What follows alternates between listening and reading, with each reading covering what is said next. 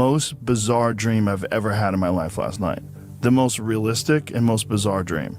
It was the most realistic dream I've ever had in my life. Whatever this was, it felt like living organic beings that were like us. It was very, very realistic. Like there was communication going on. God, I want to read into this because I know it's just a dream, but it was like, get comfortable with this. You should read into it because it's a dream. One of the most intense dreams I've ever had in my life, I'm not even kidding, Brian. I was somehow transported into a car with I don't know if it was a J-Rod or just a gray alien, but, it fit that image.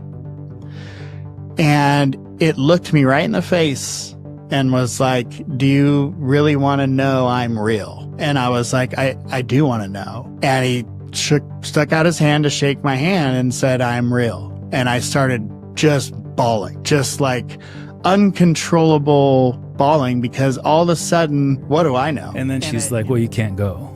My friend Eric wants to talk to you. I was like, who's Eric? Don't worry, you'll like him. Just kept saying that over and over. Don't worry, you'll like him. You'll like him. So at some point we end up on the balcony and I'm just sitting there. I give up. I'm like, fine, I guess I'm just waiting for this Eric guy, whoever the hell that is. So eventually Eric comes in, pulls his chair up right into me. Like his knee is in my dick. Like straight up right here. I start to get that. I'm very much in the fight or flight thing. And I'm like, like, who the fuck's this guy? Total stranger, never seen him in my life. And his face is right here. He says, I sense that you're angry about this, but I need to be this close for this to work. And then it just all went away. And they tell me something that was that same thing that they did to you in that dream. Something that they knew would shock me and make me pay attention. So about 2 weeks before this, I'd been washing dishes and I just decided I wanted to quit all of this. I was sick of doing TV shoots and podcasts. I was exhausted, want to be home with my family. That's it. That was just a thought. Just while you were washing dishes. My wife's right behind me, didn't tell her anything. Very next thing he says is, we know you've been thinking about quitting lately and we'd really prefer you not do that yet. Complete stranger. I'd never seen this guy in my life. And he knows a thought in my head that you had while washing dishes from 2 weeks privately. Ago. And I was just like, how could you possibly know that? And they said, I'm going to use they because they used they. Yeah, it was like the whole room just disappeared and all I could see was Mike's eyes, So I kind of went straight toward him. The first huge feeling that I picked up, and I probably should have said, hi, my name's Eric. It's nice to meet you. Maybe it wouldn't have had the same effect, though. Yeah. I just went right into the biggest thing that I felt I needed to tell him was, we feel like you're thinking about quitting and we really prefer you not to. And that really got his attention because I think that was, weighing on his mind, the heaviest. I'm used to putting my executive function in the back seat and putting my experiencer function in the front seat. Yeah. And for a lot of us, it's almost like slipping into a dreamlike state. So you may not remember all of it. You may not remember some of it. I'm very used to it, so I was very lucid while that was going on. Now, obviously, Heidi slipped in while she was in the room with Mike, and she's got very little memory of trying to detain him, to keep him. Right. And the fact that she was saying, I wanted to meet him, was not true. And Heidi is an extremely honest person. So it was definitely the phenomenon that kind of took over, the situation. Not too long after that, I introduced a master's to one of my colleagues at Harvard, and they ended up writing about this subject, and it turned out to be the world's most read, Harvard's most read paper in history. Still to this day is the most read paper at Harvard University. Do you believe it was future humans? I don't know if it was or not. I mean, I can't really pinpoint. The intelligence itself were multiple consciousnesses, I can say that. Okay. They were kind of taking turns going in there. So it was multiple. At the end of the day, what Mike is doing is leaving that possibility open for future humans to look into, because I mean it is a great hypothesis.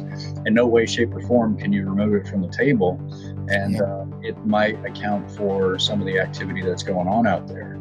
Yeah.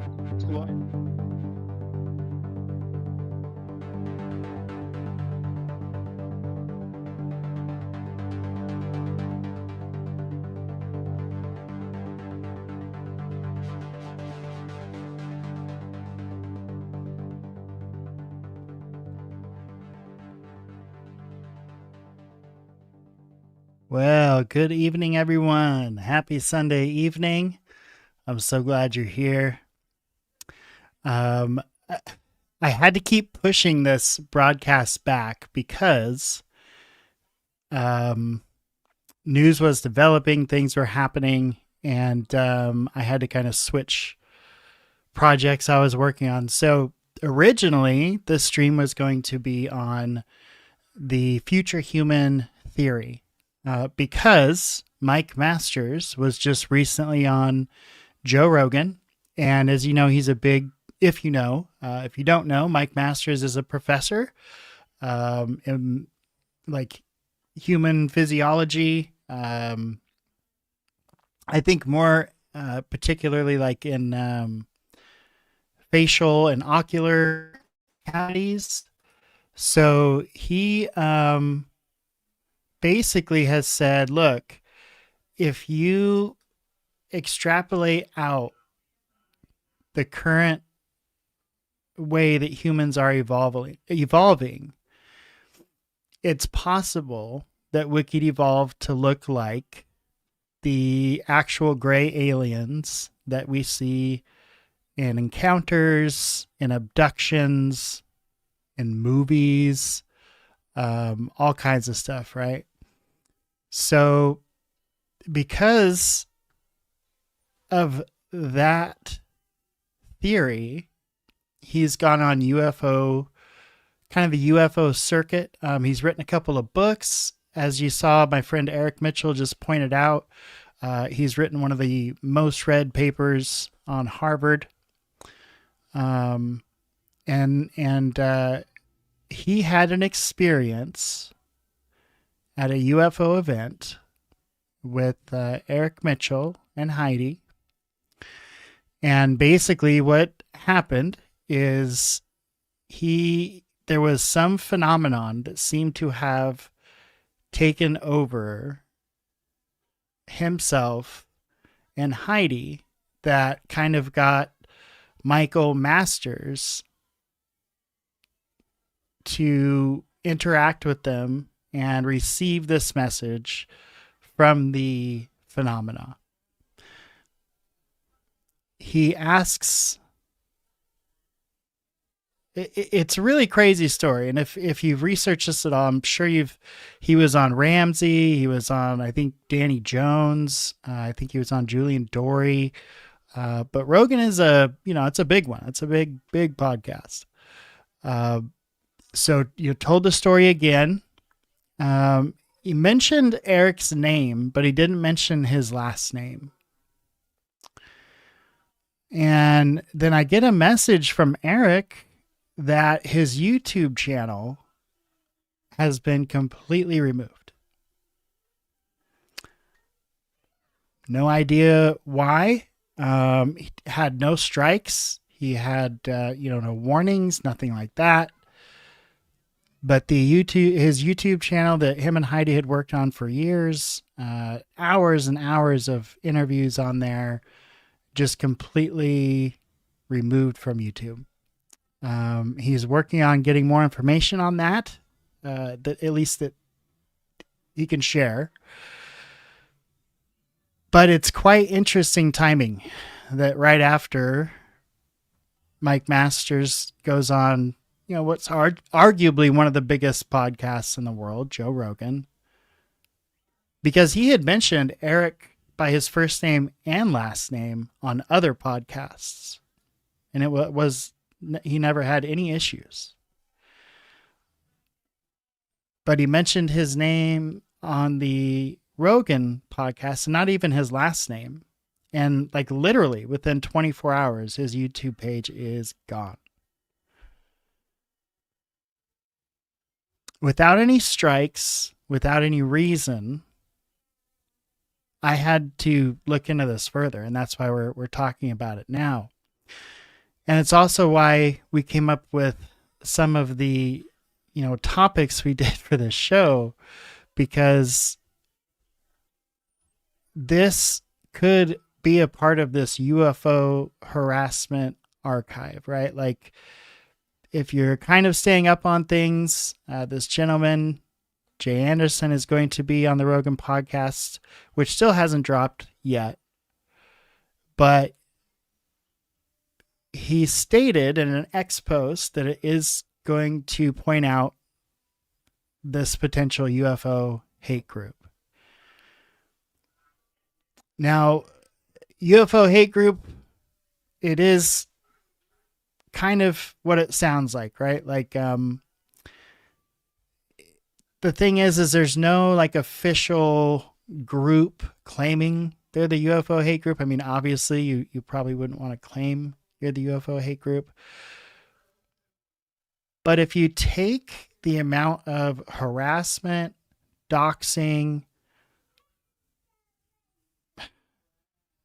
and just all the other things you can do to people to make their lives miserable online, the theory is it kind of becomes this group. And there's a couple theories on what the group is. So like, could the group be full of folks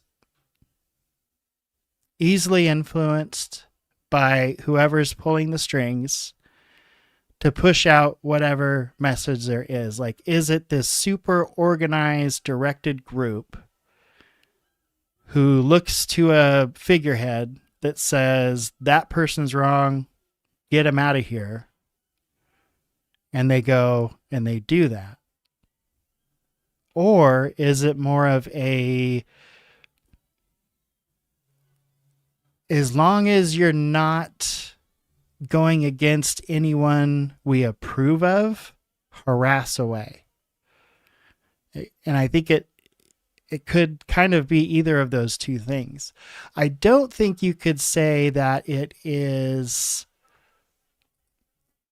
like, maybe some of it is the work of the IC, the intelligence community, but I don't think you could say all the work is that of the intelligence community. And I only say that because there's some things, like, as bad as the intelligence community is, I don't even know if they would do it in such a public way. Now, this is all new to me, y'all. If you've watched my show, I'm new-ish to the podcasting thing. I'm highly just fascinated with UFOs and UAP because I saw a triangle craft when I was a kid, and that's always driven my interest and kept my head looking up to the skies because it was so unusual that I would never forget it. The video I just played at the beginning of the show was an interview I did with Brian Jackson. And before I did that interview with Brian Jackson, the night before, I had that vivid dream. And it's been over 6 months, and I still have trouble calling that a vivid dream because it felt like an experience. It felt like I was asked if I wanted to know something, be aware that there is this other intelligence. I said, yes, I do want to know. That's all I'm agreeing to for now. But yes, I would like to know. And as soon as they reached their hand out to shake my hand, and as soon as I touched them, it hit me so incredibly hard that like I just started bawling and crying. And I woke up and I still felt that like emotional heaviness from it. And that's why I feel like it was more of an experience than a dream, because I've never, ever had a dream that's had that kind of an impact on me. And then 6 months later, I hear Joe Rogan explaining a very similar dream.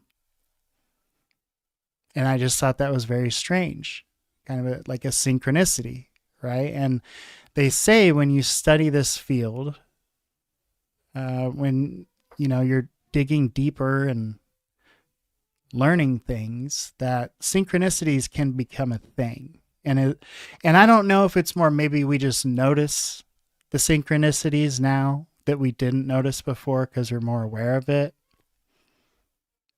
or if it is actually the phenomena and more synchronicities are actually taking place. But the dream thing, and then, having that conversation with Eric, that was 7 months ago, 6 months ago. And there was no issue with anything. And then the second he gets mentioned on Rogan, within 24 hours, his YouTube channel is gone. Now, social is still there, but his YouTube channel, nuked. I mean, it's just not there anymore. I don't even know how you do that to someone. Francis thinks the story is BS. That's okay, Francis. I totally get it. I don't know. I don't believe it's total BS just because you had a few parties involved. There was a lot of people at the event that saw them having this interaction, that kind of witnessed it. So you had witnesses, you had multiple people involved. To me, I don't know if that's bullshit. That would be like enough to like at least open a case if you're a prosecutor or something, right? It would at least get you through grand jury. So the UFO hate group, as I was saying, I really started this journey heavily about 6, 7, 8 months ago. Before then, I liked doing YouTube, but I was kind of doing it for like other reasons. Like, I had like a real estate channel, because I was into real estate for a while, that kind of thing. But I liked the way that it connected me with people. And so I decided to use the channel I had made for... At first, it was just going to be exploring UFOs and UAPs. And, bullshit about the Greys being future humans. Okay, yeah, I could see that. Yeah. And there's like... Masters even said himself, like, he doesn't think it explains everything, but it could explain a part of it.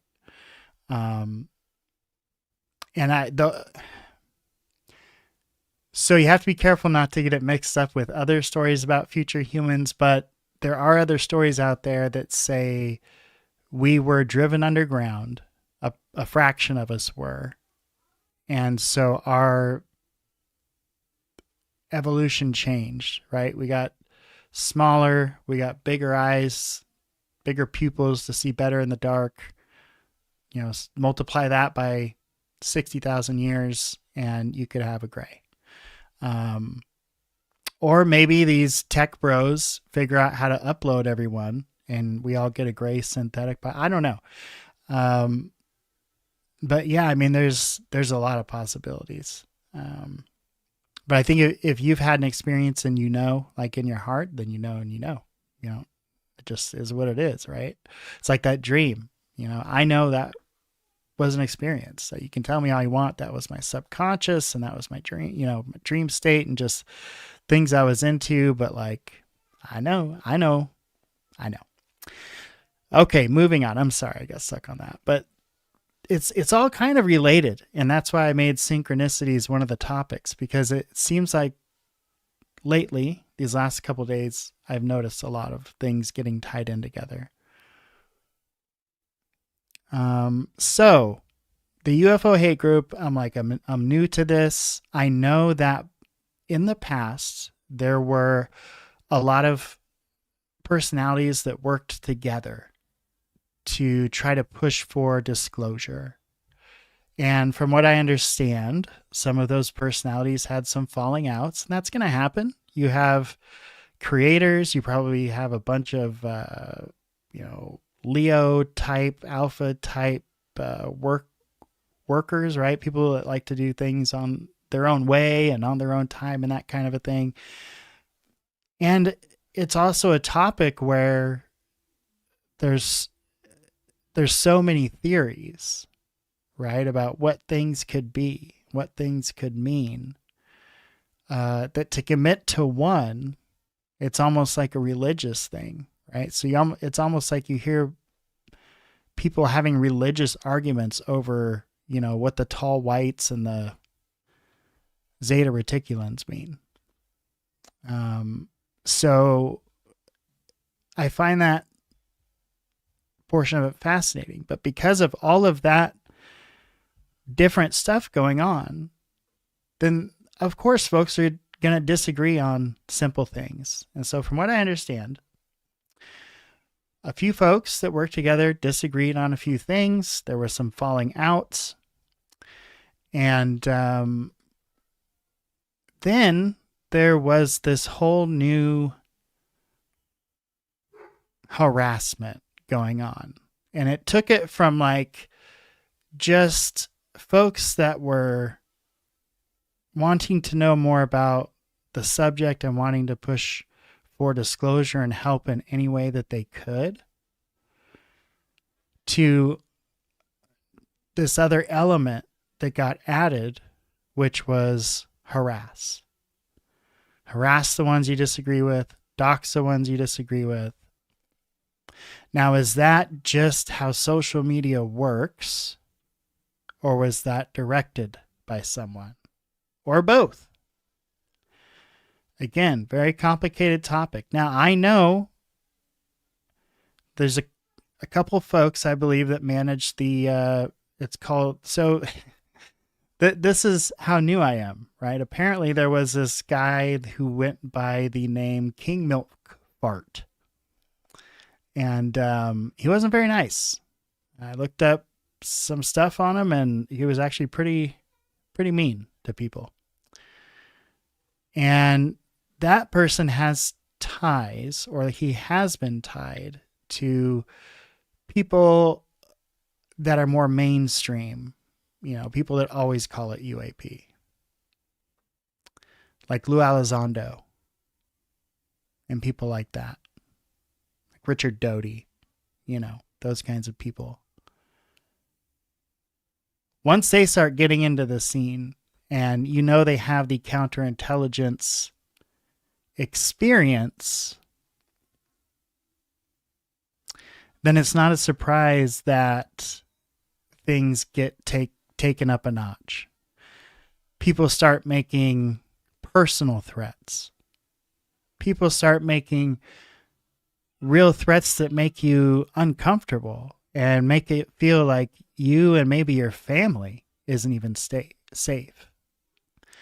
And if you're one of my YouTube subscribers and you're never on X, you might be wondering, what the hell are you talking about?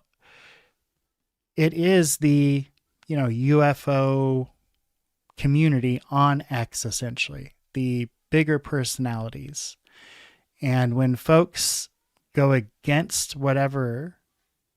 whoever decides they shouldn't go against, then they get harassed and doxxed and bullied and essentially pushed off of line. Pushed offline. They're harassed until they just leave. So some good people started a X account called the King Milk Fart Harassment Archive. And you can go there and you can find all kinds of stuff on this King Milk Fart character. However, there's a pinned video, and it's labeled the introduction to the King Milk Fart. So if you know all about this, I'm very sorry. You're going to be learning. You're going to be hearing this again, or you can take off, whatever. But I have not.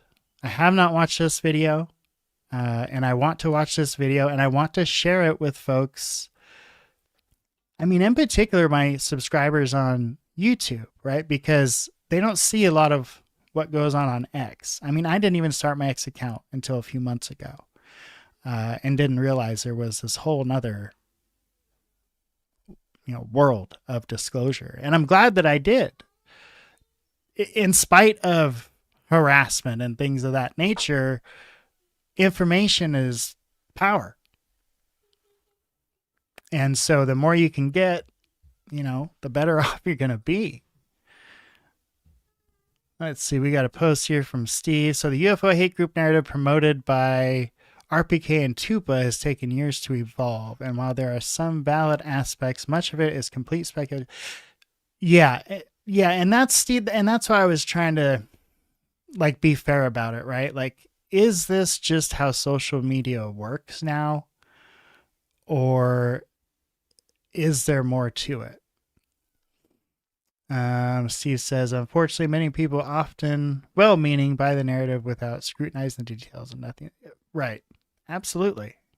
I'm sorry. See, I read half it out loud and half it in my head. I don't realize some of y'all are listening. So he said, unfortunately, many people often well-meaning buy the narrative without scrutinizing the details and noting the wide speculation happening. Excellent point. As always. Okay, so let's check out now. So Steve, it sounds like you're familiar. So I apologize if you've seen this already, but this is the video that the King Milk Fart Archive has pinned to the top of their page. So we're going to check this out. If it gets boring, we're definitely going to turn it off. But we're going to check it out. So here we go. Maybe. Okay.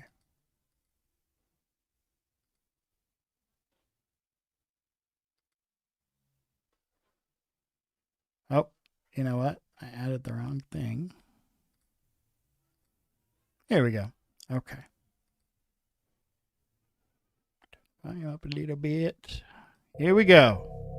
Over the past few years within ufology, a group has developed that has come to be called the UFO hate group.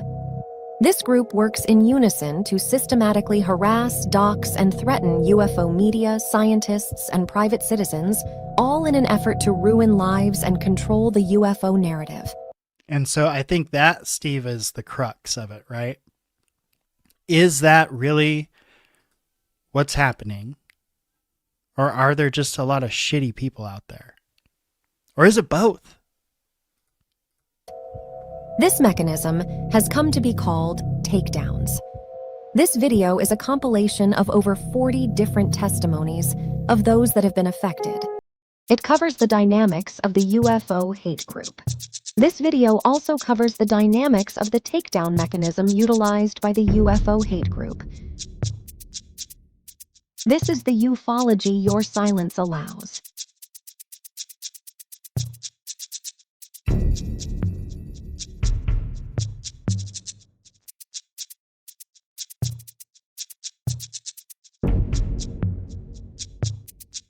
And let me just say this too.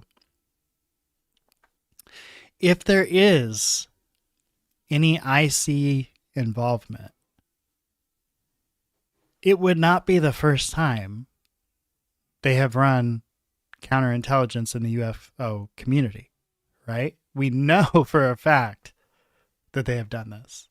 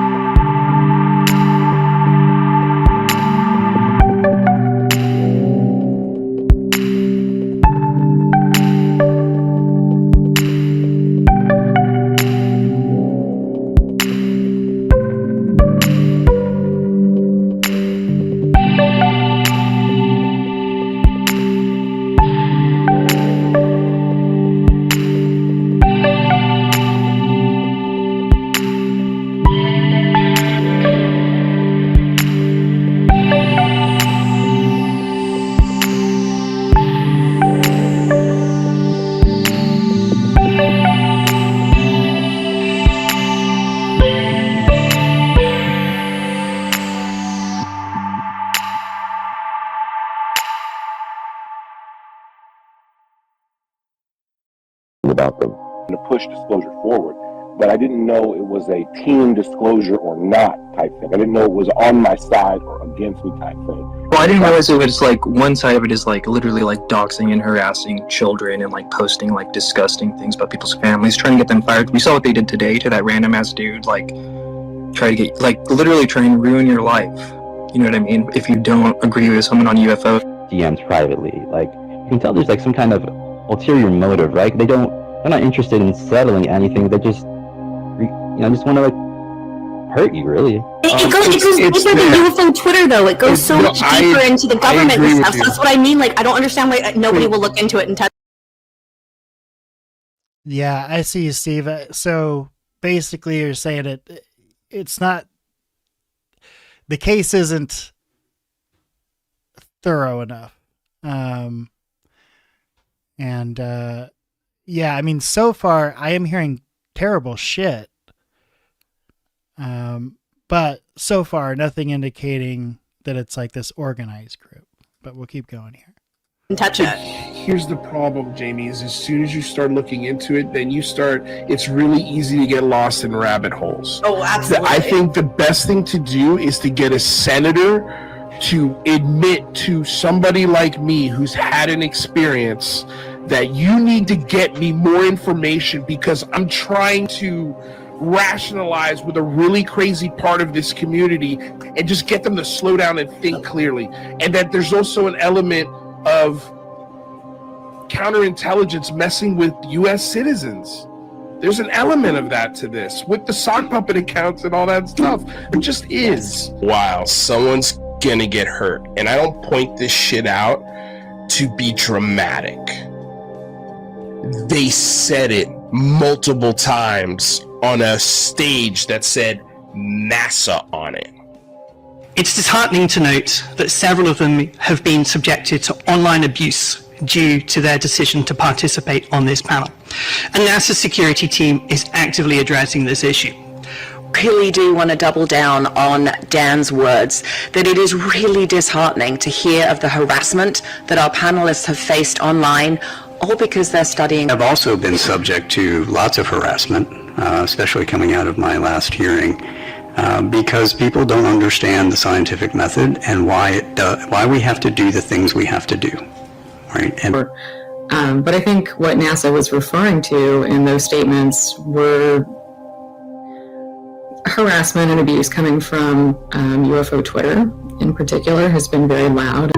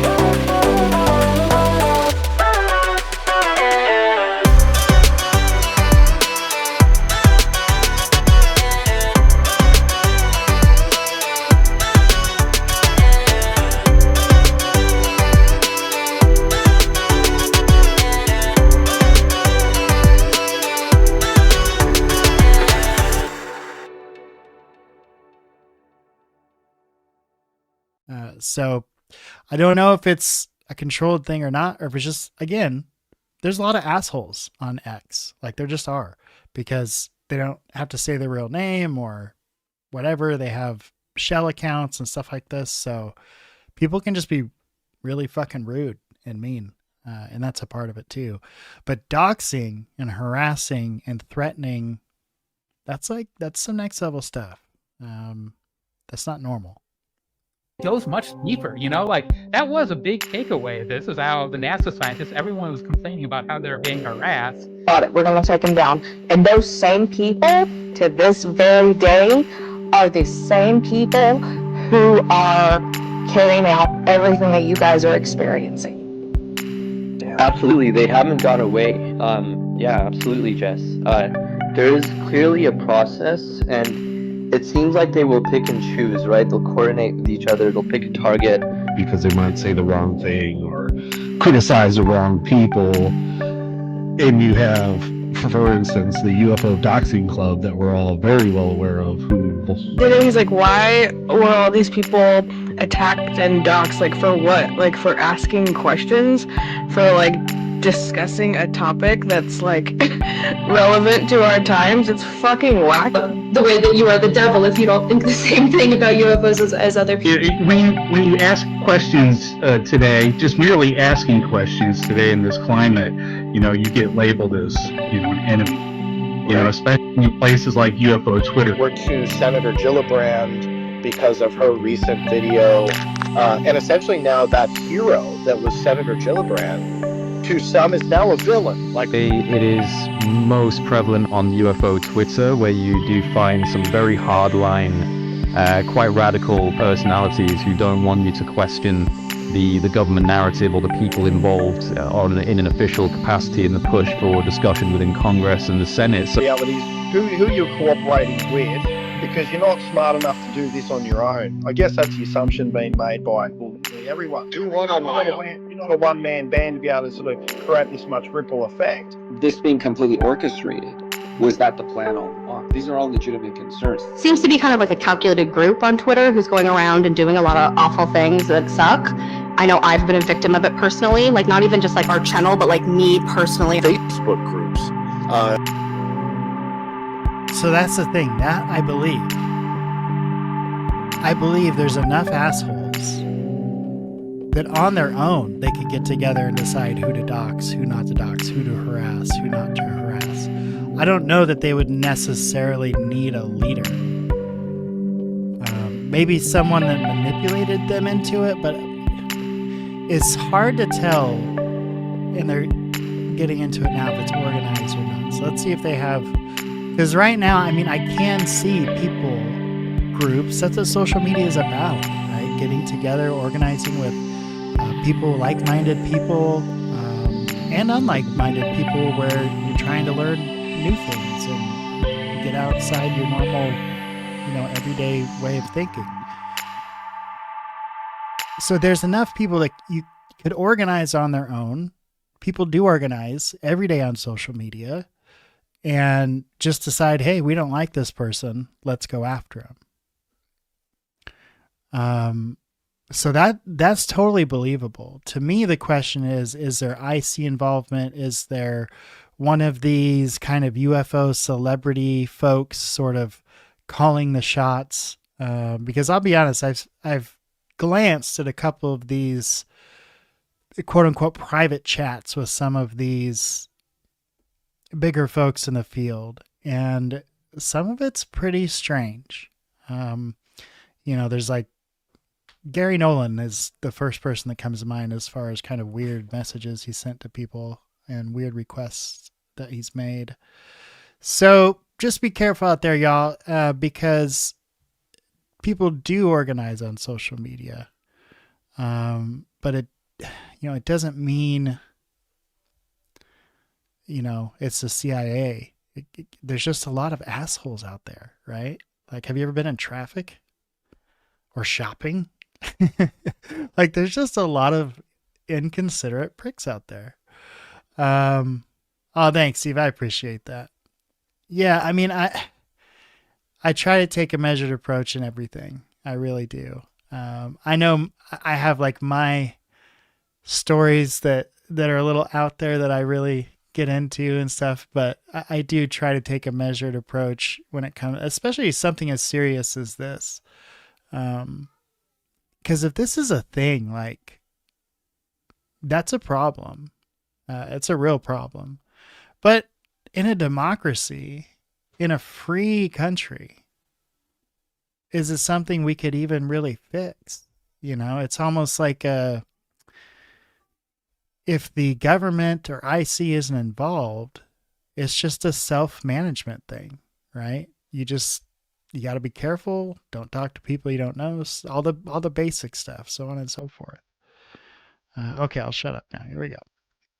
2019, 2020, that were formed, private groups that were essentially coordinating attacks.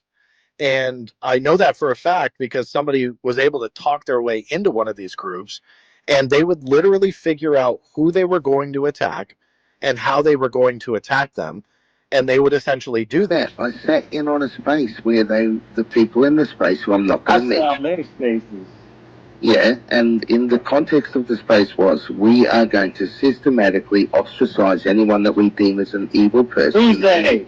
Who's these people? Well, that language was echoed tonight by KMS that he called us evil. That when he saw evil, he would have to take it out. That really did it for me. That really upset me when he was saying that he was sent here to get rid of the evil people. There's clearly a group of guys that are being told what to do and who to harass and who to chill out on. And then I saw this pile on of like 6 or 7 people, right? It only grew with time. Those 6 or 7 people that piled onto him grew the next couple of years.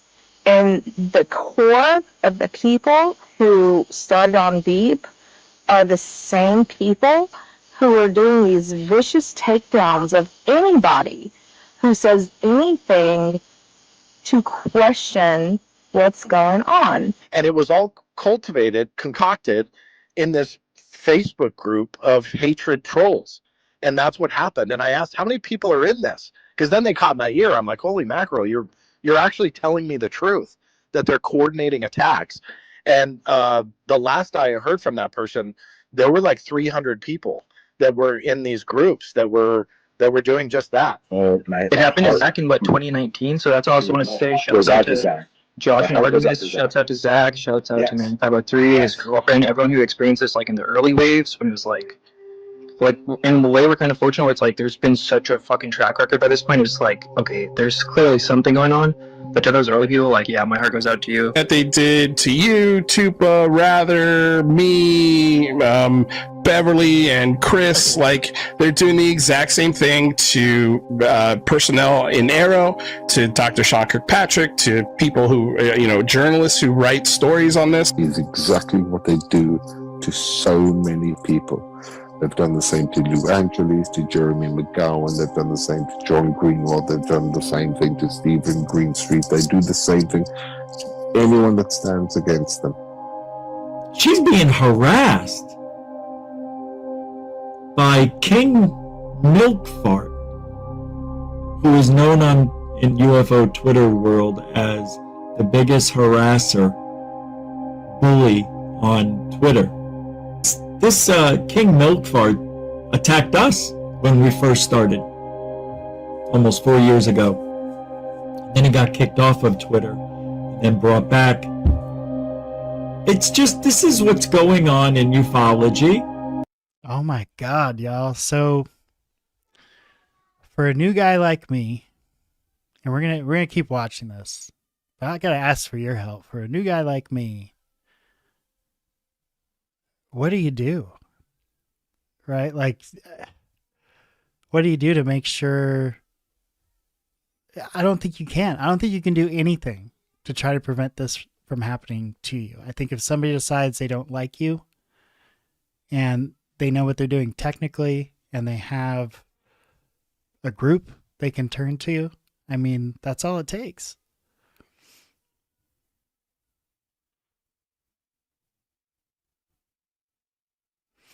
Yeah, that's interesting. And I think, so my early days of figuring X out, because everyone just told me Twitter was the devil. Just stay off of it. So I always did, until I realized that Facebook's like even worse. So to Twitter, but it's been cool because I've been able to like network with a lot of people I had not been able to network with using other platforms. So it's been really cool on that front. And yes, this show, I've heard of Josh and Artemis and that they had some kind of falling out, I guess. Or maybe it was a different Josh and someone, but that they had a great show and had some kind of falling out and things didn't quite work out. But yes, they're talking about getting harassed as well by this King Milk Fart.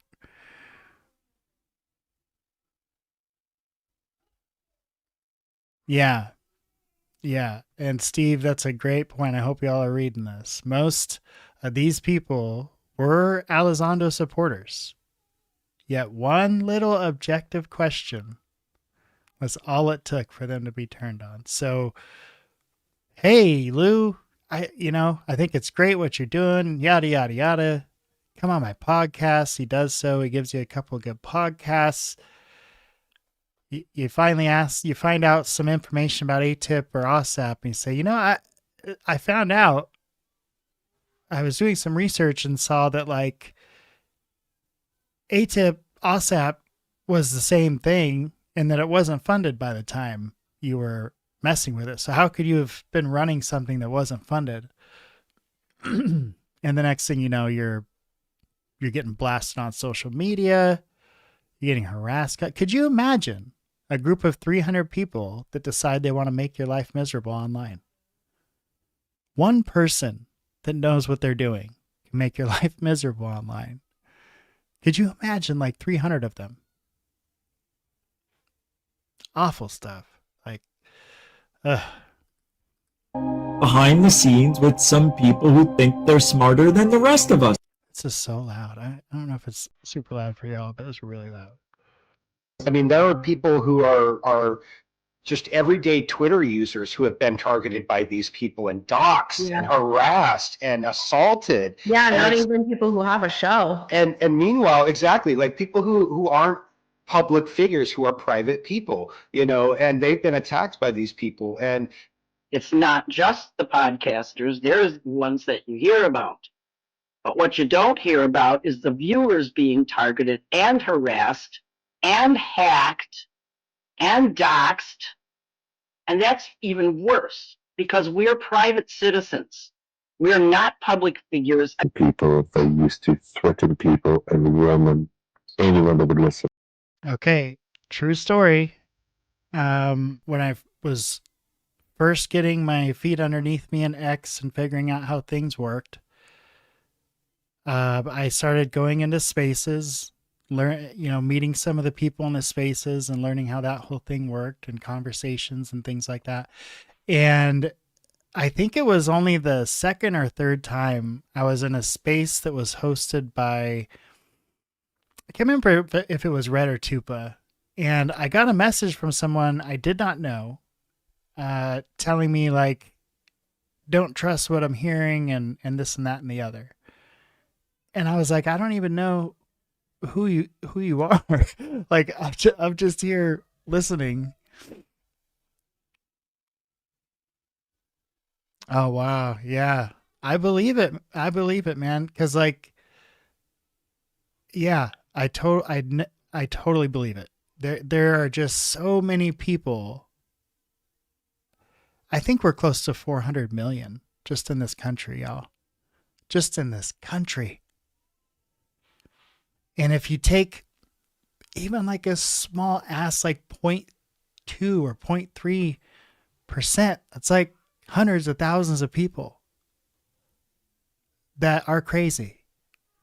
And that would join a Facebook group, like Francis says, just to dox people because they just want people to be miserable. So it's unfortunate that is out there, but it is out there.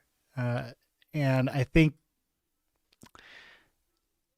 I'm waiting for some evidence to point to someone, but I just don't know. We'll see. listen, warn them not to talk to me, and I will show evidence of this. They doxed deep. Oh, yeah. I've seen that. Green Street, Mick West put up with the unreasonable personal attacks every day. We're lucky to have a few. Yeah, right? Like, okay, so you don't want someone shitting on your dreams of UFOs being real because they're like providing the other side of the story, right? The prosaic explanation for what you're seeing.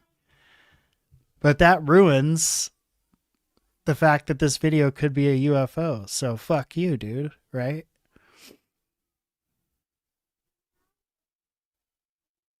Yeah.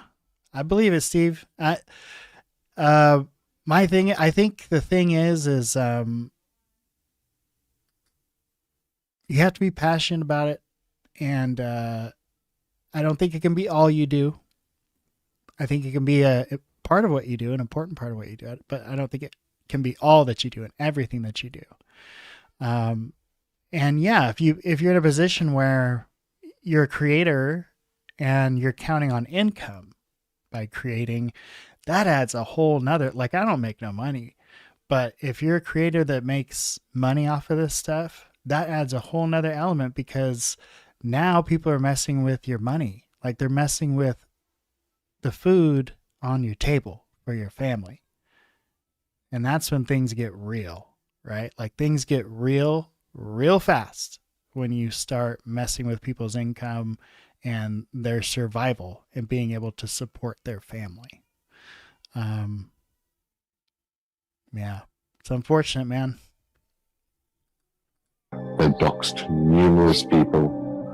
Christopher Gray himself threatened numerous people. He would send people photos of their homes, their work. It was just a crazy time. But it wasn't just Christopher Gray, Jonathan Davies, and many others in the... Now, I think Christopher Gray was the guy that stabbed, was his mom, his...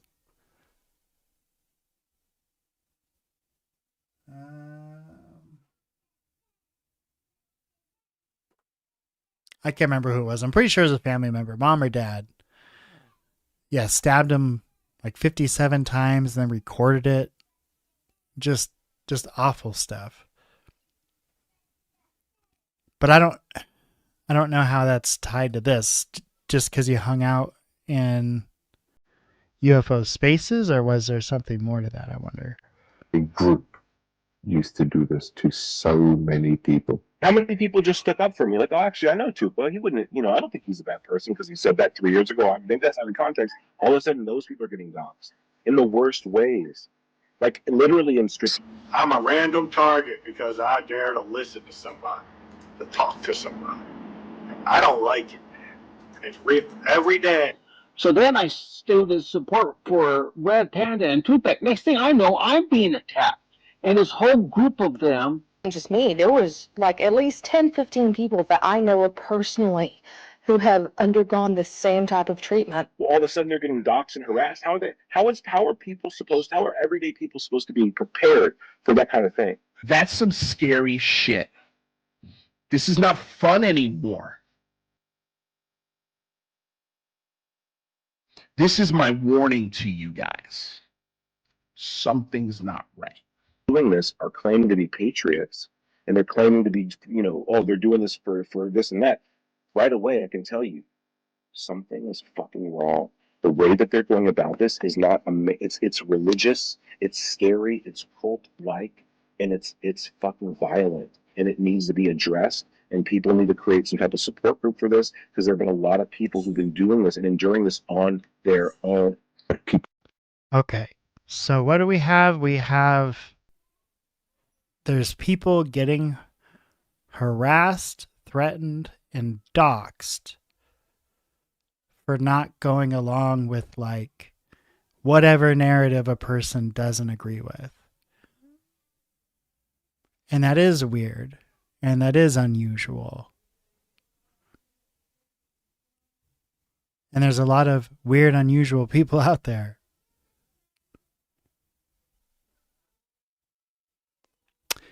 I guess my question just is there, to me, it's a matter of government involvement. Like, if there's government involvement in any way, shape, or form, then they're definitely onto something here. And I would say 20 years ago, I would have said, ha, that's crazy that you think the government would do something like that.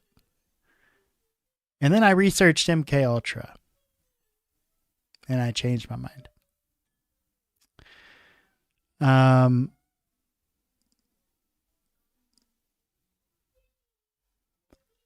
Would the government do this? Yes. 100%. Are they doing it? I don't know. Evidence like that tends to stay classified and sometimes gets burned, right? We know that. I'm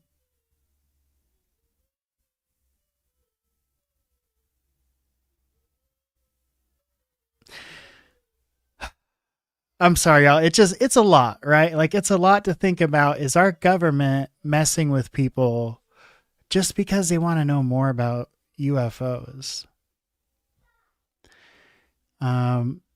And if that's the case, like, they're really protecting, they must feel like they're protecting something very important. Steve says sacred teachings, ascended gurus, core tenets, relics, final salvation, the culty religion. Yeah.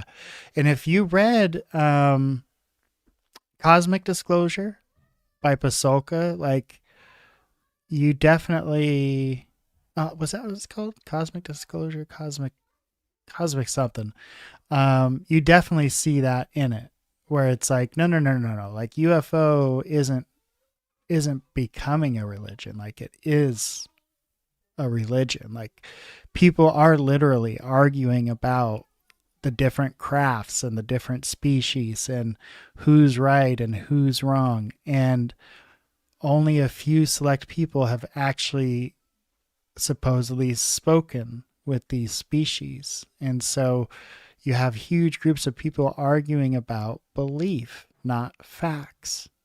And that typically becomes religion, right? So yeah, the book she wrote's a great book. If you haven't read it, I highly suggest it.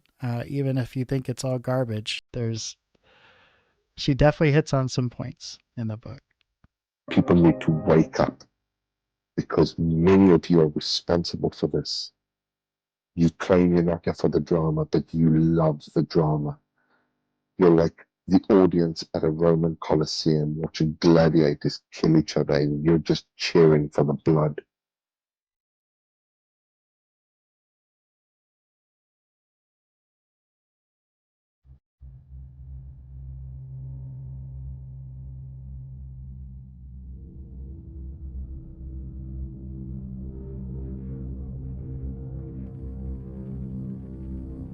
And then going toward vulnerable people and considering and taking the vulnerable people to her cause are, mentally unstable, and they really need to attach themselves to something to feel valuable. And you see the people who are backing them saying, hey, you're doing right, you're doing good, you are promoting something, you're going to be something by pushing this. And those people who are mentally unstable are the ones who are going after everybody in the community. So it's a little bit of both. It's not like it's direct, it's almost indirect harassment. I see a pattern when it comes to certain players in the UFO community. They surround themselves in one way, shape, or another with damaged people.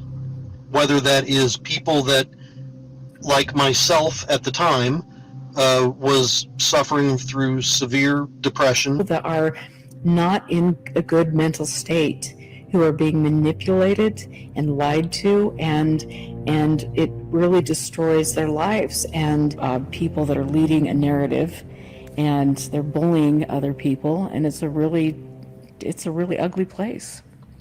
Bullying other people in the community, people like King Milkfart, I can't fucking stand that motherfucker.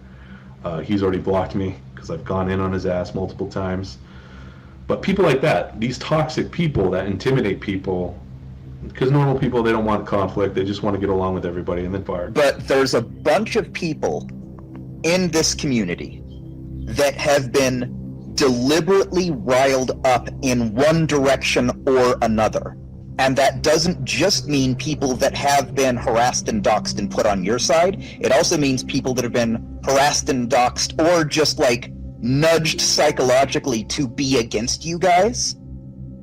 And the goal isn't just to destroy people, the goal is to destroy connections between people. It is happening. We are all being manipulated to fight with each other and argue over personality rather than get disclosure discussed and make the governments accountable for what they're doing. Also shows that you are absolutely correct on your recent show. They have been using us all to turn against each other, and it has worked. I say in the beginning too, like the fact that they awarded that to you on Tadiwaba is not by chance. That was totally orchestrated in my opinion. So to the community's copier, our one-man mean machine, the good but not great artist, Chupacabra. Congratulations, we can't wait to see what inspires you next. Congrats, Sam! Chupacabra was speaking out against the harassment, Jimenez was speaking out against the harassment, Tadiwala was speaking out against the harassment, and they were able to get those 3 separate groups all spending half a year like at war with each other when they should have like been like united. And when Leah came up to me with that info, but like I think they were trying to get me to do it, and I was like, no, I'm not the doctor. I'm not putting that shit out there. I don't research people like that. I don't look for The sinister aspect of this is that we're all putting the pieces together, and none of it makes sense. That is by design. That is the only thing I'm sure of. Yes, and I also want to point out that's why it's important we talk about this, because look, listen guys, and if you just came in when like the Tupa stuff, you think of the Tupa's drama or whatever, like we're hearing testimony of people that this behavior goes back years. There is a cult of Lou, and sadly, I was a part of it for a while, doing things and saying things I shouldn't have done. When I stepped back from it and started applying logic, instead of blindly following, I noticed a lot of new things. I also know what is going on behind the scenes. There is more to this than meets the eye. Casually placed people in certain social media areas controlling various things, and to make sure the die-hard followers react to create disorder and chaos. And it is not just the activists and the believers and the experiencers that are part of this. There are many people pretending to be skeptics who are pushing the same narratives and the same cults, multiple cults. It is dangerous, and you need to all be aware of it. Can you talk to me about why you sent those DMs to people and told folks I was a fake person? Absolutely, I think we're being played. Not exactly sure what DMs, but probably what I'm discussing. Played by who? Oh yes, but everyone. So many people involved being played. All the ones fighting currently, all coming at me, coming at you, coming at me for being your friend, for being KMF. But it doesn't excuse it. I heard Klaus Girl big on the play. She was doing it on purpose. I was told you didn't hear that from me. I don't know who's playing them. Truth is, she got in my head at the worst possible time in my life. Not proud, but fuck her. She says she's a therapist. She knows everything about me. Acted like she was. I gave all my dirt like a dumbass. How long were you talking to her? When did she show up? Not long, right when it all happened. She was trying to honeypot me, dude. Which was weird, that threw me off WTF. You're married. Yeah, dude, someone kicked on people, and she went all in. She isn't a therapist. She was dating one guy who took the breakup badly. Next thing he is drunk in a space accusing her of all kinds of shit he later recanted. And the Leah haters ran with it, like I said. All this speculation and bullshit when there's only a handful of folk who were actually there. One guy, then you, then several others in my inbox, all manipulated to white knight for her. The men that I know that fell for this were ready to get married. I mean, I'm talking about like a deep, deep con, and all of a sudden it was off by this person. that they were given a threat that if they talked about anything that was talked about while they were together, they'd be sued, straight up sued. And that's what I heard. All right, so I don't know. I wasn't there. I don't have the documents, but I do know that there's multiple stories about very similar interactions with these people, with this specific person. And so, you know, it goes deeper than just, oh, they attack your self-esteem. I mean, they could make you fall in love with them to the point where you're going to change your life, and then they just disappear, and they get married to someone else, as if someone you never met, you didn't know. I mean, like, there's some... It was at this point I lost faith in Lou and realized I had been a pawn in his game, being promised things. I was having trouble with another community destroying my life and pushing me to the brink of suicide many times. I was told they would sort my issues if I helped them. I'm an idiot, so I believed it, hoping that I would get closure on what had happened to me before. Turns out that was a total lie. Thomas was also promised bullshit things from Lou too that never panned out after being asked to go out and, quote, defend him and his family. Everyone shut the fuck up and let him answer. Sorry. Who is that? Why do you respect him so much like that, Mike? Because he's the boss. The boss, okay. Yeah, he tells us what to do. All of a sudden, this celebrity type is attacking him and telling his viewers to go dox him and do all this other weird stuff, and you're like... But remember, back to Roger Kipling, right? The strength of the wolf is a pack. I can only do what I'm doing because you guys are doing what you're doing, and your audience is doing what they're doing. So, yeah, and so just to expand on this a little bit, before I ever even got on X, before I ever heard about any of this stuff, one of my first videos that actually got a lot of views, I was like super stoked. It was like the first video that got in like the thousands. Was Stephen Greer versus Lou Elizondo, because they were at that time bickering a lot back and forth. And so I made this video about that. And as I was researching the video, I watched Elizondo's podcast on Kurt Jamungal, Theory of Everything. And I watched as the first half of the podcast, he said he just provides the data. He doesn't make any assumptions. I'm just here to provide the data, so on and so forth. But then literally, like the last 20 minutes of that podcast is him providing a narrative. He's like, you have to look out for anybody providing a narrative. Don't believe people provide narratives. Nobody knows, da-da-da-da-da. But then the last 20 minutes of the show, he was providing a narrative. So right out of the gate, it didn't smell right. So I never really was on the Lou bandwagon. And then when I got on X and I saw all of the shit he had caused, it just reinforced that opinion that it's not somebody I would want in my orbit. So thank you for all. And this is a team effort. And, you know, I look to my shoulder right and left, and I see all of you. So thank you for being along, you know, on this journey. We just wanted you to know that the pack has your back too. Oh yeah. 10-4, appreciate it, Rob, more than you know. It really, it helps. It really does. I mounted the attack, called in my chief, Rob, my cohort in this, and we took it on. And it wasn't just us; it was a bunch of people. The people who are in on the secret, and then he, you know, shares that special knowledge with them, and really gets them to go out and attack. Probably don't need to go with a battle cry, but the reality of it is, that's what we have. We do have a battle cry. We do have a call for action, a call to arms.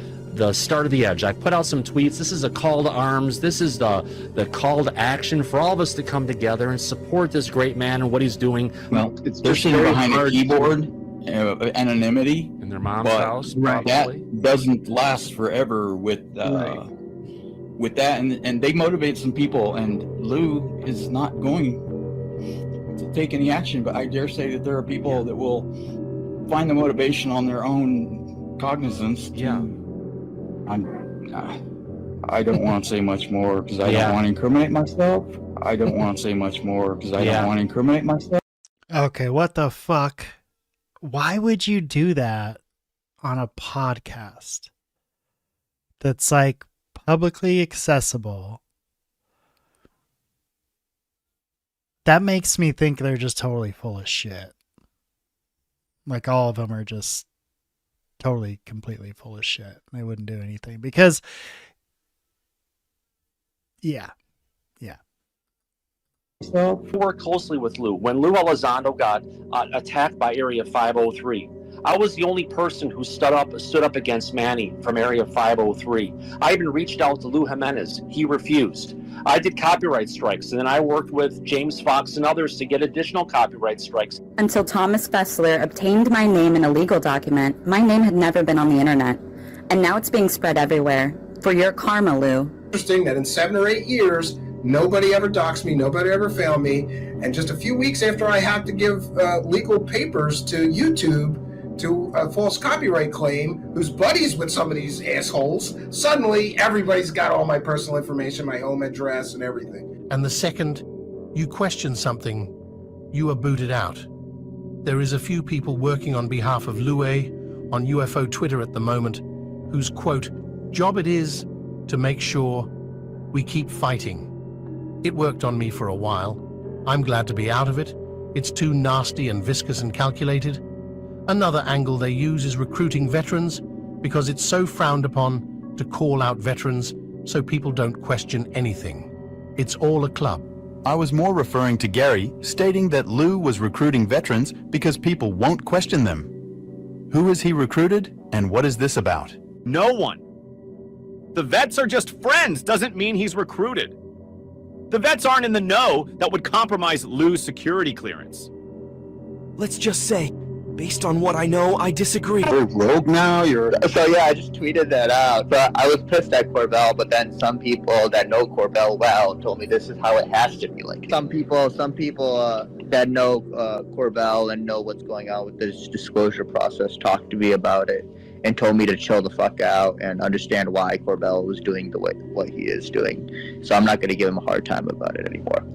Yeah, Salon's had several pull aside talking tos, and he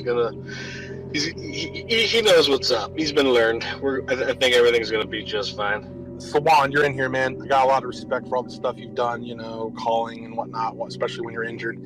But when I post things like for Jeremy, right, I'll do some fan stuff. Sawan jumps in there and he writes dog shit. They're they're garbage. They're fucking nothing. And to me, like, okay, man, you're allowed to have your own opinion. But these people, they have feelings, If you think Jeremy just walks around not giving a shit about what everyone says, I think you're probably wrong, man. Like, it's fucked up to come at people that way. But I just wanted to point that out, that these are good people, and they have feelings too, and they're doing the best fucking job they can. So anyhow. I've had the UAP talk with certain people that have, said the same thing as you. I'll just leave it at that. Hell, hey, Ocean Lou, isn't your fucking... What the fuck is the UAP talk? Anybody know? Is this the, I wonder if that's if Elizondo calls you himself and breaks it down, like why you have to do certain things. Okay, you know what? I think that's about all of this I can handle for now. We'll come back to this on another episode, and I will do some more digging on it. But I will say that when I saw Eric Mitchell's channel on YouTube go down a day after that Masters interview, I was very concerned. Not to mention the week before Age of Disclosure came out in Austin, at a theater in Austin, Eric's documentary Experiencer was out. And God, I don't know. It just makes you wonder. It's definitely strange. And I'm going to put, after the show here, I'm going to put a link to Eric's Experiencer documentary down below. So y'all can check that out and support him if you want to in any way. Okay, we're going to move on. Now, before I was jumping into all this, I was working on, like I said, the Future Human thing. And I've also have this other project going on called Ops or Aliens. And this is it's not a complete episode, but I'm getting there. This is episode on ARVs, recreated vehicles. And according to the Immaculate Constellation stuff that Matthew Brown leaked, the A in ARV was never defined. So it could mean anything. It could mean alien. It could mean alternate. It could mean whatever A word could fit in there. I happen to think it's alien recreated vehicle, but then it's like, that might be too obvious. So I don't know. But the fact of the matter is, if you've been paying attention, one thing has stayed steady throughout all of this. And that is that there's definitely a crash retrieval program. I don't think you can really argue that. But I think what you could argue is, was that crash retrieval program retrieving alien / interdimensional / extraterrestrial whatever craft? Or were they retrieving advanced test craft of our own and maybe of other countries, right? Because if China flies a jet over here in Mach 50, right, in like 0.2 seconds, but then it crashes, we're going to want to get that before China does, because we're going to want to know how did they travel so fast, right? And it's like that with anything. So a crash retrieval team is not a fake thing. It's whether or not they're actually retrieving UFOs, UAPs, or advanced tech that's being worked on by both government and private industry. Like, we can't forget there's this whole private industry trying to develop this stuff so they can sell it to the government. At any rate, I hope y'all enjoy this. This is going to cover the folks talking about a retrieval program. And then we're going to get into what that could mean. And then we'll talk about it afterwards. So here we go.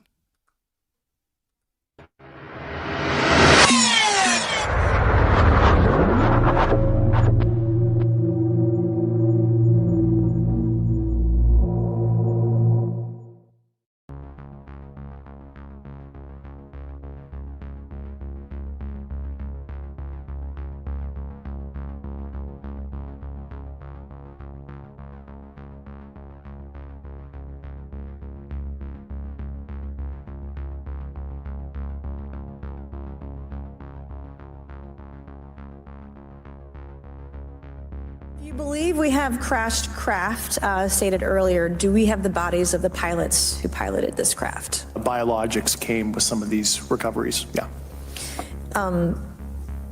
Were they, I guess, human or non-human biologics?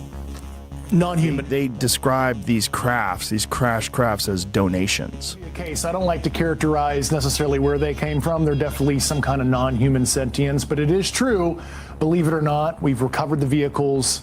And we actually have physical proof, and I was actually partially cleared into some of those activities. It was beyond oral testimony provided to me. I actually had partial access to the data and actually read the intelligence reports resulting from those programs. Like, with your own eyes, correct. You saw it. Yes.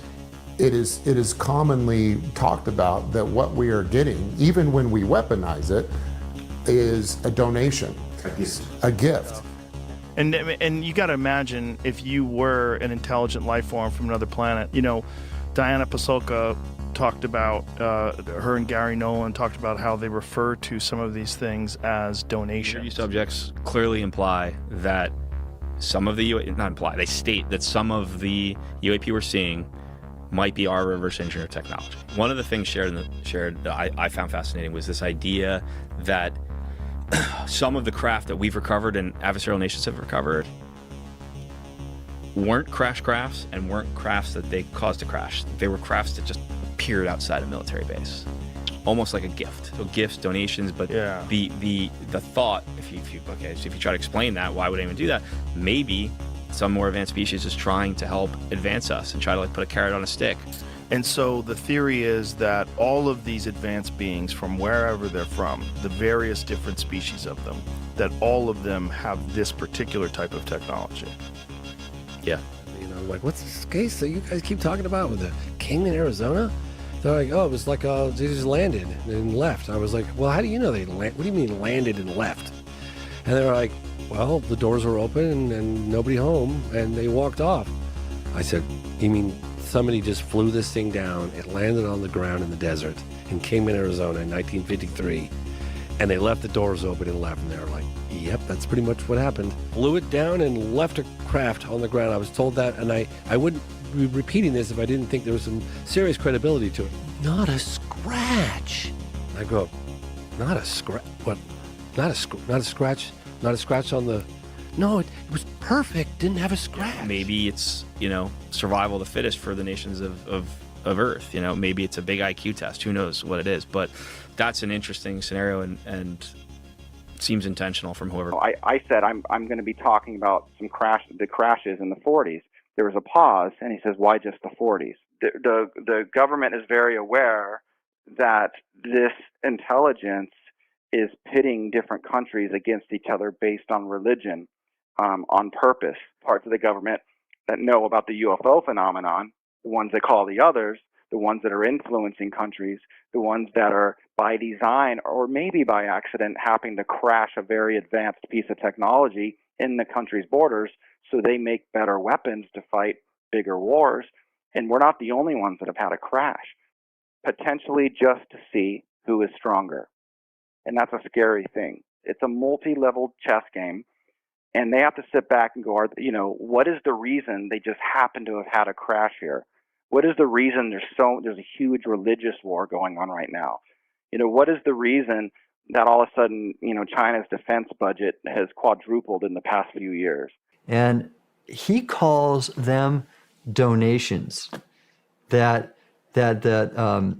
possibly they're doing this on purpose to help advance our society or something. Give us little breadcrumbs, if you will. The UFO cargo cult, right?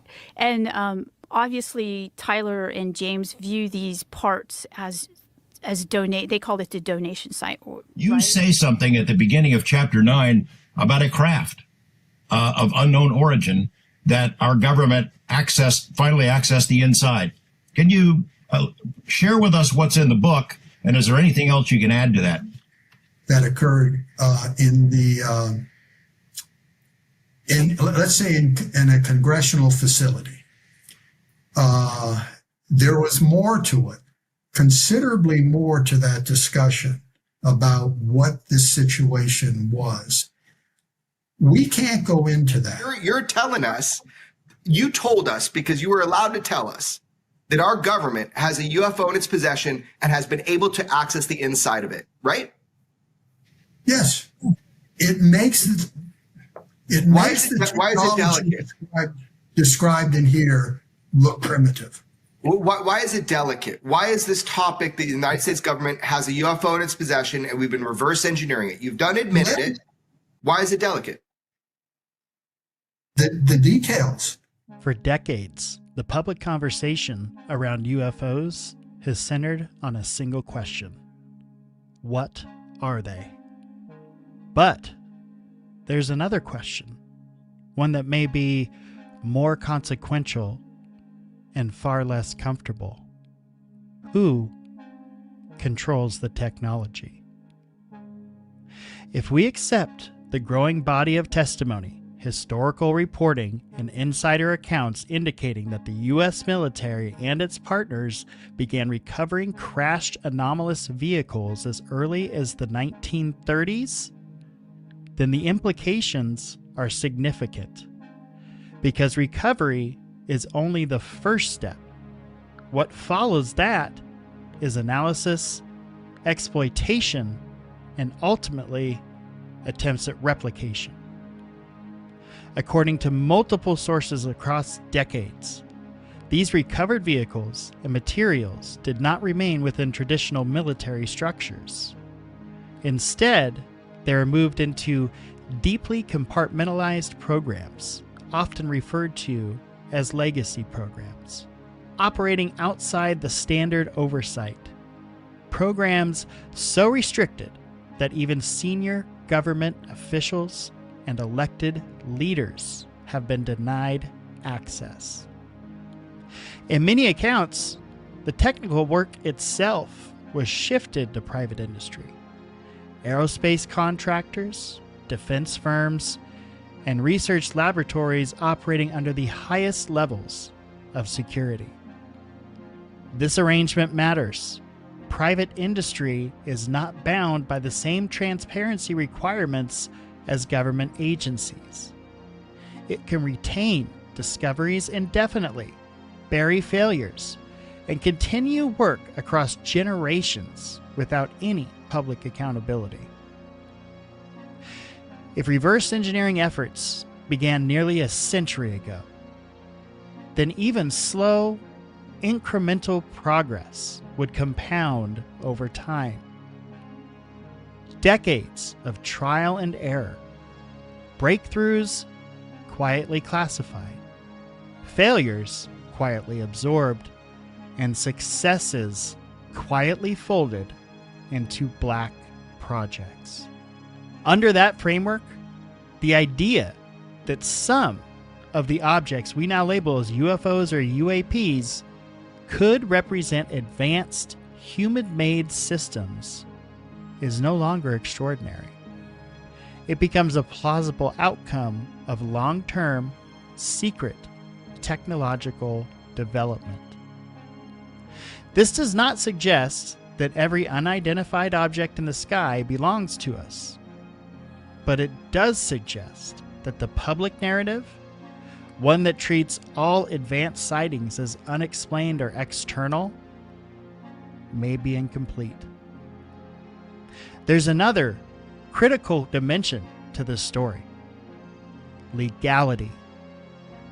If these legacy programs operated without proper congressional authorization, without lawful oversight, and without transparent funding, then exposure would not simply reveal advanced technology.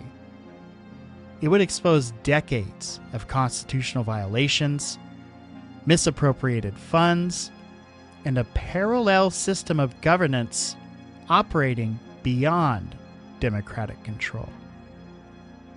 In that context, secrecy becomes less about national security and more about institutional survival.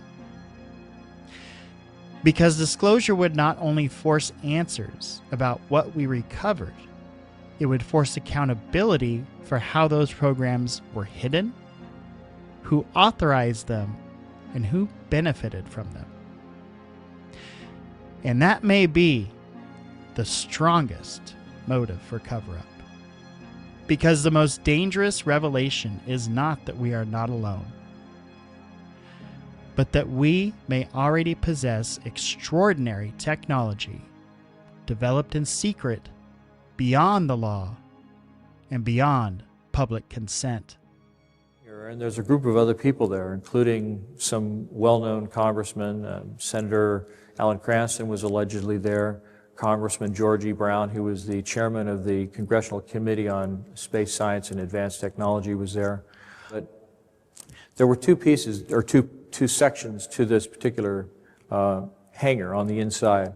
On the southern side, which would be over here, they had a number of aircraft, including the first generation Aurora, which I'll go into a little bit more here in a bit. They had the F-117A stealth fighter. They had the losing competitor in the B-2 advanced technology bomber competition, which led to the creation of the flying wing Northrop B-2 bomber, the Spirit. They were brought into an area where there were 3 flying saucers hovering off the floor, no landing gear underneath, basically just floating. And there was the smallest of the 3 vehicles. it had a rolling staircase in front of it. You could climb up, you could look inside, see the components. They had a videotape playing on a TV next to it that showed one actually flying around doing various things. They had a podium with a 3-star general that got up and described the capabilities of this vehicle and 2 other larger versions of it that were behind it, much larger. You can tell by the size of the door going inside. The synthetic vision system, which involved a number of cameras on the outside. This is the 60-foot version here. This one here was somewhere between 150 and 120 feet in diameter.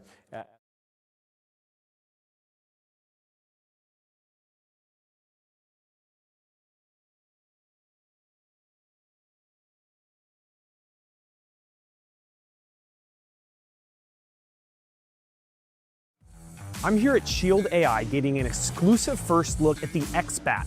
It's an autonomous fighter jet, meaning there's no pilot. It's entirely powered by an AI system called HiveMind. X-Bat is a next-generation warfighter. It has capabilities to fly long distance, carry munitions, be fully autonomous, and be anywhere that defense needs it. X-Bat is the first airplane in the world that is AI piloted and vertical takeoff, launch, and land. We, Shield AI, have flown the F-16 autonomously, but those 2 things, AI piloted and vertical takeoff, launch, and land, have never come together in the form of a next generation aircraft. The X-Bat is a fighter jet that can be equipped with missiles and used for combat.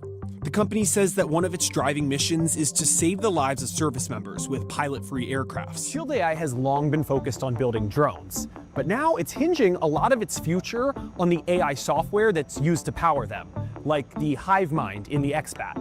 The software is a cornerstone and foundation for everything we do. The #1 benefit of being able to take off vertically is that you are no longer constrained by a runway. They are massive, stationary, expensive infrastructure targets for the enemy.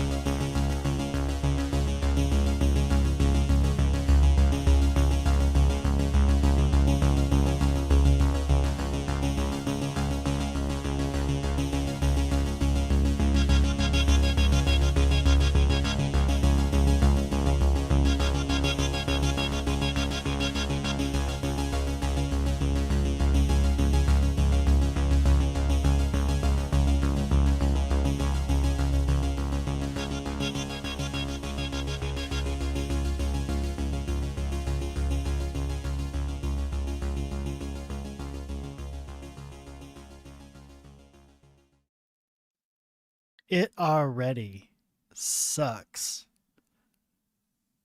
being in the infantry and on the front lines. Could you imagine that 20 years ago in the Army? That wasn't a problem.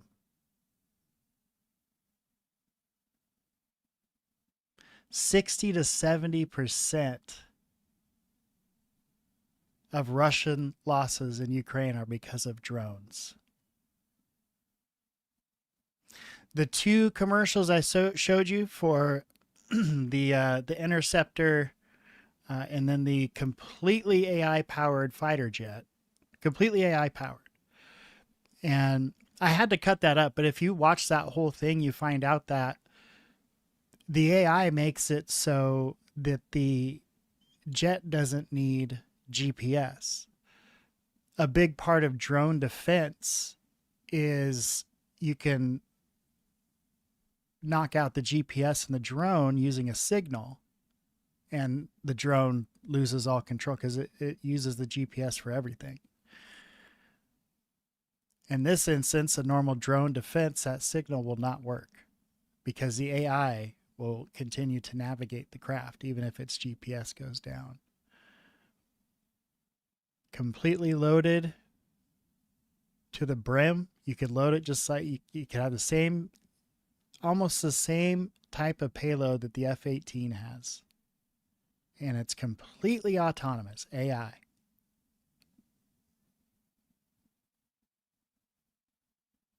I mean, that's the future. And the reason I showed those Russians getting it at the end with the drones is because give that another 20 years. What's that going to look like? It's crazy how we innovate to murder. It's incredible. Well, this has been a great chill Sunday night show. We talked about the UFO harassment group. UFO hate group, I'm sorry. If you know anything more about this group, you have any further evidence, you have any evidence that might show who was running things, that it was organized in some way, so on and so forth, please let me know. It's so easy. You can send me a message on X. You can email me, Gabriel Speaks at proton.me. Super easy. Gabriel Speaks at proton.me. I would love to hear from you if you have more information on this hate group, because if in fact it is organized and led by some government agency, that I feel like would need to be exposed. 100%. Yeah, I agree. Drones are taking warfare from terrifying to downright unimaginable. I read a thing, they took out like a $300 million Russian sub with drones or something crazy like that. Okay, so Eric Mitchell, once I find out more about that, we'll know more. I'm working on, I'm talking with him about either himself or Heidi coming on and doing an interview about what happened. Because to think that someone could just completely get your YouTube channel shut down is like, whoa, that's not okay. So I think we need to know more about what the hell happened there. Was this a member of the UFO hate group that did it? Right? Could be. It could be. We just don't know.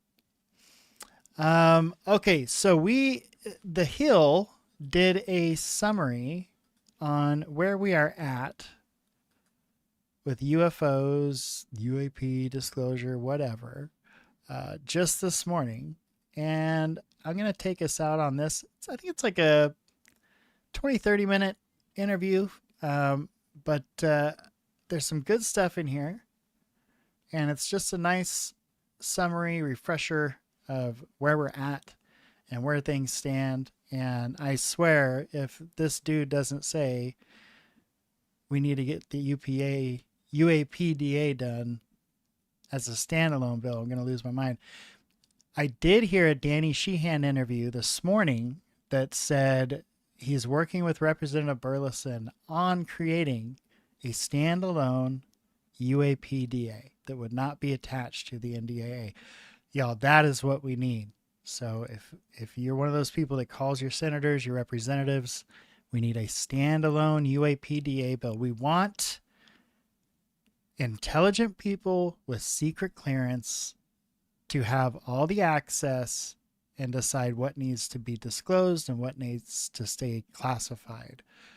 Because until we have that, we literally have no oversight on these programs. None. We don't know what they're doing, which is not okay. This is supposed to be a government by the people, of the people, for the people. And there is legitimacy to keeping things classified for safety, but overclassification is a problem. I'll give you a little sneak at something else I'm working on. Is what happened with the Department of Energy in the 90s and their classification statuses. Digging through all that stuff right now, but I think there may be an interesting story there. At any rate, we're going to watch The Hill here, and you all have a good evening. Once this is over, I'm just going to shut her out and get back to the fam. So, love y'all. Stay safe. Don't join any extremist doxing groups. Please. If you're that angry, talk to somebody for real. Like for real. Talk to somebody. Get some help. There's no reason to spend your life angry and upset. It's such a waste. You get one life. You know what I'm saying? Don't waste it ruining other people's lives. Spend it making your life better. That's the outlook I think is a positive one to have. All right, y'all. Have a fantastic night. And let's see here. I'm gonna go ahead and get this added. And I will see you all next time. We're taking a look back at the biggest political turning points, trends, and controversies as we hit rewind on Rising. We've got the power players, scandals, and outrageous decisions that have defined our conversations.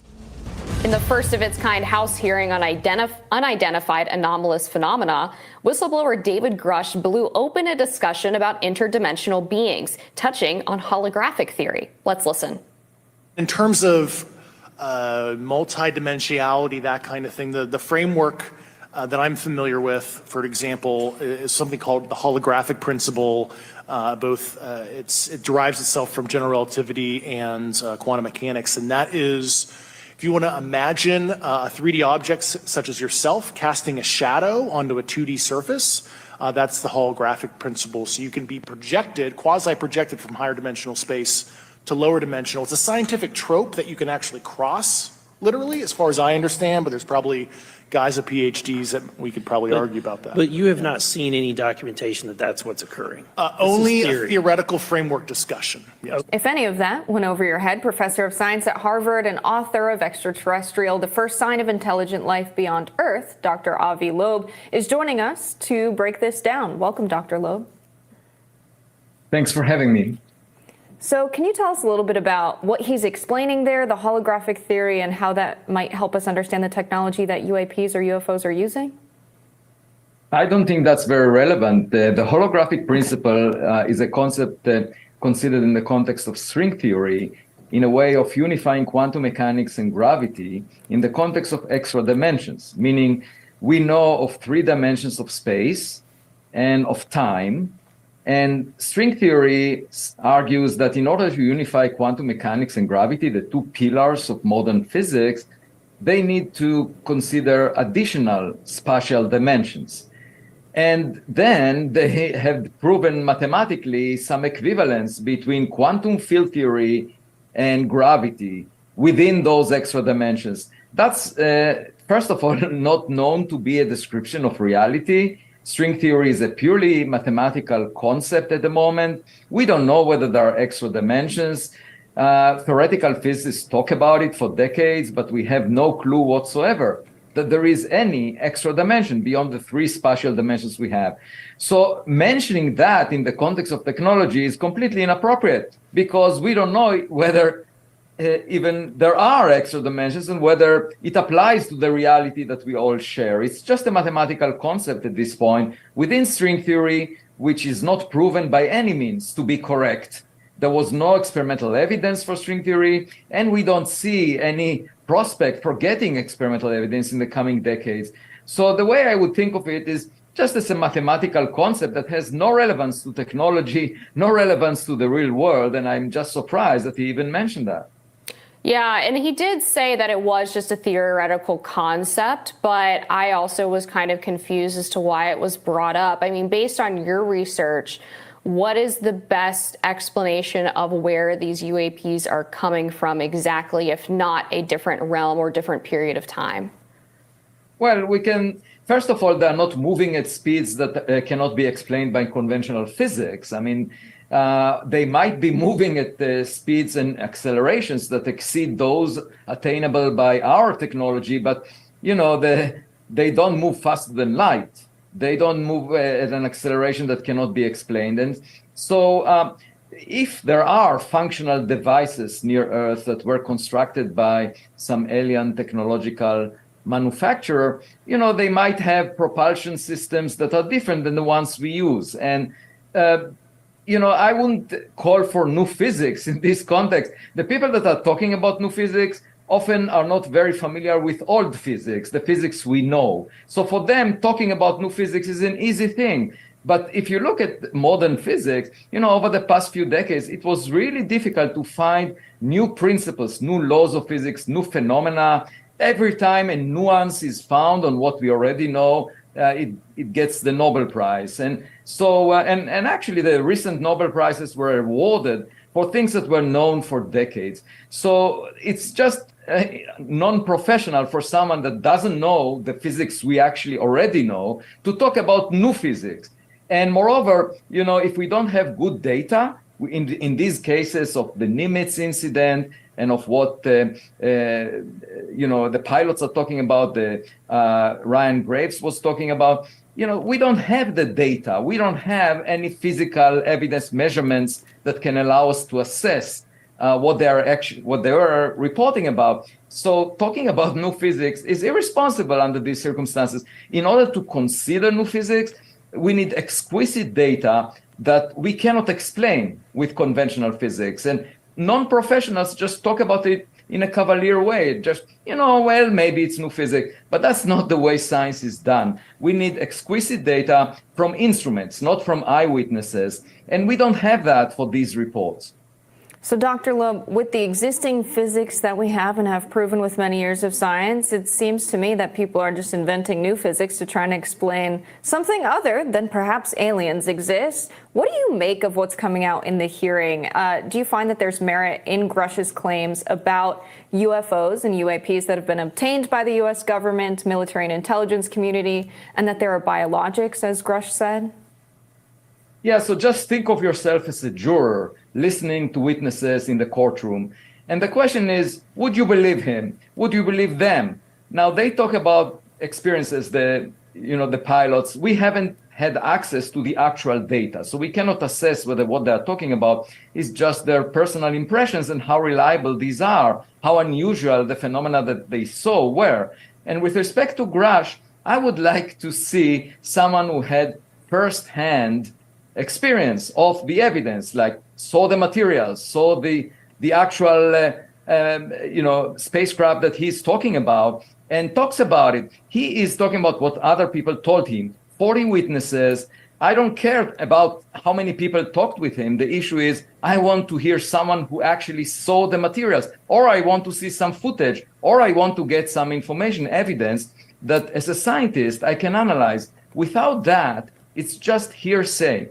Now, of course, the important development from this hearing is that he was willing to provide contacts, information to representatives such that they would contact people with first-hand experience. And presumably that could lead to the release of information. But until that information is released, until we see footage, until we actually see a spacecraft or materials that came from there, we cannot assess whether it's real. It could be all fabricated. Right, and I understand at some point during the hearing, some lawmakers went into a skiff with David Grush to apparently review some video evidence or get the names of these individuals that they could reach out to. Aside from whether or not Grush's claims are believable or need more evidence attached to them, do you think it's a good sign in general that this hearing was had at all? And does this suggest that these lawmakers are taking the issue of UAPs seriously? Definitely. Yeah, this is supposed to be a look back at the different stuff, and it's like they just spent way too much time on Abbey Loeb, for my opinion. So here's what we're gonna do, folks. Danny Sheehan, which love him or hate him, I always appreciate his perspective. And like I was saying, he just did this interview on Coast to Coast AM. So we're going to switch over to that. And we're going to check that out. Because this is going to be more relevant. This is new. And this is after we know the UAP Disclosure Act has failed. And if there is one proponent you can bank on for the UAP Disclosure Act, it's definitely Danny Sheehan. And I think being a legal mind, it's important to note that Danny Sheehan, with all his legal and trial experience, believes we need oversight on this without the government being involved. And he's 1,000,000% right. It's so funny when people like Abby show they do have the ability to be objective and evidence-based. Oh my God. Wasn't that hilarious? The man that for months and months and months was trying to convince people a rock was an alien ship to be like, who could possibly believe David Grush's testimony? Are you serious, dude? Like, you just, and that whole thing, I'm sorry, I don't mean to defame, but that whole thing to me seemed like a grift. Because in every interview, and he was, y'all, do you remember? He was on a news show every day of the week, sometimes 2-3 times a day. And at one point in every single one of those interviews, he would mention funding. Oh, we spend billions on this. We spend billions on that. You just need to give me a small piece of that. Why? Because there's a rock in space? What are you talking about? At any rate, let's listen to Danny Sheehan on AM Coast to Coast, because I promise this will be a lot more enjoyable. The 2001 Disclosure Project. As General Counsel of the 2013 Citizens Public Hearings on Disclosure, and as the current attorney for Luis Elizondo, the director of the 10-year top-secret United States Pentagon's classified investigation of UFO UAP phenomena, Daniel was also the 70s and 80s general counsel to the United States Jesuit headquarters in Washington, D.C., National Office of Social Ministry. What a bio, Dan. Okay, and I can't just let that go either. He says legal representation for Luis Elizondo. But we all know it's that other guy, right? Alex or Isaac. Isaac? I think it's Isaac.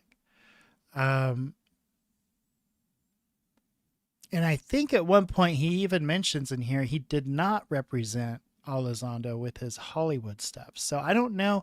Maybe he's only representing Elizondo in one particular case.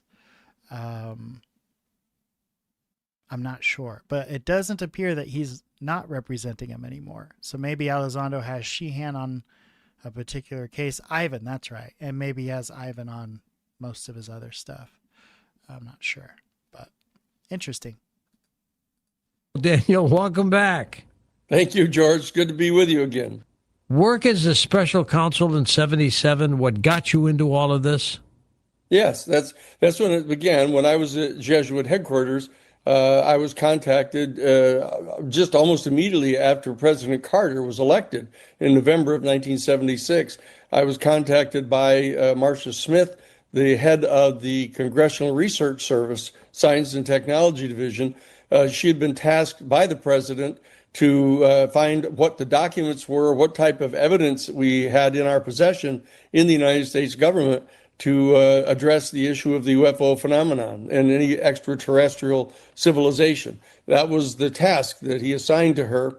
And she contacted me at Jesuit headquarters and asked if I would become general counsel to the investigation and initially assist in getting access to the Vatican through the Jesuit order to see what they had on the subject.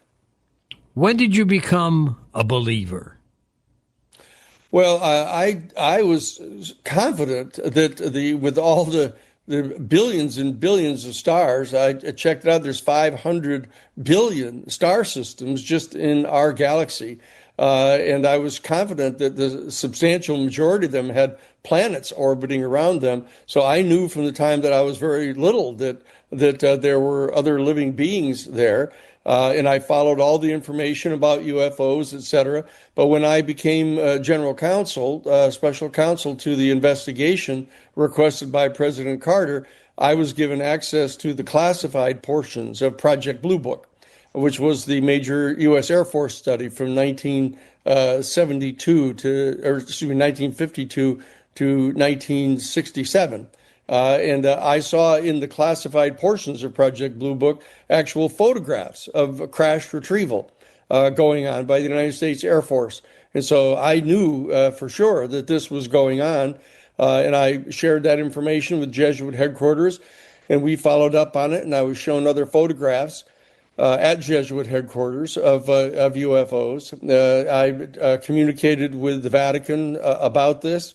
And I've met directly with the staff at the observatory at Castel Gandolfo, and they shared with me the fact that there was another very sophisticated non-human civilization here in our Milky Way galaxy, and that they had requested that we do everything we could do to generate conversations among the laity, the regular people, about. Here's what's crazy, y'all. We could have non-human intelligent civilizations that live in our ocean. Like, how crazy is that? I mean, you could call Tim Gallaudet crazy, but he was an admiral in the Navy. And, like, that's kind of a hard job to get. They don't just really hand out admiral to too many folks. So for an admiral in the Navy to be like, there's something weird going on down there, that's very interesting. The philosophical and theological implications of the existence of another highly intelligent and highly technologically developed, but distinctly non-human species here in our galaxy. So that's what I've been doing basically for 48 years. Since I first became involved in this. And as you mentioned at the top of the show, I've had a number of different positions and posts through which I've done this. So that's what we're doing now. And as of right now, as you know, I'm legal counsel for Lou Elizondo, who was the co-executive producer of the Age of Disclosure, the brand new 2-hour documentary film that's just been released on November 21st and was shown in a private showing to members of Congress. So that's the thing we're doing very busily right now. And I'm working to help draft the new standalone UFO ET Disclosure Act. If we're unable to, in the final hours of this legislative session, in the first session of the Congress, if we're unable to get the previous 64-page Senate bill inserted into the National Defense Authorization Act, which is going to be a very, very steep climb, then we're going to be introducing, Eric is going to be introducing, Eric Burleson is going to be introducing a standalone UFO ET Disclosure Act. And the organizing around the country is going to go on around that bill to have Congress basically take over the process of declassifying all of the information about the UFO phenomenon. So that's a busy schedule that we've got right now, but it's something that I've been working on for 48 years, and so it's now coming to a head right now. Eric Burleson is a congressman out of Missouri, and he's into this in a big way, isn't he? Yes. Well, he has the sort of the brief on the UFO issue now inside the special task force that's been created by the House Oversight Committee. They're dealing not only with the UFO issue, but also, of course, with the Jeffrey Epstein documents. And so the chairperson of that task force, Ana Paulina Luna, she's taken up pretty much full time now trying to extract the final documents out of the Jeffrey Epstein files in the Justice Department. And so she has handed off the major responsibility for the UFO issue to Congressman Eric Burleson from Missouri. And he's leading the charge on this now and will be in charge of constructing the statute, the new standalone statute pursuant to which Congress is going to be asserting its original Article 1 authority under the Constitution to declassify information pertaining to the UFO issue. Let's go back to 1977, Daniel. What was it that got Congress to special investigate the UFO phenomenon under the president, Jimmy Carter? Well, what happened is that right after President Carter was elected in November, the first week of November of 1976, one of the very first things that he did is he immediately sent for the head of the Central Intelligence Agency to come down to Plains, Georgia, to meet with him at Carter's home, even before President-elect Carter had come to Washington. At the time, back in November of 1976, the head of the Central Intelligence Agency was George H.W. Bush. He had been appointed by Gerald Ford when he came in to take over in 1974 when President Nixon was forced to resign over the Watergate scandal. George Bush, when he came down to Plains, Georgia, he pleaded with President-elect Carter to keep Bush on as the Central Intelligence Agency director, promising that if Jimmy Carter would have Bush remain as the CIA director, that Bush would never run for any public office again. But President Carter told him that he had someone else in mind to be the new CIA director, and so George Bush refused to give him any information about the UFOs. Just said that he had no need to know. And so what President Carter did is, rather than spend a lot of his new political capital from being elected president by having a battle with the CIA director, what he did is he went to the Science and Technology Division of the House of Representatives, the committee, and asked them to task the Congressional Research Service of the Congress to undertake this investigation for the president. And that's how that began back in immediately in late November of in 1976. And I was contacted early in 1977 by Dr. Marshall Smith to come on board. How long did that investigation last, Daniel? Because it seems like after it ended, there's this incredible lull of anything else. What happened? Yeah. Well, it's interesting that the information was given over to President Carter, but what happened, as you know, that the 52 hostages were taken in Iran, and this major confrontation began between the United States and Iran over the hostages because President Carter had cut off all military funding to the Shah of Iran, who was an authoritarian dictator that had been put into power back in 1954 by our American Central Intelligence Agency. And he was torturing people and suppressing dissent, and was a terrible tyrant, and the people overthrew him. So it caused a great turmoil because the people that rose up and threw out the Shah of Iran seized the 52 American hostages and basically overwhelmed the Carter administration in trying to deal with this new issue. And so that he didn't get to really move on this issue. And when he was basically removed, as you know, in the October surprise in the 1980 election, George Bush Sr., who had been the CIA director, came into power as the vice president under Ronald Reagan and basically dominated that administration and was fully briefed on then what the UFO phenomenon was, and he began to work with the people behind the scenes as the head of the 5412 Committee of the National Security Council in charge of covert operations, and became intimately involved in what at that time was basically the Majestic Group. That was a group of 12 people that had been appointed earlier by President Truman shortly after the Roswell crash in Roswell in July of 1947. And one of the things that was revealed in this recent documentary film that was just premiered on November 21st, just a week or two ago, one of the things that they did is they explicitly pointed out that Roswell had in fact happened. After all these years of denying it and the United States Air Force issuing false explanations for it, these 34 high-level U.S. government officials that were interviewed in Lou Elizondo's movie, The Age of Disclosure, basically stated right flat out that the crash of a UFO had occurred back in July of 1947. It had been recovered along with 4 bodies of non-human extraterrestrial beings, and that they had all been taken to Wright Field.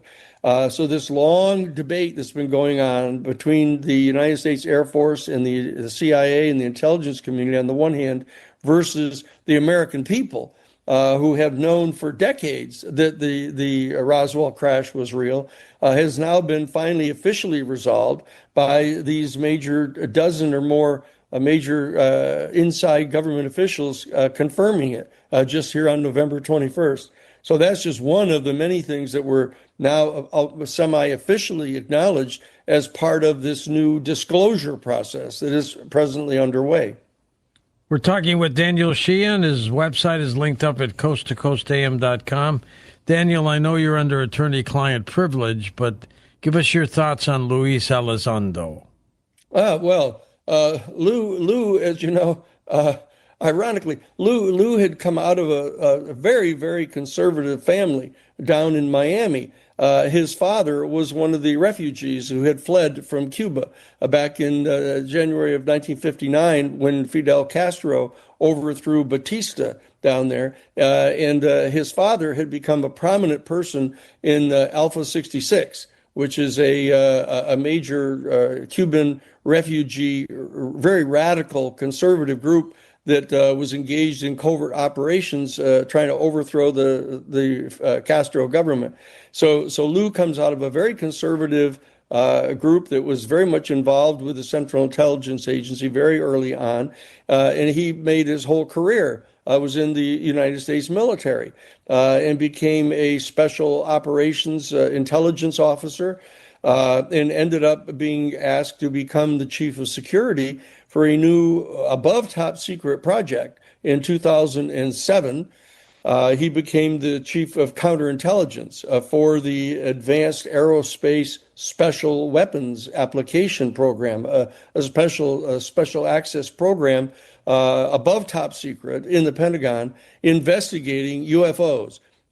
He had been summoned by Jay Stratton, who was the head. He was the deputy director of that program under Jim Lukatsky, and the three of them basically began this intense investigation to try to find out what all the information was that was in the United States government's possession about the UFO phenomenon. And they were not briefed in at the highest levels, and so they started running into trouble and pushback, and they came to discover that there was this element deeply buried within the Defense Department and the Operations Directorate and the Science and Technology Division of the Central Intelligence Agency that housed this original group, this majestic group that had been created back in 1947 by Truman and their successors. Now were basically running the show behind the scenes, and that they were not only engaged in a massive UFO retrieval operation, but that they were actively engaged in shooting down UFOs.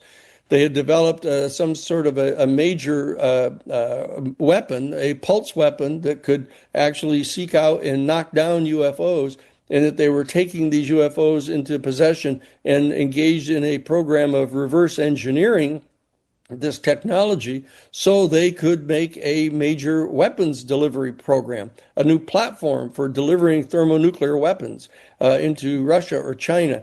And Lou Elizondo and the others, Chris Mellon, who was involved in this, began to discover that this was all going on. They had heard that this was going on before, but they pushed and shoved and got brought into the program, and very clearly they are now engaged in a major project to in as disciplined a way as they can manage to start getting more and more of the information out to the public.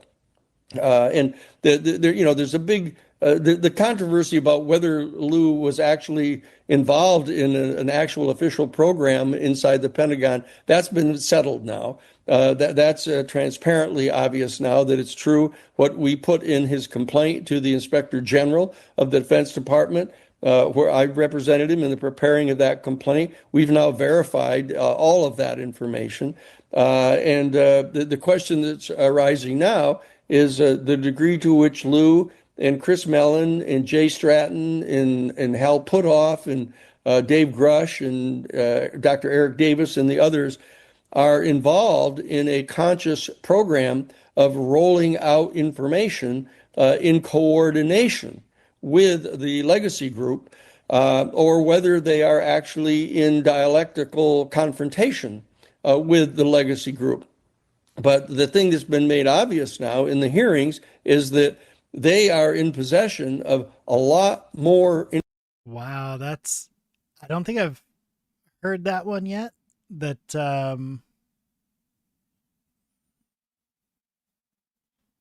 that Lou could be involved in, like, I guess, sort of a bridge between the legacy programs and what's happening today, which means he would have been involved in the legacy programs. Which is interesting to say, being the guy's legal representative, or that they are in direct conflict with the folks that are in the legacy programs, and they're going against the grain.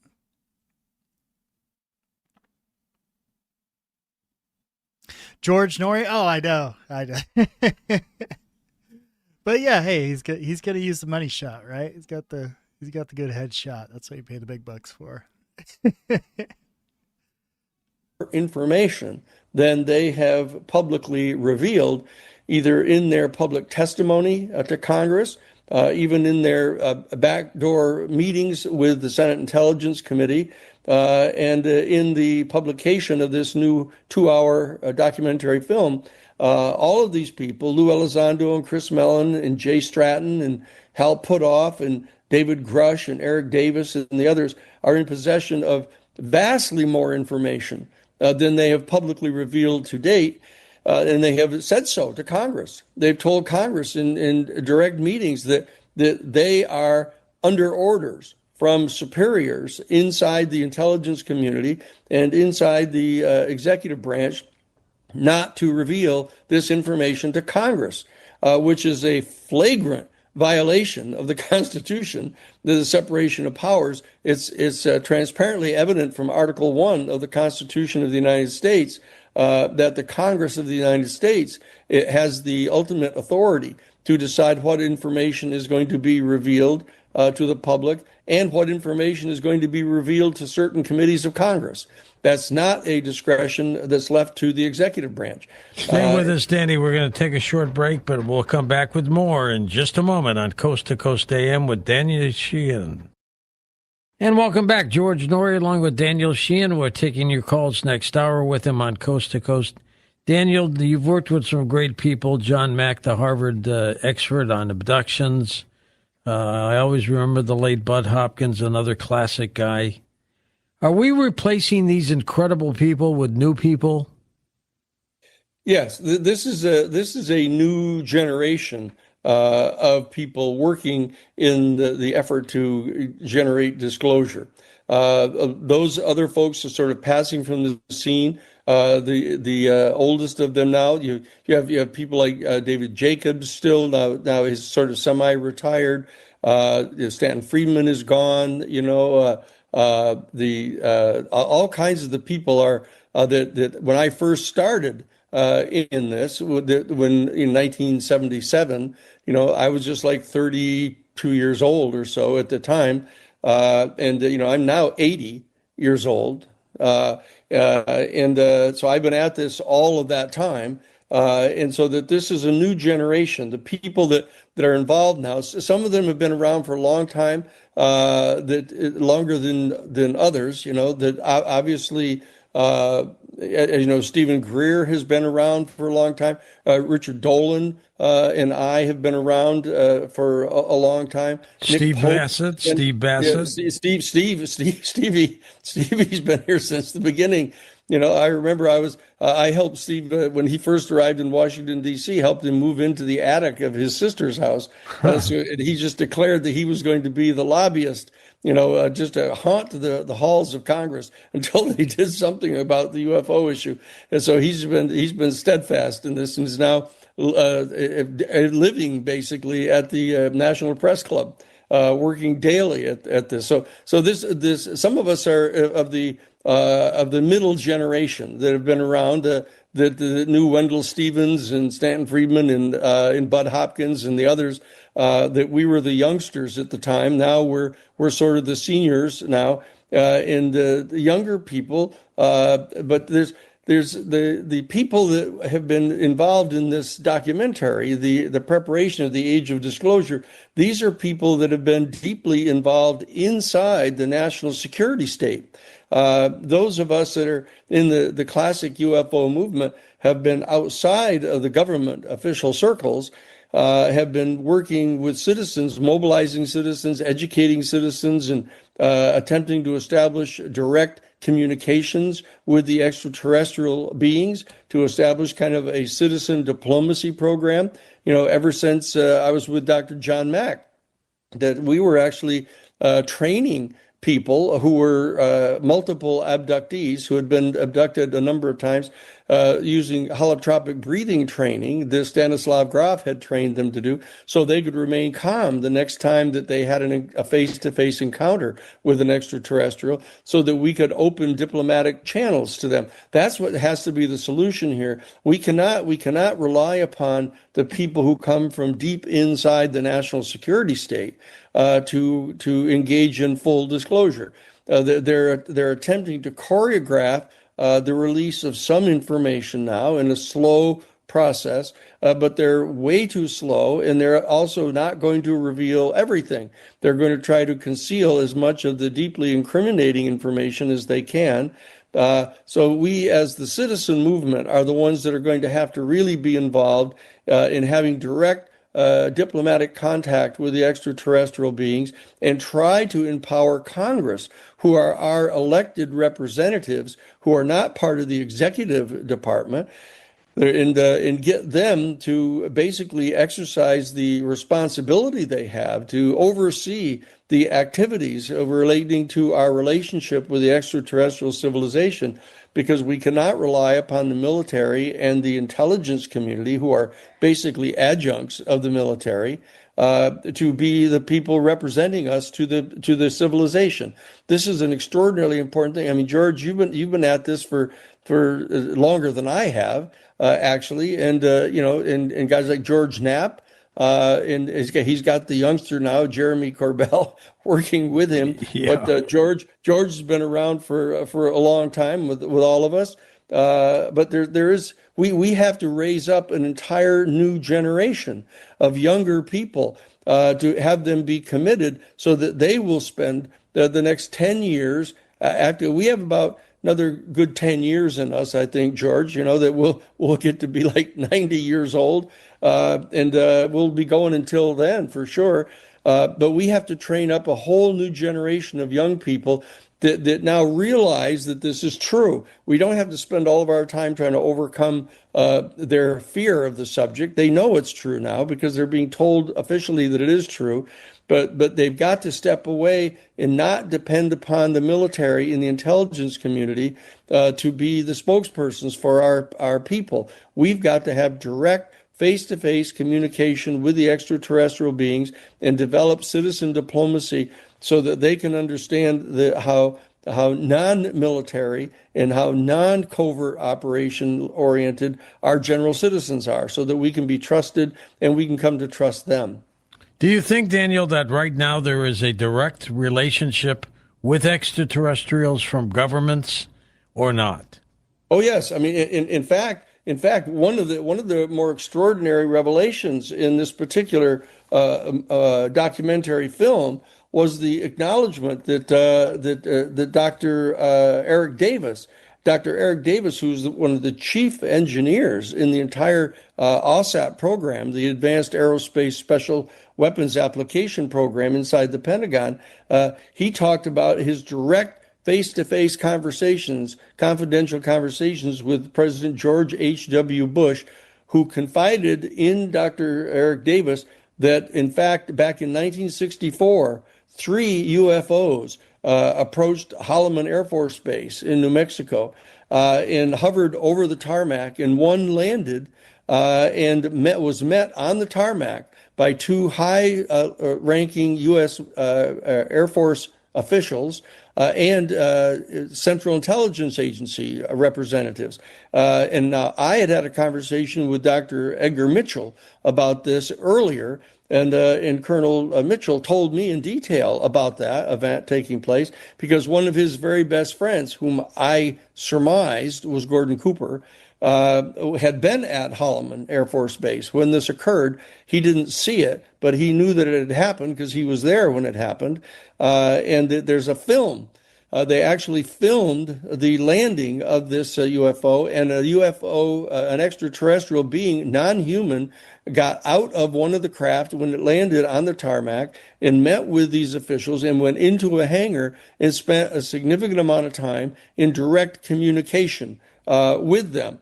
And they acknowledged it in this documentary film, The Age of Disclosure. And they also talked about the fact that that there were more than one species, specifically talked about more than one species, and that one of these species, they specifically said, was in direct contact with the Legacy program. Now, I've also interviewed on his deathbed. Ooh, I know who that species is.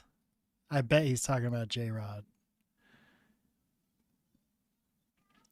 Because I've researched the Dan Bursch case a lot. And I bet he's talking about J-Rod. One of the members who was a fellow who was a clerk typist for the classified portion of Project Blue Book, who went to S4 and was present when his commander was having a face-to-face encounter with a live ET being there at S4. And it was not a torture session. It was not, interrogating the being. It was a cordial, positive conversation, a telepathic conversation. They didn't waterboard him or anything like they that, weren't. right? They weren't waterboarding him or pulling out his fingernails. It was a cordial conversation, and so that it's very clear now that they are admitting that there's been direct face-to-face. Now, again, this is according to Dan Bursch. But according to Dan Bursch, they would not give give him clothes to wear. So he had to walk around naked, and he wasn't happy about that. And he could communicate telepathically, although he wasn't supposed to, he would. And he was very sick. And that was one of the reasons they brought Dan in, was because of his microbiology experience, history, education, all that stuff. So y'all know, if you ever watch my channels, the birth story just absolutely fascinates me, and it just ties into a lot of things. Maybe not exactly, but pretty close. Space communication on the part of our U.S. government officials with members of the extraterrestrial. I totally forgot to make my point. So they wouldn't allow him to get dressed even though he wanted clothes. And the other thing was, he felt like a captive, or he called himself a captive. But the way the story goes is he was kind of a voluntary captive as part of this agreement that we had worked out with our future selves. Terrestrial civilization who have come all the way here to be here with us. And this is absolutely critical revelation. For the first time ever, there's an explicit official recognition of this reality. Because it's important to remember, George, that every single revelation that was made in this new documentary film, The Age of Disclosure, has been officially cleared by the United States Defense Department Office of Pre-Publication Security Review. So these are official. So I always say documentary, but Danny Sheehan says documentary, and I think I like that better. I'm gonna start trying to call them documentaries. Statements that are being made that have been authorized by the United States Executive Branch, Intelligence Agency, and Defense Department to be allowed to be revealed to the public. So this is an extraordinarily important documentary film. We are critical of some aspects of it, even though that I'm the attorney for Lou Elizondo. I was not involved in his negotiations with Dan Farah in his co-executive producing this. And there's way too much emphasis on this being a national security threat, that, these UFOs are surveilling all of our most sensitive nuclear weapons facilities, etc. Yeah, I made a joke with someone the other day. They asked me if I had seen The Age of Disclosure, and I said, "Oh, you mean the age of the military narrative?" Way too much of that, because these people are all national security state people. But the bottom line is, in the midst of all of that unfortunate overemphasis on their perception of this as a security threat, there are this half a dozen major revelations for the very first time, including a specific acknowledgement that back in 1989, the United States intelligence has confirmed that Russia, and then the Soviet Union, has recovered a large tic-tac shaped UFO that was twice the size of the tic-tac that was filmed by the F-18 Super Hornets off the USS Nimitz, and that their 4 human bodies were recovered from the tic-tac by the Soviet Union. These are extremely important recognitions, including the fact that they finally have officially recognized and acknowledged that UFOs have shut off nuclear missiles. For example, the one, Bob Salas, that we've been talking with him for decades about, that they finally now have officially acknowledged that is true. Yeah, but try asking Bob Salas a critical question, and he will like stop the interview right there and kick you out. That the beings are actually shutting off U.S. Nuclear weapons, and they actually shut down a major aircraft carrier battle group to demonstrate that they're capable of doing this. And I believe that what's happening here is the people in the national security state inside this legacy program are extremely nervous, that they're afraid that the UFO beings are going to intervene and shut down all of the thermonuclear weapon systems on our planet to prevent us from destroying the genetic materials that are here on our planet that are of such value in our galaxy. We are one of the comparatively rare planets that actually gestate life. And there's myriad reports of the UFO beings, gathering flora and fauna and different species and stuff on our planet and taking genetic material from our human family, potentially to be seeding life elsewhere in the galaxy.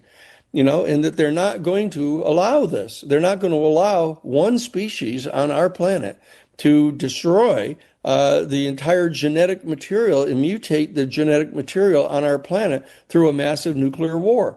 And so that the people in our national security state infrastructure are becoming extremely anxious because they rely upon the threat to use nuclear weapons to be able to assert their full spectrum military dominance over the planet. That's the folks that we're dealing with here who are keeping this secret because they want to be able to continue to use the threat of deploying nuclear weapons on our planet so they can maintain their continued privileged access to the strategic raw materials that they believe are needed by the. That's wild. But also, I don't think it's that crazy. I mean, we know the government has underground bases in case of a nuclear attack. We know that they only give certain people, because only so many would be able to survive. They could only fit so many people. So certain people get a pass if there's going to be a strike to go. Essential people, basically, from what I can gather. And we know that independent rich people build their own underground bunkers. And there's a reason for that. So if something goes down, they are safe. So it wouldn't surprise me if you had rich, powerful people wanting to keep things the same because that's how they got rich and powerful. So that doesn't really surprise me at all. Major corporations of our country. This is a dangerous game for them to be engaging in, and they've pushed it right to the level where now the Bulletin of Atomic Scientists have upped the doomsday clock to 89 seconds before midnight. Wow, the closest it's ever been. Closest that it's ever been, even closer to midnight than during the Cuban Missile Crisis, which you and I remember as young boys, right? Exactly. So that this is a very dangerous period. That the United States, when President, we at the Jesuit headquarters had been in direct communication with Gorbachev back when he was still the Secretary of Agriculture. In the Soviet Union, in the Politburo. And we've had long conversations with him. We were deeply involved from Jesuit headquarters through my staff person that was in Social Ministry Office, Dr. James Garrison, in direct face-to-face communications with Gorbachev, and played a significant part in getting Gorbachev to agree to stand down from the Cold War and to be willing to disassemble the nuclear warheads of the Soviet Union. That was what we were involved in. And back in December of 1991, he signed an agreement releasing all of the Soviet republics to have them become free on a promise by George Bush Sr. and James Baker III that our United States would not do anything whatsoever to try to recruit any of the Eastern Bloc nations, into NATO. And as soon as George Bush Jr. W got in there with Dick Cheney, They worked right straight at doing it. They started recruiting these groups into NATO and moving United States nuclear missiles into those countries all along the western boundary of Russia. That's one of the things that pushed Putin over the edge, isn't it? That's exactly right. That we were working on get control over the Ukraine specifically, which had the Crimean. The Crimea was part of the Ukraine, and it overlooks the only warm water harbor in all of Russia, where all of their atomic aircraft carriers and submarines move in and out of there. And the United States, under the administration not only of W. Bush and Dick Cheney, but also later with Obama and Hillary Clinton as the Secretary of State, they actively violated the agreement that was made with Gorbachev to not try to recruit those countries into NATO. If confronted by an ET and we asked them what they thought of God, what do you think the answer would be? Oh, that's interesting. The fellow that I'd mentioned earlier that I interviewed on his deathbed, the fellow who had been the clerk typist for the classified portion of Project Blue Book, that happened to him when he went to S4 with his commander, and the commander was engaged in this face-to-face telepathic communication with the being. This fellow, his name was Oscar Wolf. He was afraid of the being. He was a fundamentalist Christian, Oscar, and he was afraid of the being. Thought he was demonic, and so he wouldn't go into the room to sit down to talk, to communicate with him. He stayed outside, and the people that were there assisting with the ET guy had a bunch of boxes with notes in them, little note cards from interviews, telepathic interviews. And one of the questions that they asked the ET being was, "Where are you from? And what are you guys doing here?" And the being communicated to them, said he was part of a task force of different beings from different star systems here in our galaxy that had been tasked to kind of go around to the different planets inside our Milky Way galaxy. He didn't call it the Milky Way galaxy, but it was our galaxy, monitoring how life was developing on these different planets. And the questioner said, "Well, wait a second. You said you were who tasked you to do that? Who was in charge of coordinating this process?" And the being said, "Well, you people would refer to it as God, but it's a lot different than you think." That's what he said.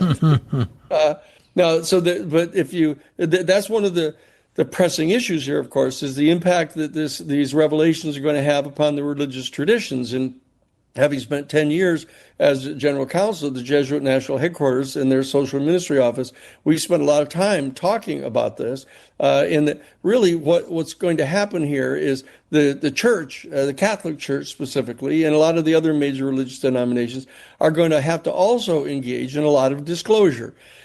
Not just about what they know about the existence of an extraterrestrial civilization, but about the capacities of our human body. To engage in telepathic communication, astral travel, bilocation, remote viewing, all kinds of different capacities that our human species has, which have been traditionally confined to prophets and to monks in the monasteries. But these are capacities that our human beings have, and that's going to be part of this entire disclosure process that's going on here.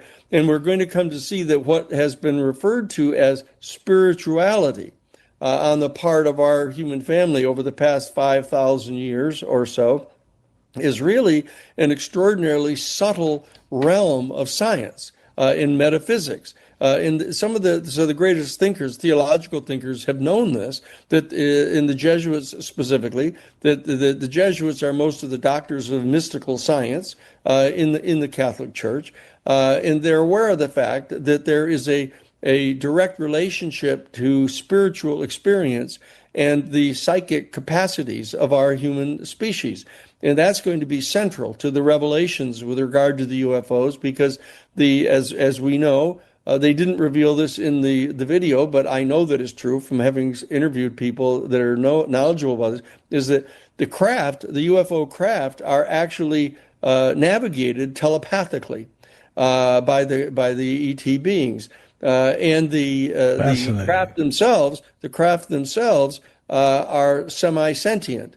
They actually, in the fiber optics that are in the craft themselves, some of them actually are generated by stem cells, ET stem cells that actually generate dendrites and synapses that flow through the craft, so that the craft engages in telepathic responses to the pilot. All of these are part of the technologies that the national security state people are fixated by.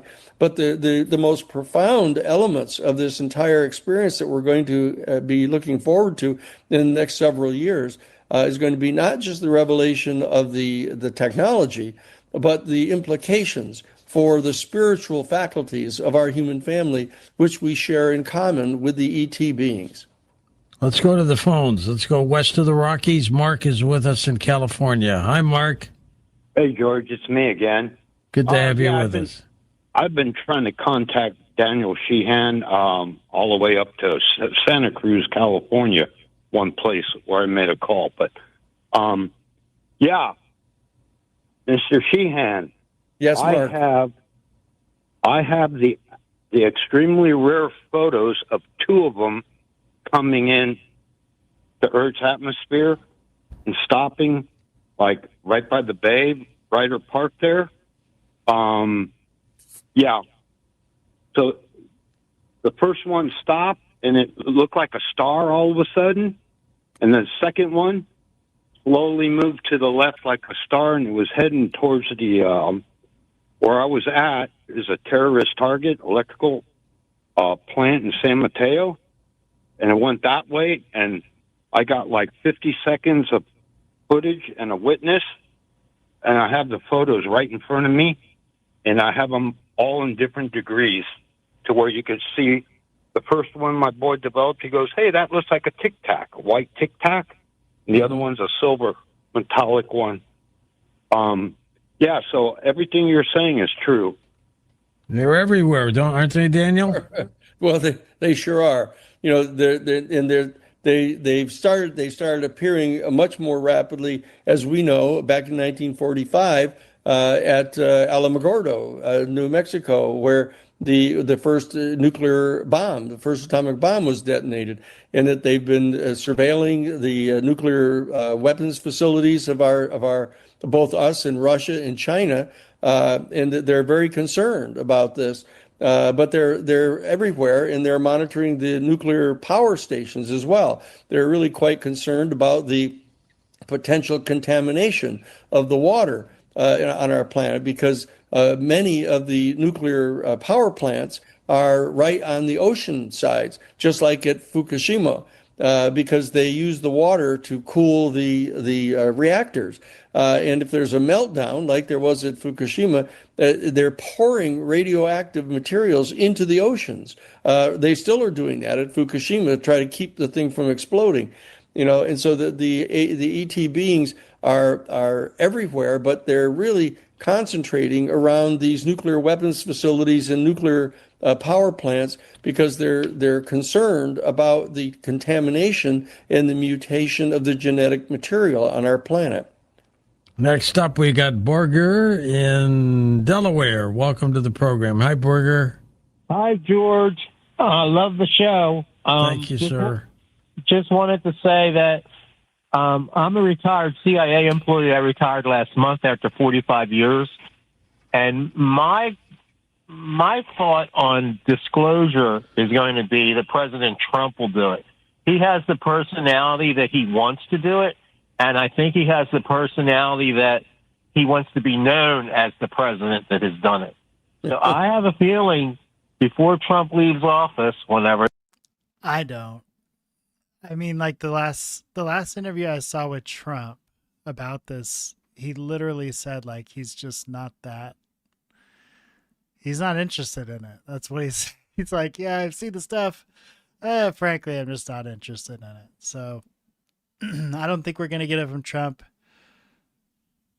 I don't know if Trump's even gotten the real briefing. We've heard it a lot that some presidents most presidents don't get like the full briefing. They get like a little piece of it. They don't know everything. And then the presidents that have talked about it publicly, like both Obama and I think Hillary Clinton when she was running, but that was more because of her cabinet. But I know Obama was like, yeah, there's something there, but you know, can't say shit about it. So yeah. Pretty crazy. So I don't know why Sheehan is still calling himself Elizondo's lawyer. I don't know what he's representing him in. Like we said earlier, Ivan has been the one that's stepped in and as far as I understand, taking care of everything for Lou. So if anybody knows what case Sheehan is representing Lou in, shoot me a message, because I would just based on interest, just wanting to know, I'd like to know. All right, y'all. So that's going to do it for us tonight. We talked about ARVs, reverse technologies, and how there's probably the reason we're seeing such an influx in craft, UFOs, UAPs, is because we may be getting to the point we've been trying to reverse engineer these things for nearly 100 years. And maybe we've made some breakthroughs the last several years. And that could account for a large part of the strangeness we're seeing in our skies. Does it account for everything? Absolutely not.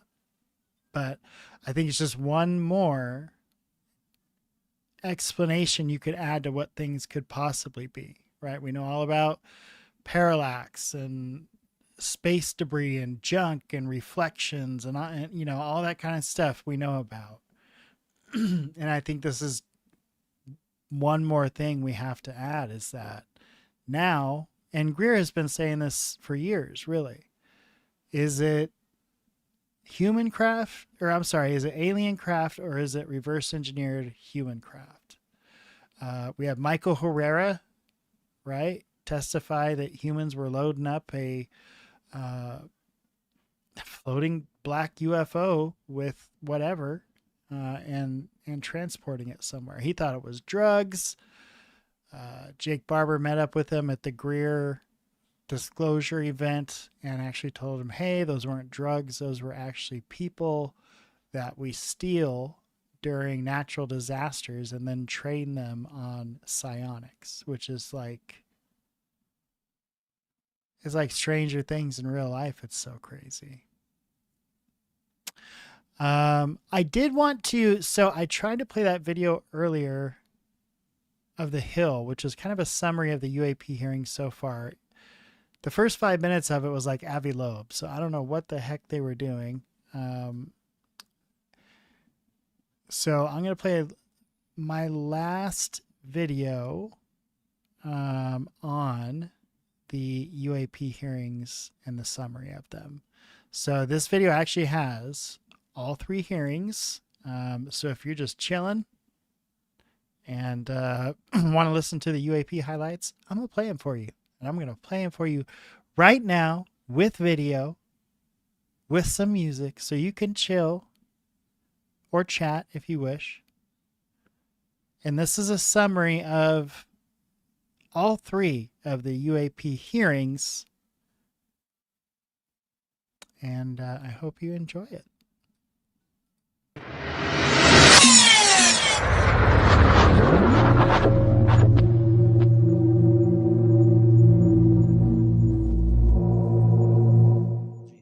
In the last couple of years, have you had incidences that have caused you to be in fear for your life for addressing these issues? Yes, personally. Chairman, I'd like to submit for the record an article by News Nation, and it follows Mr. Grush's full interview for the record. Without objection. Have human beings been hurt or killed by a non-human intelligence? While I can't get into the specifics because that would reveal certain U.S. classified operations, I was briefed by a few individuals on the program that there were malevolent events like that.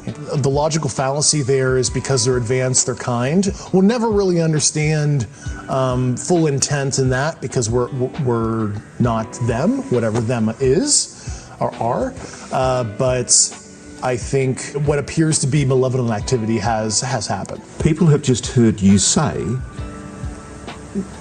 non-humans may well have murdered human beings. That seems to be the case at one point. Yeah. Thank you for tuning in to the Gabriel Speaks podcast. I want to welcome y'all. Don't forget to like and subscribe to the channel if you enjoy this content, you want more videos like it. Today, we're going to be reviewing the UAP hearings. Now, when I say the UAP hearings, what I mean are the 3 main UAP hearings that took place in 2023, 2024, and 2025. We had witnesses from George Knapp to Dylan Borland to one of the most really controversial, David Grush. Not because he's a controversial figure, but because some of the claims he made as far as agreements with NHI and biologics that we currently have in our possession. So this episode, we're going to take a look at the 3 UAP hearings, and more importantly, we're going to look at if this is a narrative or if this is real transparency. Or is it somewhere in between? Personally, I believe the UAP investigation was started in earnest, and there were good actors behind trying to find the answers to some of these unknowns in our sky. Unfortunately, I also think that throughout the process of trying to disclose what the government does and does not know about these things, interested parties have become involved. And those interested parties aren't necessarily interested in true disclosure. In the United States, what our corporations are typically interested in are making money. Making money off of this process in one way or another. And we'll see as they testify at some of these hearings that some of these aerospace companies, contractors, that are most likely involved with at least some of the materials that have been recovered over the decades aren't really interested in disclosure, and they're not really interested in bringing other parties into the equation. So I want to thank you for tuning back in again. We're going to start with the first hearing. Again, this was really an eye-opener for a lot of folks. We had one of our top security intelligence officials tell us that we have UFO aircraft and non-human biologics in our possession. Now, are those claims true? That's what folks have been debating ever since those hearings. David Grush was an honorable intelligence official who served this country honorably, and when tasked with trying to find out if there was something to this UFO, UAP phenomena, went out and did his job. I believe David Grush. I believe he's telling the truth. I also believe people can lie. And maybe David Grush was lied to about certain facts. I have cut this down quite a bit substantially to the main points that were made during this hearing. So here is the first hearing in 2023 with David Grush, David Fravor, and Ryan Graves. The UAP task force was refused access to a broad crash retrieval program. When you say crash retrieval, what do you mean? These are retrieving non-human origin technical vehicles, call it spacecraft if you will, non-human, exotic origin vehicles that have either landed or crashed. We have spacecraft from another species. We do.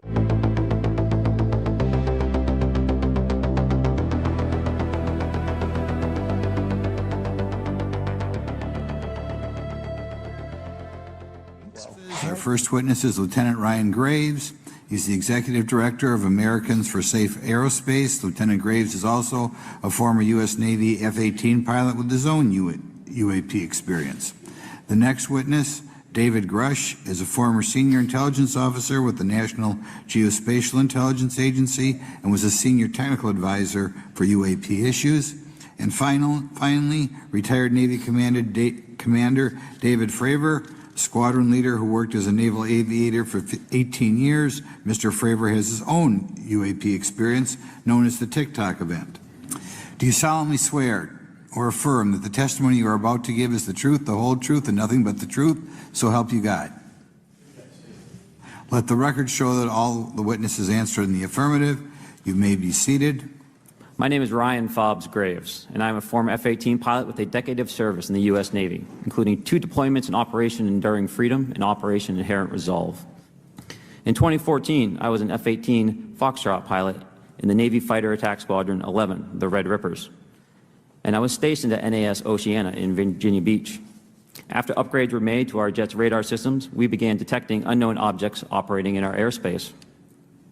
At first, we assumed they were radar errors, but soon we began to correlate the radar tracks with multiple onboard sensors, including infrared systems, eventually through visual ID. During a training mission in Warning Area Whiskey 72, 10 miles off the coast of Virginia Beach, 2 F-18 Super Hornets were split by a UAP. The object, described as a dark gray or a black cube inside of a clear sphere, came within 50 feet of the lead aircraft and was estimated to be 5 to 15 feet in diameter. So to be clear, a sphere with a black cube inside of it split 2 of our most advanced air fighter jets down the middle like it was nothing. This is not the first time we've heard of the cube inside of the kind of bubble looking thing. We've heard a few different reports of this type of object from multiple pilots. Does not sound like something natural. It sounds like something technological, to me anyway. The mission commander terminated the flight immediately and returned to base. Our squadron submitted a safety report, but there was no official acknowledgement of the incident and no further mechanism to report the sightings. Soon, these encounters became so frequent that aircrew would discuss the risk of UAP as part of their regular pre-flight briefs. If everyone could see the sensor and video data I witnessed, our national conversation would change. I urge us to put aside stigma and address the security and safety issue this topic represents. If UAP are foreign drones, it is an urgent national security problem. If it is something else, it is an issue for science. In either case, unidentified objects are concerned for flight safety. The American people deserve to know what is happening in our skies.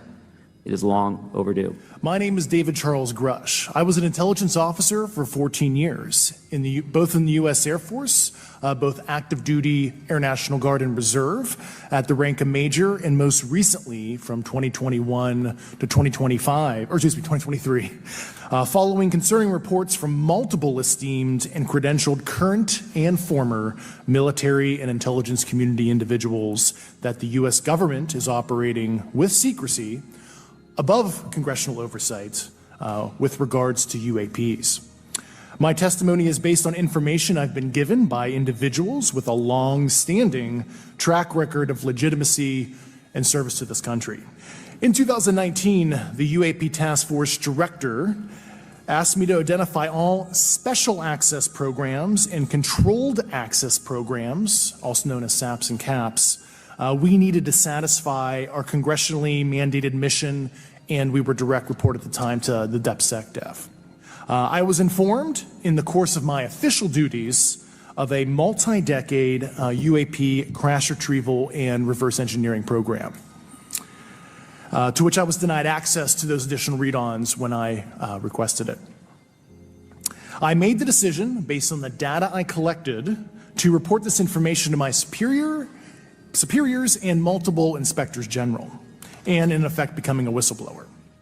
As you know, I've suffered retaliation for my decision, but I am hopeful that my actions will ultimately lead to a positive outcome of increased transparency.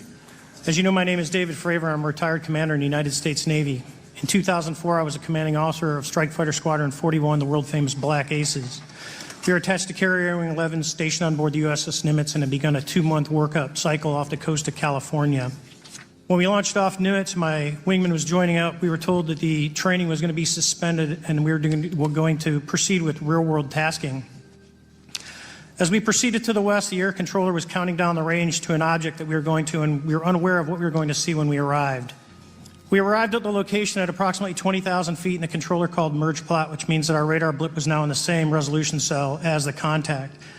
As we looked around, we noticed that we saw some whitewater off our right side. It's important to note that the weather on this day was as close to perfect as you could ask for off the coast of San Diego. Clear skies, light winds, calm seas, no whitecaps from waves. So the whitewater stood out in a large blue ocean. All four of us, because we were in F-18Fs, so we had pilots and Wizzo in the back seat, looked down and saw a white tic-tac object with a longitudinal axis pointing north-south and moving very abruptly over the water like a ping-pong ball. There were no rotors, no rotor wash, or any sign of visible control surfaces like wings.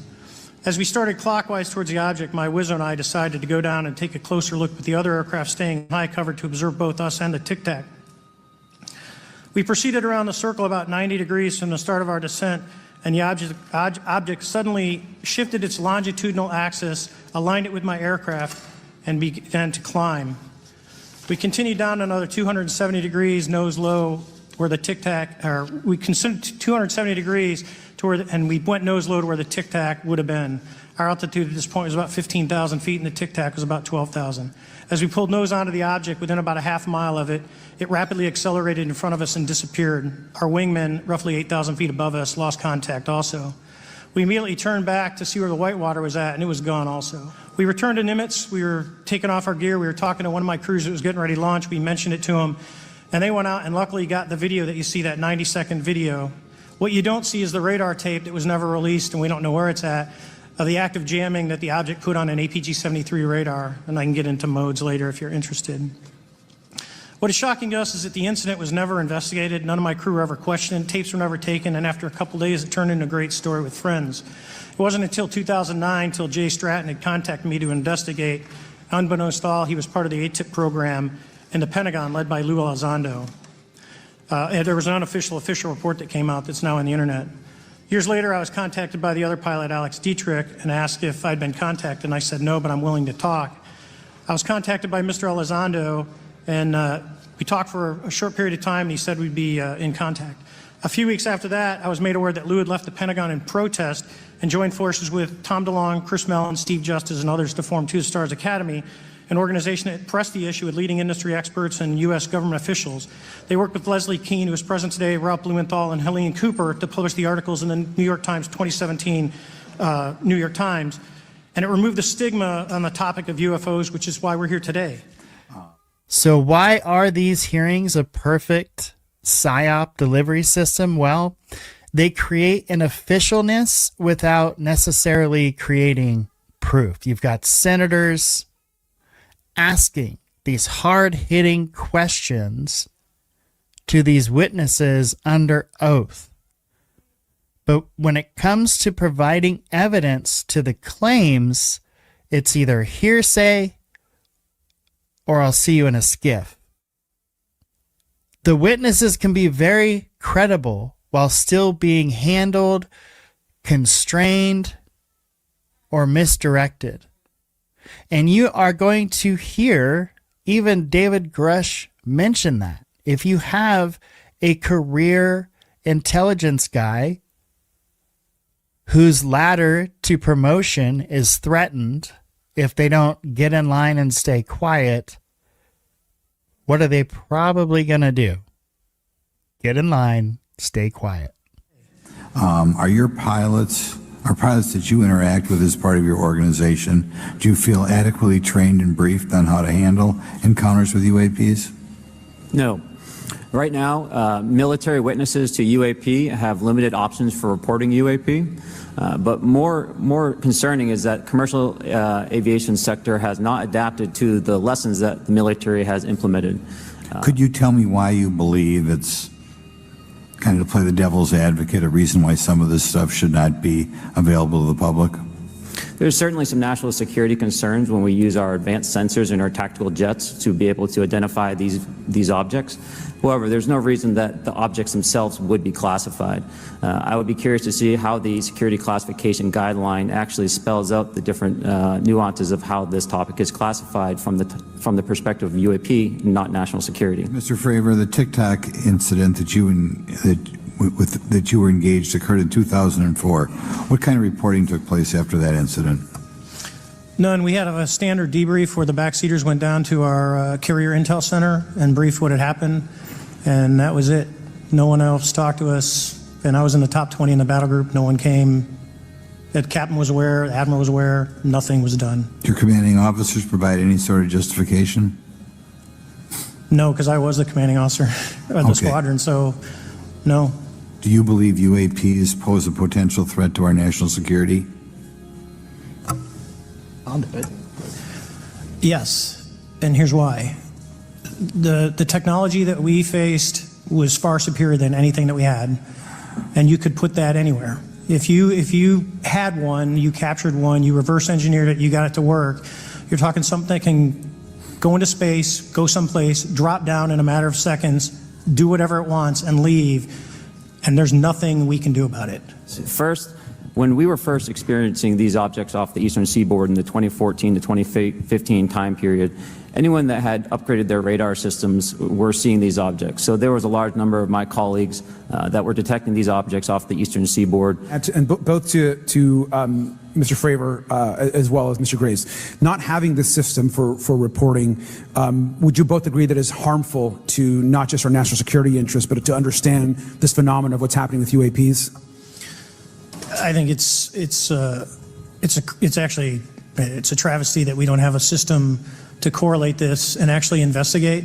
I'll continue to say that the commercial pilots that have reached out to me through Americans for Safe Aerospace are doing so because they don't feel there's another way for them to report this safety issue. And I think one of the clear outcomes of this hearing already is that there has to be a safe and transparent reporting process for pilots, both on the commercial side and the military side, to be able to report UAPs in a way that's also transparent, but also understands the scope of our national security interests. Yes, the objects that are being seen by commercial pilots are performing maneuvers that are unexplainable due to our current understanding of our technology and our capabilities as a country, and that applies for the military as well. Mr. Fravor? Yeah, I concur with that. We have nothing that can stop in midair and go the other direction, nor do we have anything that can, like in our situation, come down from space, hang out for 3 hours, and go back up. Thank you, Mr. Gresh. Finally, do you believe that our government is in possession of UAPs? Absolutely, based on interviewing over 40 witnesses over 4 years. And where? I know the exact locations, and those locations were provided to the Inspector General, and some of which to the intelligence committees. I actually had the people with the firsthand knowledge provide a protected disclosure to the Inspector General.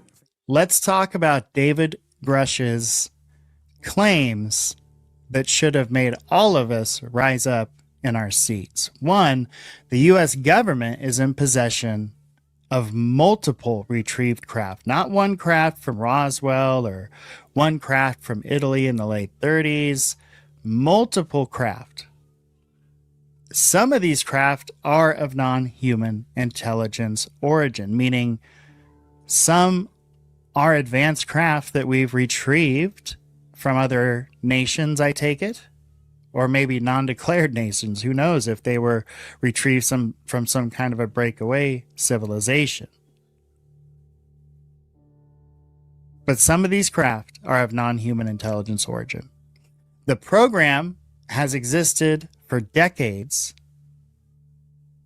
and it was based on extensive interviews with program insiders and not rumors. So this goes beyond unknown objects or advanced drones. It asserts physical possession, not just encounters. And it implies long-term concealment across multiple administrations.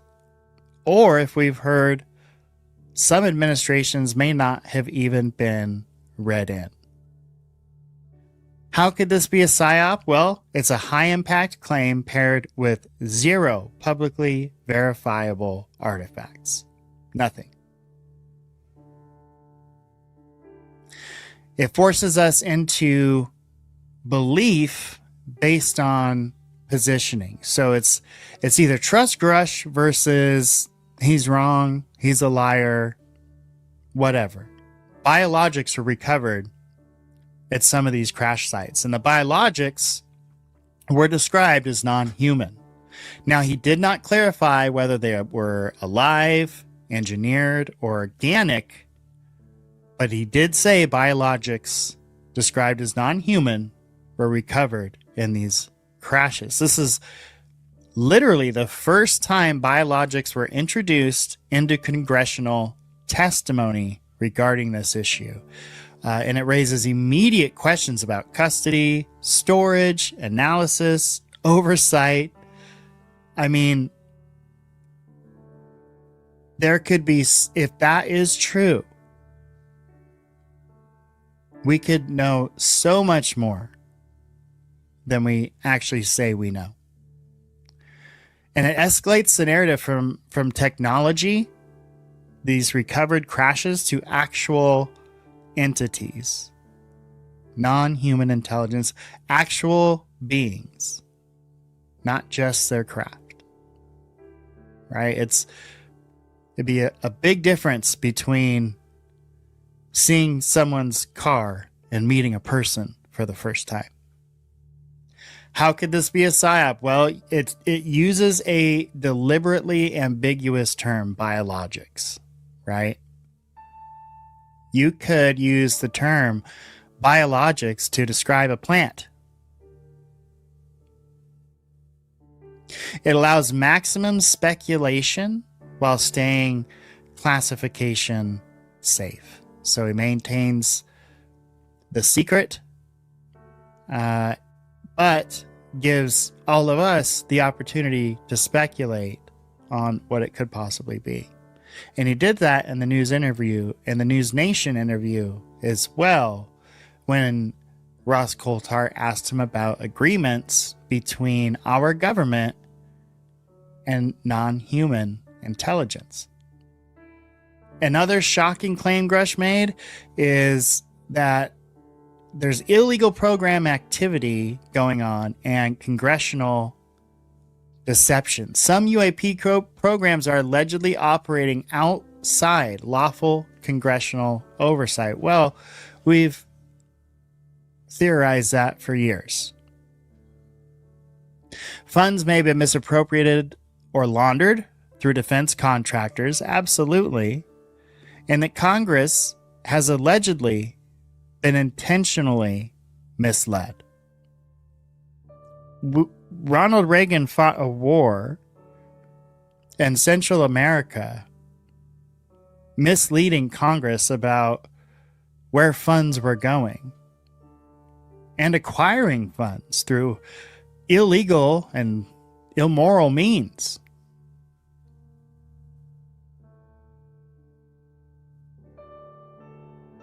So it would not be crazy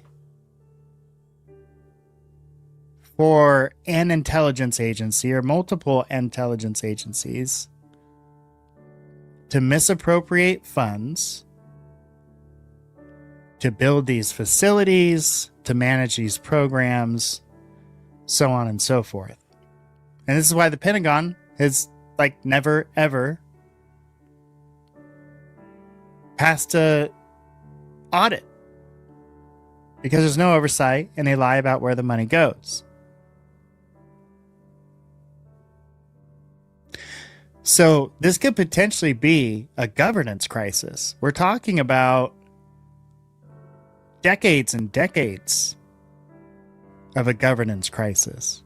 And that's why, if there is truth to these legacy programs, they need to be exposed. And they need to be exposed while people involved with them are still breathing. Grush claimed that he has faced threats, intimidation, and retaliation for coming forward. He lost his security clearance. He alluded to disturbing personal consequences.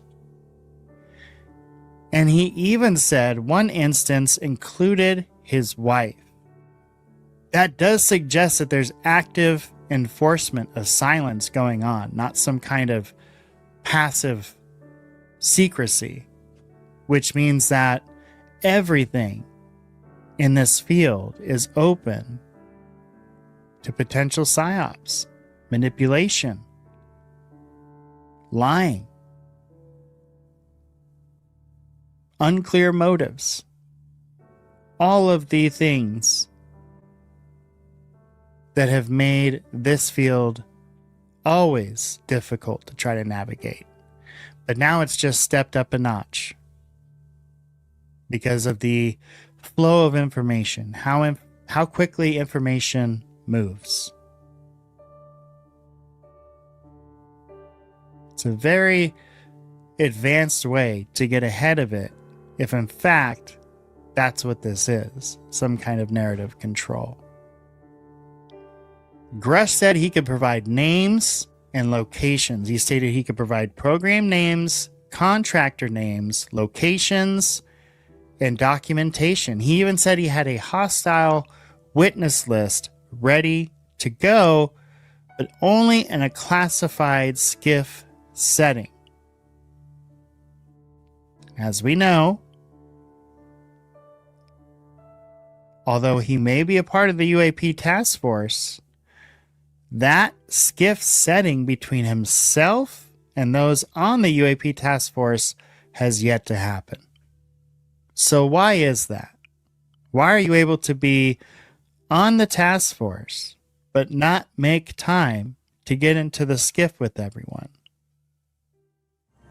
Have you heard? Have anyone been murdered that you would that you know of or have heard of? I guess I have to be careful asking that question. I directed people with that knowledge to the appropriate authorities. Do you believe that you witnessed an additional object under the water in relation to your encounter? I will say we did not see an object. There was something there to cause the whitewater, and when we turned around, it was gone, so there was something there that obviously moved. No, we actually joked that the Tic Tac was communicating with something when we came back, and because the whitewater disappeared. My crew that launched after we landed experienced significant jamming to the APG-73 radar, which was what we had on board, which is a mechanically scanned, very high-end system prior to the APG-79. And yes, it did pretty much everything you could do, range, velocity, aspect, and then it hit the lock, and the targeting pod is passive. That's what we were able to get the video on. Mr. Grush, what about you? What was your experience after you came forward? Well, it's only been about 2 months or so I guess my experience has been overwhelming support from former colleagues of mine that have privately messaged me, and I do appreciate that. But I do have knowledge of active planned reprisal activity against myself and other colleagues, and it's very, very upsetting to me. Coming from where? Certain senior leadership at previous agencies I was associated with. Yeah, there were certain colleagues of mine that were brutally administratively attacked, and it actually makes me very upset as a leader to see that happen to other coworkers and actually superiors of mine over the last 3 years. How do you account for that response? That seems like a bizarre response. I call it administrative terrorism. That's their quiver, their tool in the toolbox to silence people, especially. The career government service cares about their career, cares about their clearance, their reputation to climb the ladder. And when you threaten that career path, a lot of people back off. Actually, I've been treated very well. And the 6 people that were involved, myself included, All of them have or will be retiring from the military as 05s or 06s. And all my friends that are very senior, 3 and 4 stars, I've talked to them. They believe, they understand there's a problem. But no, I was actually treated really well. You know, I'm not like a UFO fanatic. It's not me. But I will tell you that what we saw with 4 sets of eyes over a 5-minute period, still, there's nothing, we have nothing close to it. It was amazing to see. I told my buddy I wanted to fly it, but yeah, it's just an incredible technology. In the last couple of years, have you had incidences that have caused you to be in fear for your life for addressing these issues? Yes, personally. To your knowledge, are NHIs working with adversarial foreign governments in either technology exchange programs or back engineering programs? I don't have data on that. I'm not sure. Have you heard or you had people come forward to present that evidence? Not that particular evidence that you just espoused. Okay, on the 19th of April, Dr. Kirkpatrick, head of Aero, had said that he did not find any evidence of UAPs. You also stated that you had, in your interview, that you had briefed him on information that you were uncovering, but that he did not follow up with you. Were the items that you divulged to him pertinent to national security? Yes, him and I had a classified conversation in April 2022 before he took over Aero in July 2022, and I provided him some concerns I had. Do you know why he might not have followed up with you? Unfortunately, I cannot read his mind. I wish he did. I was happy to give sage counsel to him on where to look when he took the helm of Aero. Mr. Graves, can you please explain to me in detail the event that occurred at Vandenberg Air Force Base? In the 2003 timeframe, a large group of Boeing contractors were operating near one of the launch facilities at Vandenberg Air Force Base when they observed a very large 100-yard sided red square approach the base from the ocean and hover at low altitude over one of the launch facilities. This object remained for about 45 seconds or so before darting off over the mountains. There was a similar event within 24 hours later in the evening. This was a morning event, I believe 8:45 in the morning. Later in the evening, post-sunset, there were reports of other sightings on base, including some aggressive behaviors. These objects were approaching some of the security guards at rapid speeds before darting off. Another question on follow-up referencing the gimbal video go fast incident. Can you just clarify, because to our understanding the footage was actually cut off at a certain point, but what happens at the end of that video, just for those Americans specifically that are wanting to know about the rest of that footage? Certainly. There was some uncertainty or instability with the object. It seemed to rock a bit, and that's the last I had seen of the video. Much of the data that I would recommend be analyzed would consist of radar data that would provide precise kinematics on the object, as well as the fleet of objects that were operating nearby. Okay. When those objects broke the sound barrier, did they make a sonic boom? I was in a jet. You can't hear anything. It's kind of loud in there. Yeah, you're not able to actually personally tell within the vehicle. I will say the objects that we were seeing, they were spherical, and they were observed up to Mach 2, which is a very non-aerodynamic shape. Could a human survive those G-forces with known technology today? No. No, not for the acceleration rates that we observed. Have you met with people with direct knowledge or have direct knowledge yourself of non-human origin craft? Yes, I personally interviewed those individuals.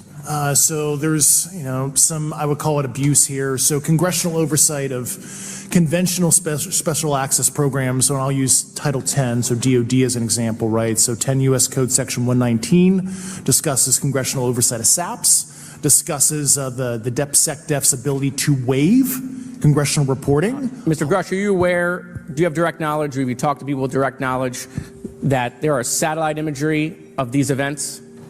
That was one of my primary tasks at NGA, since we process, exploit, and disseminate that kind of information. I've seen multiple cases, some of which, to my understanding, and of course I left NGA in April, so that's my information cutoff date. But I personally reviewed both what we call overhead collection and from other strategic and tactical platforms that I could not even explain prosaically. And I have a degree in physics, by the way, as well. And I'm aware that you guys have not seen these. Do you have any information that the U.S. government is involved in a disinformation campaign to deny the existence of certain UAPs?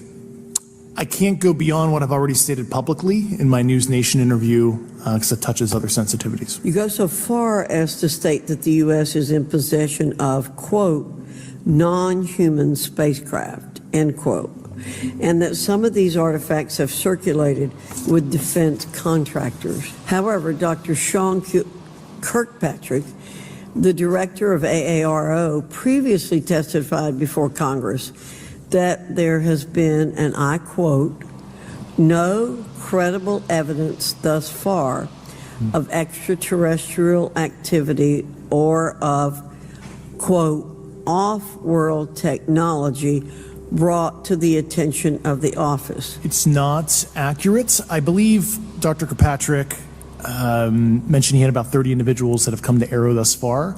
A few of those individuals have also come to Arrow that I also interviewed, and I know what they provided Dr. Kirkpatrick and their team. Okay. I was able to evaluate that information. I need to go on. Sure. But my understanding that his statement is accurate, came from a direct quote. Only a few weeks ago, 19th of April, the head of the Pentagon's UAP investigations program, Dr. Sean Kirkpatrick, told Congress Arrow, that's the Pentagon's UFO investigation body, has found no credible evidence thus far of extraterrestrial activity, off-world technology, or objects that defy the known laws of physics. While a large number of cases in our holdings remain technically unresolved, this is primarily due to a lack of data associated with those cases. Was that a lie? Well, I know Dr. Sean Kirkpatrick. I've known him for about 8 years. And, I expressed some concerns to Dr. Kirkpatrick about a year ago and told him what I was starting to uncover. And he didn't follow up with me. And he has my phone number. He could have called me. I hope he ultimately does the right thing. He should be able to make the same investigative discoveries I did. It's totally crazy if he doesn't. The head of the very body that Congress has ordered to tell the American public the truth about UAPs is possibly misleading the American public. Do you think the American public is being lied to? Well, they've been lied to over the years, and I'm hoping that the lies stop. We should investigate the extent to which elements of our government possess or do not possess information that is of critical value to the American people. Has the U.S. government become aware of actual evidence of extraterrestrial, otherwise unexplained forms of intelligence? And if so, when do you think this first occurred? I like to use the term non-human. I don't like to denote origin. Keeps the aperture open, both scientifically. Right. Certainly, like I've discussed publicly previously, 1930s. What special access programs cover this information, and how is it possible that they have evaded oversight for so long? I do know the names. Once again, I can't discuss that publicly and how they've evaded oversight. In a closed setting, I could tell you the specific tradecraft used. Has there been an active U.S. government disinformation campaign to deny the existence of unidentified aerial phenomena? And if so, why? I can't go beyond what I've already espoused publicly about that. Okay, I've been told to ask you what that is and how to get it in the record. Yeah. If you reference my News Nation interview, and I talk about a multi-decade, campaign to disenfranchise public interest, basically. Yeah. Overall, the government has been the custodian of a lot of this, right? And they'll hand receipt it out to a cleared defense contractor to do some analysis, which I find highly unethical. You have basically a sole source arrangement, and you allow certain private corporate elements to look at this, develop a potential insight, and then sell it back to the government for profit. And I think that's totally unethical.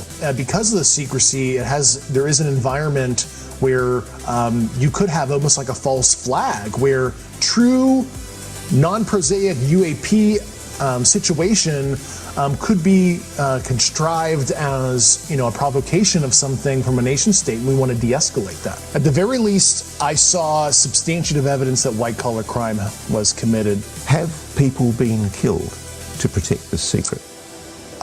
Based on the people I talked to, that was an ongoing concern. Yeah, unfortunately, I've heard some really un-American things I don't want to repeat right now. So you have a strong suspicion that people have been murdered to protect the secret. Over the years, yeah. He says our geopolitical rivals have their own crash retrieval programs, which they are also secretly exploiting for military purposes. We're in a competition with their adversaries to understand this, and it's a multi-decade Cold War that has been under our nose for so long, and there is no good way to level the playing field and hold other nation states accountable if they're doing unethical or illicit activity as it relates to this subject. And I think the obtuse secrecy is actually putting us in a very dangerous position where a country might make a breakthrough. Let's say it's an adversary of ours, and it is so destabilizing. You say there's been a Cold War behind the scenes with Russia and China. There has been a Cold War with our peer adversaries, yeah. Mr. Graves, one of your main concerns is that the FAA currently does not have an official process to receive reports of UAP from pilots or others, correct? Correct. And in your experience, what data should the Aero program prioritize for potential collection? We have, location, date, time, but are there other specific characteristics that should be included in these reports? Certainly. I think that there's two categories that would be important. One would be kinematics and understanding the specifics of how the vehicle or objects are moving. And the second would be a more zoomed out approach of being able to look at origin and destination before the incident, as well as getting a better contextual understanding of how these objects are interacting with each other. If you were me, where would you look?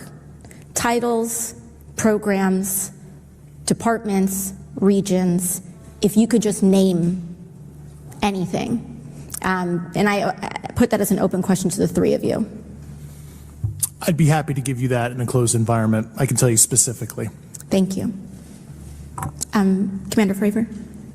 And I would say, and I've told people that you have to know where to look. They're not going to divulge it to you because of the classification levels. But if you know where to look and who to talk to, which is exactly what Mr. Grush can point you, then you have them.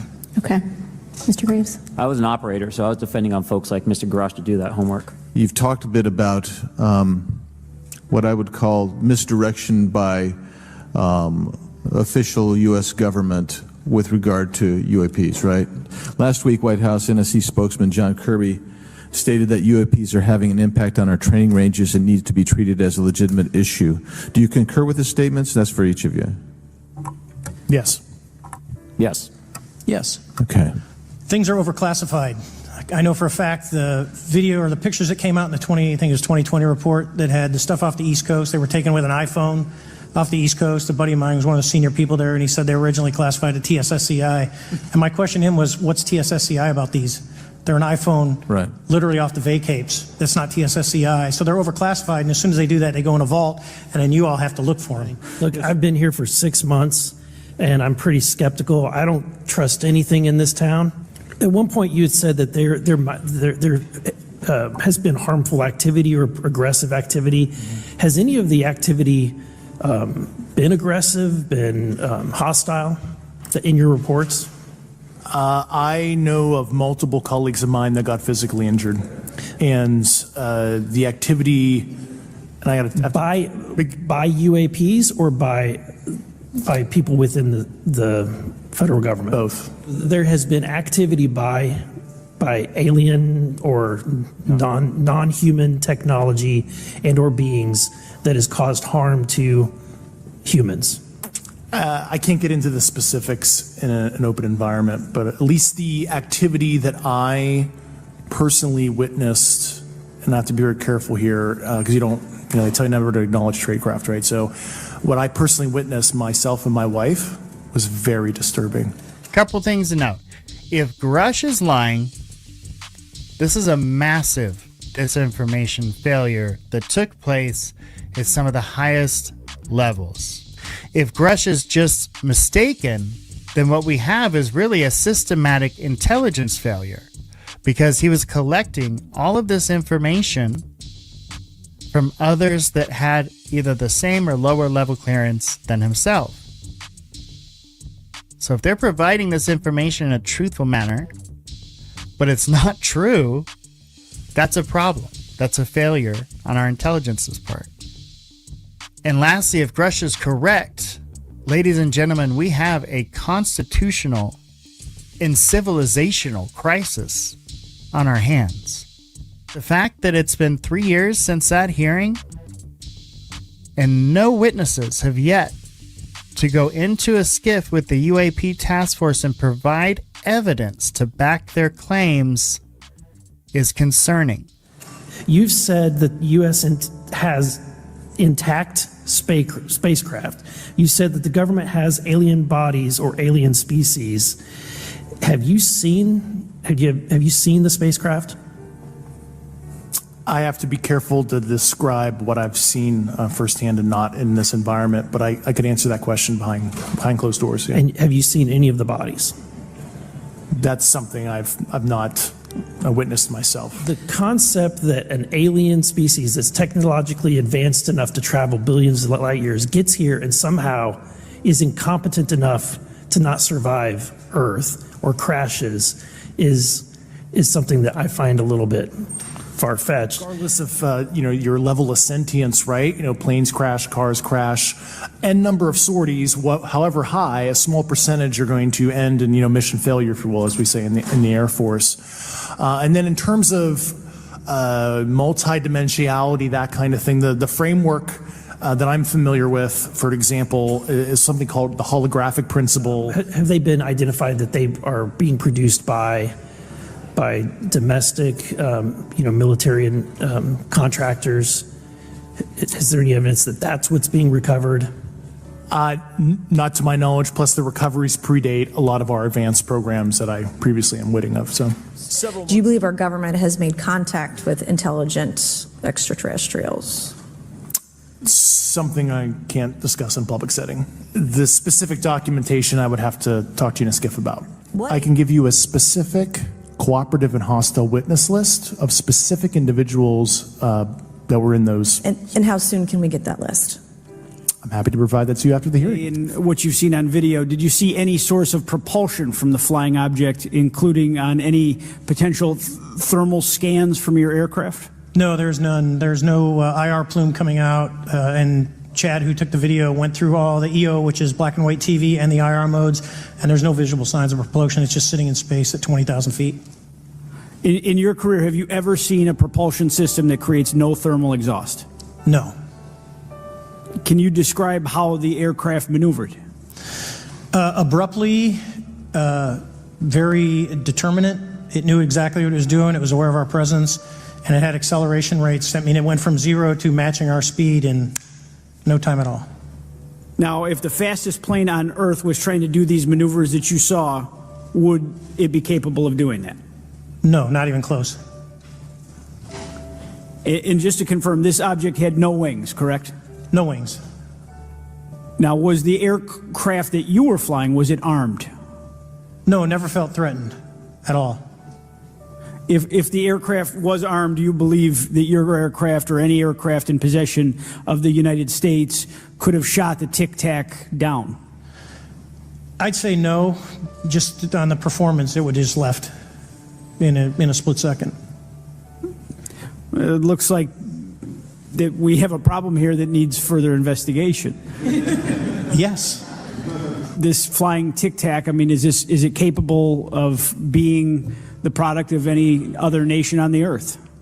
No, like I said earlier, I think it defies current material science and the ability to develop that much propulsion. And I know there's been some physicists have done calculations, which is beyond anything that we have. No, it's been said it's probably the most credible UFO sighting in history based on all the sensors that were tracking it, and then for us to get visual and to go against the naysayers that it's something on the screen or whatever. I mean, there's 4 sets of human eyeballs. We're all very credible. Of the 6 of us that were involved in the thing, including the video, every one of us is going to do 20 plus years in the military in very responsible positions. So I'd say the world needs to know that. So when we think about traditional adversaries and both us towards them and them towards us, we probe their capabilities. We look for weaknesses, and we collect that data, that reconnaissance for in the event we need it in the future. for each of you, yes or no question. Based off of your own experience or the data that you've been privy to, is there any indication that these UAPs could be essentially collecting reconnaissance information? Mr. Graves? Yes. Mr. Grush? Fair assessment, yeah. Mr. Fravor? Very possible. Is it possible that these UAPs would be probing our capabilities? Yes or no, Mr. Graves? Yes. Grush? Yes. Fravor? Definitely. Is it possible that these UAPs are testing for vulnerabilities in our current systems? Yes. Yes. Possible. Do you feel, based off of your experience and the information that you've been privy to, that these UAPs provide an existential threat to the national security of the United States? Mr. Graves? Potentially. Yes, sir, potentially. Same answer, potentially. Yeah, I'd say Fravor. definitely, potentially. Mr. Graves and Fravor, in the event that your encounters had become hostile, would you have had the capability to defend yourself, your crew, your aircraft? Absolutely not. Sir? No. Is based off of the information that you've been privy to, is there any indication that these UAPs are interested in our nuclear technology and capabilities? Yes. By external observation, sure, that could be a fair assessment, yeah. Yes. Is there any indication that the Department of Energy is involved in UAP data collection and housing? I don't have an answer. I can't confirm or deny that in a public setting. And could you do it in a secure setting? Yes. Mr. Fravor? No, I don't know. There clearly is a threat to the national security of the United States of America. As members of Congress, we have a responsibility to maintain oversight and be aware of these activities so that, if appropriate, we take action. Sure. Do you have any personal knowledge of someone who's possibly been injured working on legacy UAP reverse engineering? Yes. How were they injured? Is it something like a radioactive type situation or something we didn't understand? I've heard people talk about Havana syndrome type incidences. What was your recollection of that? I can't get into specifics, but you could imagine assessing an unknown unknown. There's a lot of potentialities you can't fully prepare for. Are you aware of any individuals that are participating in reverse engineering programs for non-terrestrial craft? Personally, yes. Do you know any that would be willing to testify if there were protections for them? Certainly closed door and assurances that breaking their NDA, they're not going to get administratively punished for so. Why is it that you refer to the phenomenon as non-human intelligence? Why deviate from the basis of extraterrestrial life? I think the phenomenon is very complex, and I like to leave an open mind analytically to specific origin. When you say specific origin, are you referring, can you elaborate on that for those that might not? If it's a traditional extraterrestrial origin or something else that we don't quite understand from either a biological or astrophysics perspective, I just like to keep an open mind on what it could be. You mentioned white-collar crimes potentially being taking place in regards to a cover-up. Can you please elaborate? I have concerns based on the interviews I conducted under my official duties of potential violations of the Federal Acquisition Regulations, the FAR. Was this the first time that you encountered a UFO or a UAP in 2004? Yes. And what was your general attitude or perspective on the UFO discussion before that happened?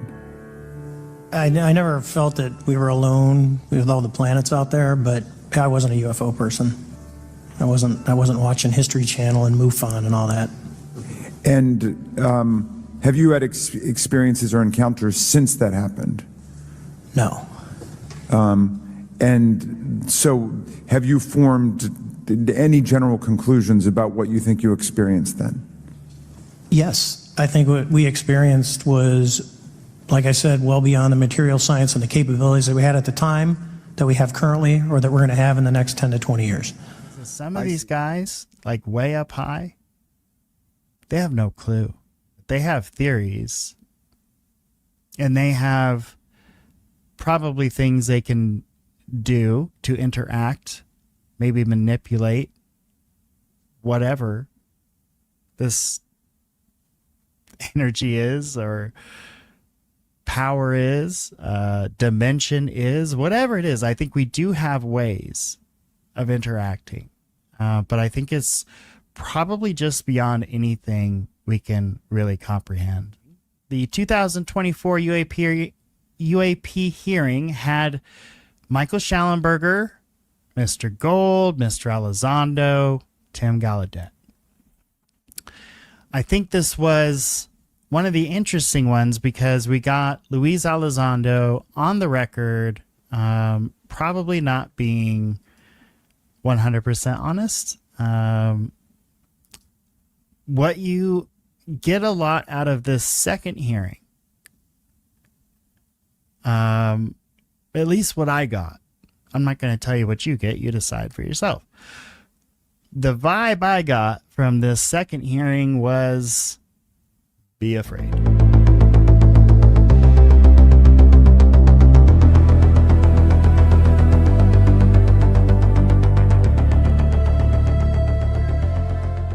Do you solemnly swear to affirm that the testimony that you are about to give is the truth, the whole truth, and nothing but the truth, so help you God? Let the record show that the witnesses all answered in the affirmative. The transparency of the Defense Department and the intelligence community have long been abysmal. The Pentagon has failed 6 consecutive audits. In fact, it's never actually passed one.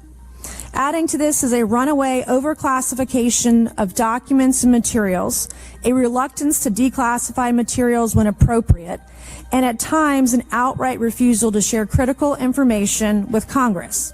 Last year's hearing was a great example of open dialogue about UAPs, and we must remain committed to sharing information with the American people. When the American people and members of Congress ask, are reports of UAPs credible, we're met with stonewalling. We're met with responses of I can't tell you, and in fact, we're met with people not wanting us to have hearings. We're met with people not wanting us to ask you questions. In fact, many of us were told not to ask some of you certain questions on certain topics. We know there are advanced technology programs. Almost 15 years ago, one of those came out of Area 51 to go after Osama bin Laden, and the only reason we know about that is because one of those helicopters was downed. As we get into a new administration, the president-elect has talked about opportunities to declassify information on UAPs, and I hope he lives up to that promise. And I would now, committee staff asked me to go ahead and I will do it, to enter into the congressional record this 12-page document that Michael Schallenberger brought today that describes the Immaculate Constellation government program.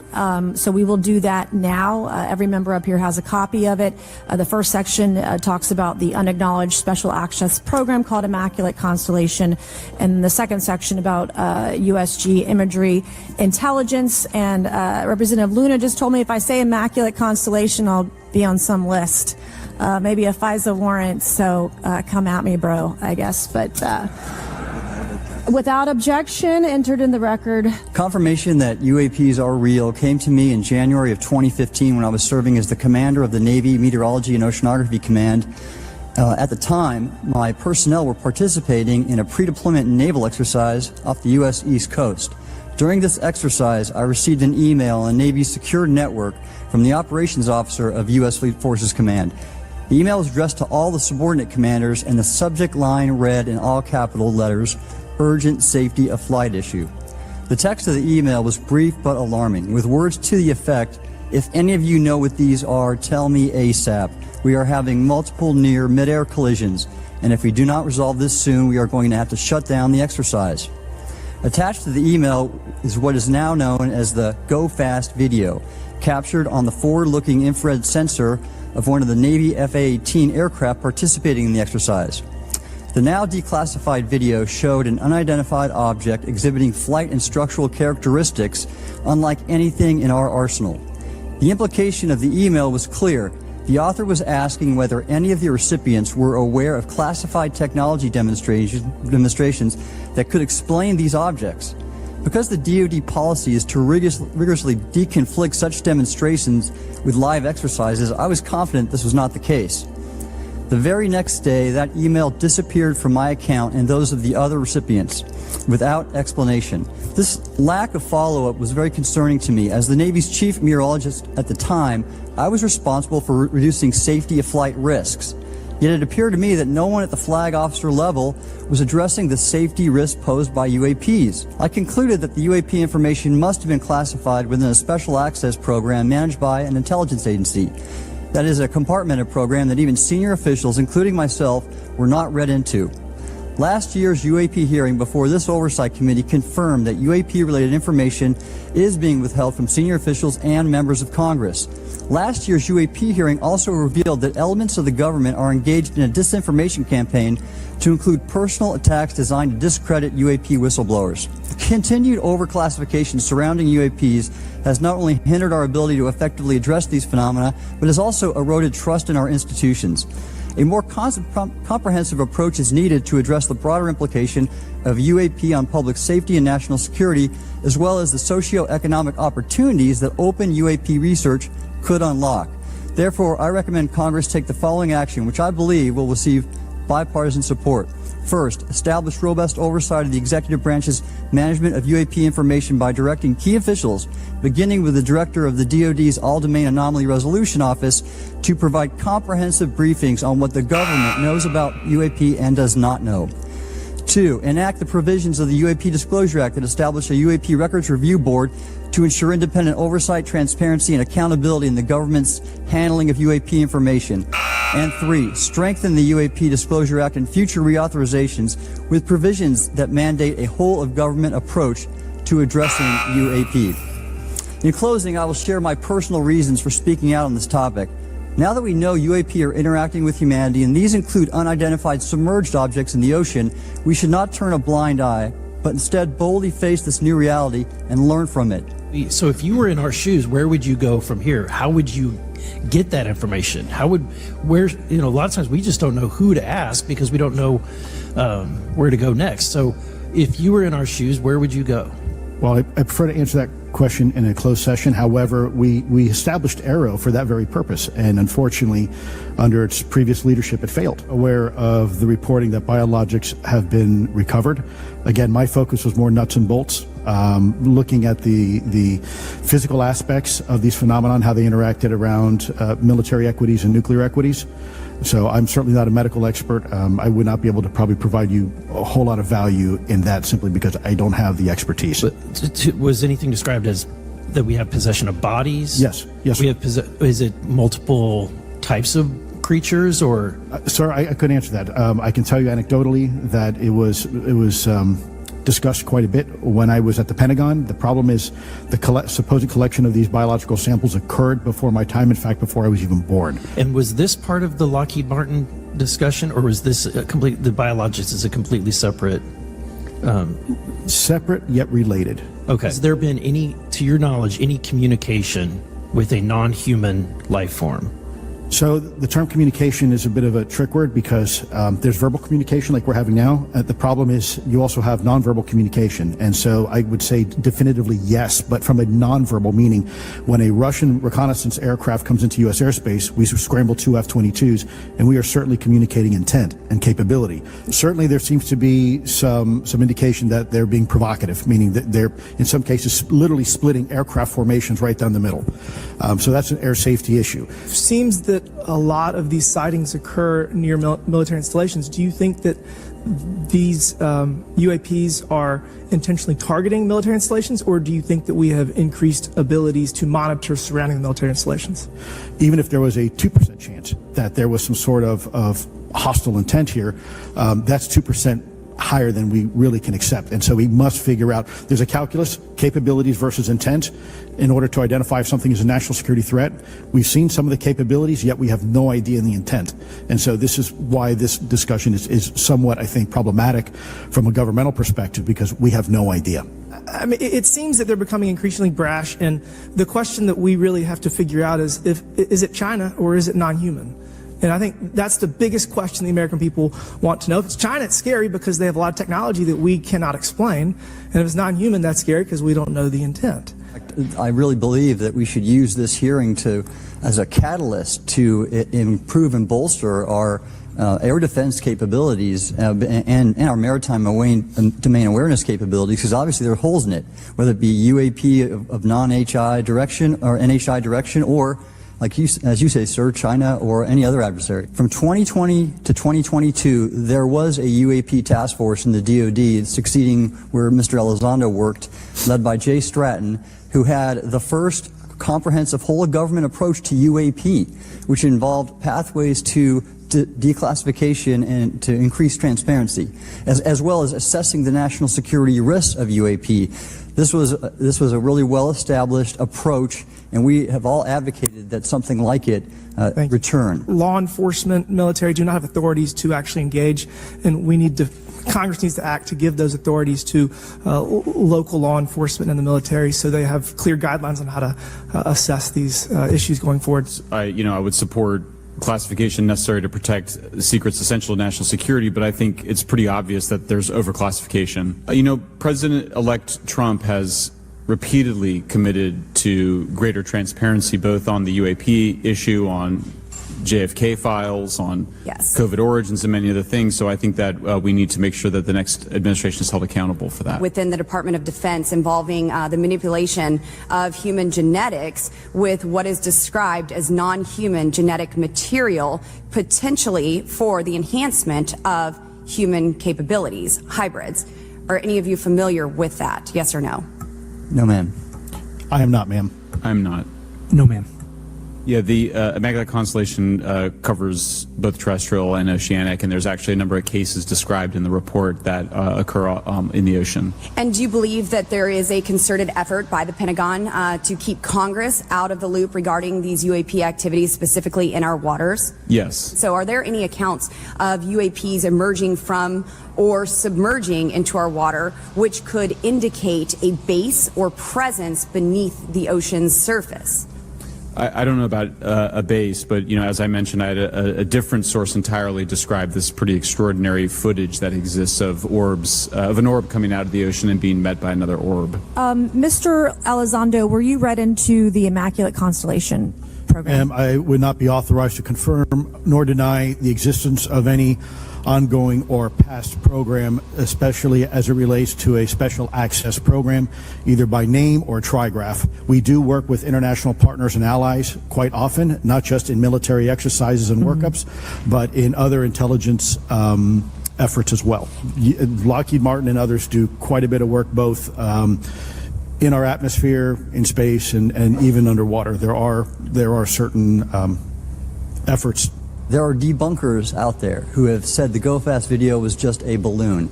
That was only one video that was released. There were dozens of these encounters that pilots, friends of Ryan Graves, who's in this room right here, witnessed and caused significant safety concerns. Mr. Schellenberger, how do we get more whistleblowers to come forward? Well, this hearing is very important, and obviously, I can't encourage whistleblowers to obtain information, but I can guarantee that I will protect them and go to prison to protect their identities. How would you define non-human biologics, non-human intelligence? What are we actually talking about? Admiral, and we'll go down the line.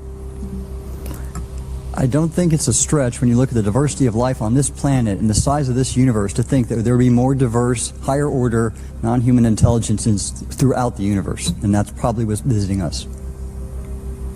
I would take the scientific approach. The definition would be the ability to react to a stimulus in a manner that requires an intellectual thought process. I just don't know. I think we must be modest in our assumptions that we're looking for intelligence. That could be biological, it might not. Non-biological, but what non-biological intelligence, what does that mean though? Artificial intelligence, ML, machines. We assume that all intelligence would be like us, and every time we look out in the universe, we are humbled relative to what we don't know in terms of the forms of intelligence and what it may take. I can assure you I probably can't ask you your question, but I think the ultimate answer is going to surprise us all. I think we all know that there's something going on. Mr. Elizondo, based on your knowledge of UAP sightings, do you believe it's fair to say that they are especially common near nuclear sites? Yes, sir. Mr. Congressman, I absolutely am convinced of that, as are my colleagues inside the government. Do you believe they've caused an irregular activity, and why might they be interested in those sites?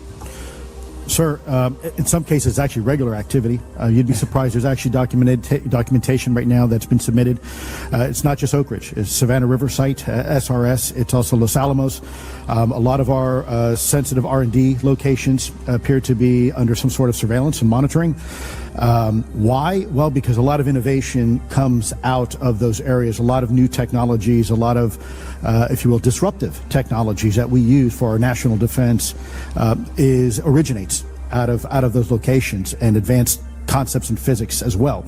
So if I was doing any type of reconnaissance, even on a foreign adversary, that's a great target to start with. What role might the Department of Energy or its subsidiaries or affiliates have in this type of technology, or possessing this type of technology, whether it's ours or others?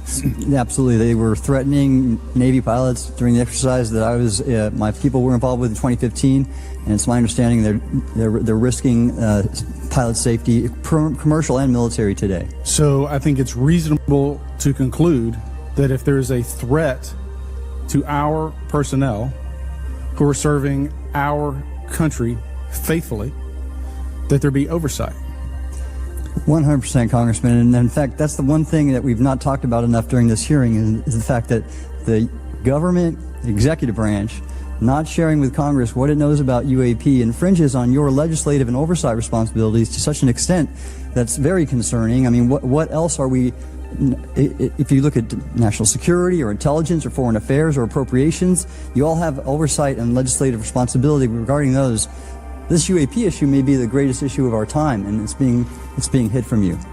My concern, whether this technology emanates from us or otherworldly, that we know that we possess it. And where's the accountability? Where are the stopgaps? What are the guarantees that if this were to fall in enemy hands, that it isn't immediately weaponized against us? And I'll say this, it is clear from my experience and what I've seen that there is something out there. The question is it ours? Is it someone else's? Or is it otherworldly? And Madam Chairman, I would posit that as the legislative body, as the regulatory body, we must know. And anyone who prevents us from gaining access to that information, I would consider that criminality. Because we have U.S. personnel who may very well be in harm's way. We have technology that ultimately may threaten our very existence. This is some kind of a psychological operation that's completely controlled by the government or by some organization within the government. They have these senators by the balls. Now, these are the identifiers. Okay, these are things you need to look for. It doesn't mean if you see one of these things in statements or conversations or meetings or whatever, it doesn't mean that's what's going on. It's just like anything else. These are little data points. So a couple of these, okay, if a couple of these make you feel that way and you interpret it that way, okay. If almost all of them are checked off, then you may have a problem. You may be recognizing that there's a psyop literally going on in your sphere, right? Like it's happening and you are identifying it. And that's a good thing. You can't stop it. Like we're not going to be in a position where we can stop this from happening. But we can identify it and we can learn how to react to it appropriately so we don't get swept up into it. Does it emotionally affect you? That is a huge one. Why are you so upset about something that really, when you think about it, at the end of the day, will have zero impact on your personal life. Does it emotionally impact you? Do they hide details from the case? Like, why would you do that? Why would you not tell us the whole kit and caboodle, right? Does it benefit someone powerful? I mean, that's a big one, right? As we choose where to get our news from and what news to believe, who's the person behind that, right? Like, who wants you to receive that message and wants you to feel that way, and how would they benefit from it? If the channel you're watching is a so-called news channel, and it's constant fear, fear, fear, fear, and then it cuts to commercial, and there's a drug for this, there's a drug for that, there's a drug for this. That's benefiting someone, right? If there's a challenging question, is that silenced? Are you made to feel like some kind of nosy asshole because you have a legitimate question about an issue? That's weird. Does the message seem to repeat everywhere all at once? Oh, 100% that happens. We have seen that happen. And then if it's challenged, do any of the facts change? Because facts are not supposed to change, right? Like, facts are supposed to be facts. Again, you tie this in with the previous list, okay? So if you're seeing these things,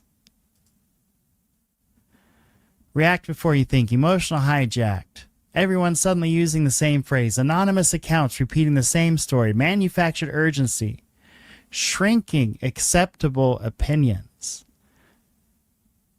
That's a big one, right? Like, how come we used to be able to talk about this and now the conversation has changed to that? You literally see this happening in this field.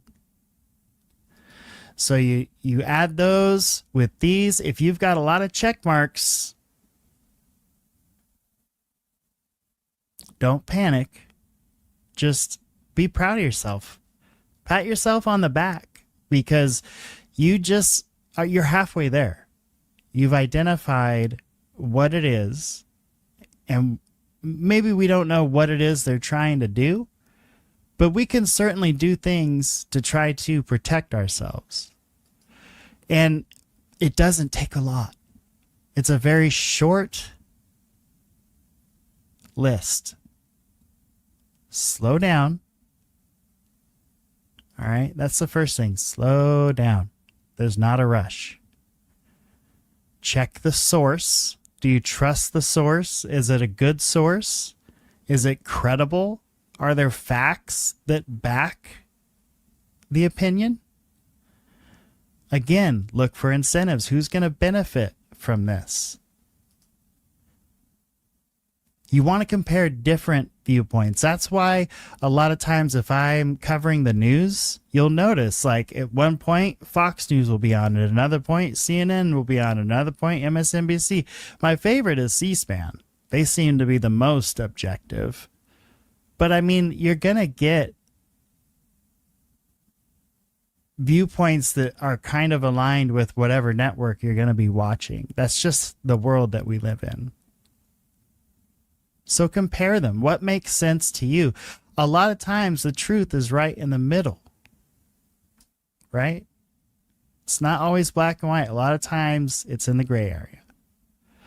The main thing is, and the reason I rewound it, is don't let fear decide. If you're afraid, if there's fear, that needs to be addressed. What are you afraid of? And why is this fear there? Is it legitimate? And if so, that's a whole nother can of worms. So slow down. Your mind is your firewall. And then simply verify what you amplify. Right? If you believe something very strongly, you're posting about it, you're trying to convince other people there's something to it, do your homework. Make sure you're sure. Because if you're not sure, look, we all make mistakes. That's one thing. And we have to be pliable, right? Like we have to be able to adapt and adjust and accept different viewpoints.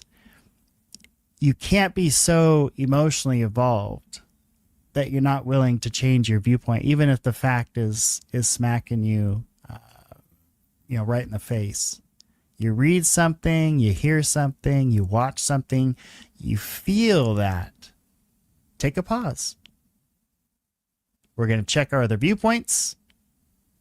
We're going to see who benefits from the actions. And we're going to restrain from breaking news, right? Before we gather the facts. Because that's how misinformation gets spread. It gets spread because of speed. People want to be the first person to deliver that message, to break that story, to break that news. And of course, you're going to want to do that, especially if you're in the journalism field. But most journalists have this rule, like unless they can source, unless they can get a confirmation, some kind of independent confirmation of the story that they're going with, they don't go with it. In the social media world, we just have to hear it and we can repeat it and anything can go viral.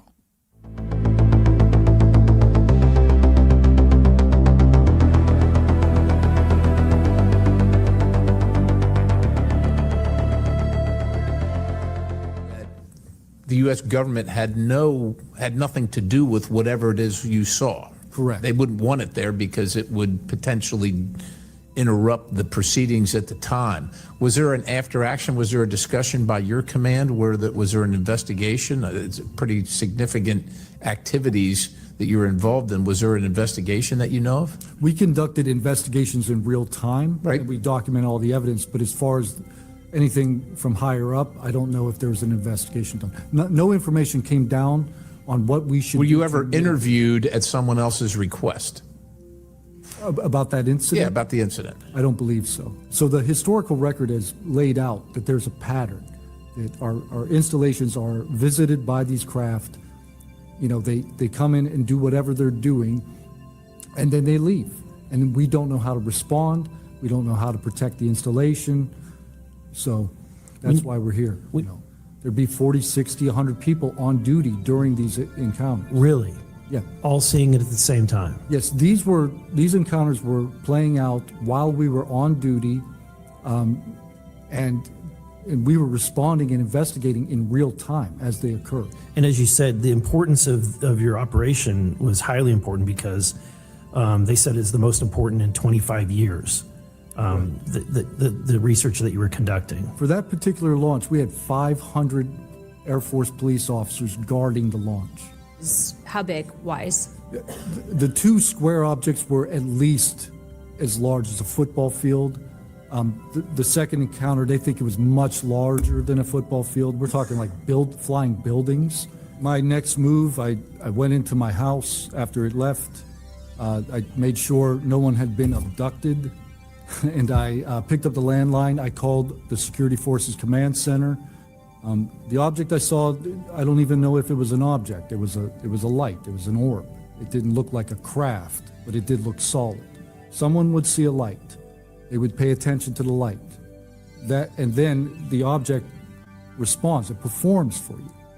And then they come down and they investigate you. So it's almost like they're curious.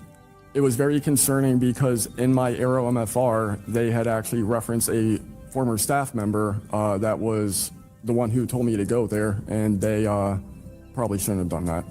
How important, given everything that you've seen and experienced, is the UAP Disclosure Act of 2025 in restoring both public accountability and trust? I think very important. I would hope, though, that the 7-year window could be shrunk, my opinion, but very important. The truth needs to be known.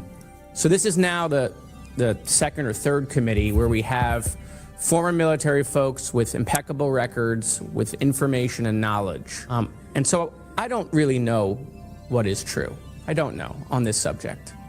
But I do know when we're being lied to. And we are definitely being lied to. There's just no doubt about that. What you were looking at was a weapons program that you were unaware of, or did you think what you were looking at was obviously some extraterrestrial piece of technology? Neither one of those crossed my mind. It was just... How about now? What do you think it is now? I'm not the expert. I think I want to be as skeptical as everyone else and just hope to know the information. Anyone in the U.S. government tell you what you were looking at to try to dissuade you from what you thought it was? No. So no one was like, oh, there was some anomaly with the technology. No one from the government did that? No one. Someone's lying about something. Someone's hiding something, right? That's not normal what you looked at. So it's either a weapons program being reverse engineered by our governments or other governments, or it's nobody's government, and it's not from here. Those are it. You agree with that assessment? I agree. One or the other. Think that, in your opinion, that the equilateral triangle was the U.S. government's technology? I did once upon a time, but knowing what I know now, I'll have to answer that question in a skiff, probably. My next question is, you teased us, so knowing what you know now means what? I know enough to know that if you want an answer to that question, go to Arrow. Strategic absence of evidence and verifiable details. So every time there's a shocking claim, we're told, wait for the skiff. And here we are, nearly 3 years later, waiting for the skiff. Okay, you said in your testimony earlier with the chairwoman, you know other things. I guess that has to be mentioned in a skiff. It would. The other things. It would, pending I'm even legally allowed to speak on, and the people in the room are even legally allowed to hear it. That's right. They compartmentalize the information. Only certain people know the name of the program, and if you don't know it, you can't get the information. If you don't have the name, you don't know what to ask for. Is it a way for the government to hide from Congress what's really going on and where the money's going? In my opinion, absolutely yes. Do you think that any of this is a psyop by the U.S. government? Entirely possible. I mean, our government and other governments have admitted that they've tried to use UFOs to cover secret projects. And that's what disgusts me about this whole thing. I think they're just trying to run the clock out on us, really. They'll poke us a little, and they'll make jokes to us and try to pull us off the target, but I think we know where we're at, and that's why they're firing at us, because we are over the target. I think you got to unleash the dogs and go track down the money and where it goes, because a lot of this stuff has been moved out of government. Sure. As you know, Rep. Burchett, it's been given to private contractors who've stashed it away. They've had it for so long that there's nobody left inside government, or very few, who know where it is. And they do that to keep us from FOIA, correct? Yeah, it's to keep it from FOIA. And I think that the contractors who've had this stuff for a very long time set their own standards about who is allowed to know what. And it's a very small group that ever cracks that. I think Representative Luna has been looking at the use of classifications to hide things. I'm not sure that even this committee getting security clearances that should allow you to see this stuff would allow you to follow where it really goes. I don't think they've made much progress in learning that technology. Might have made some, but you wonder, the implication is Tic Tac. Oh yeah, that's ours. What flew over Washington, D.C. in '52, is that ours too? When are you going to break that out? You guys authorized tens of billions, hundreds of billions of dollars on weapon systems that can't do half of what we've seen UFOs do. So when do they break this out? If it's really a classified project, could change the world. I don't think they've made much progress, and I think they've been lying to us and to you and the rest of the world, and they're still doing it. I met with these officials who, during that time period, glasnost, perestroika, the Russians were trying to open up to the world, and I saw it as a window of opportunity, and it was. And we were able to talk these folks into providing us information that otherwise we would never have seen. Some of that was classified. I found out that they only stamped the top pages of these documents that were classified, so I just removed them. I removed those pages, and I carried them out. And if they'd caught me, I'd be in a gulag still. The Russian physicist who had helped us introduced all these people wrote back and said there was a huge eruption, that there was the real right, far autocratic forces that wanted a return of the USSR had really go after these guys. They described them as traitors. Nikolai Kapranov, the physicist friend of mine, said, look, if this had happened 5 years earlier, we would be in prison. If it had happened 10 years earlier, we would have been shot. Right. Luckily, at that point, Putin was not in power, but none of those people that we talked to on that trip in 1993 would ever talk to me again. And I can tell you, you'll see those files that I shared with you, they did find stuff.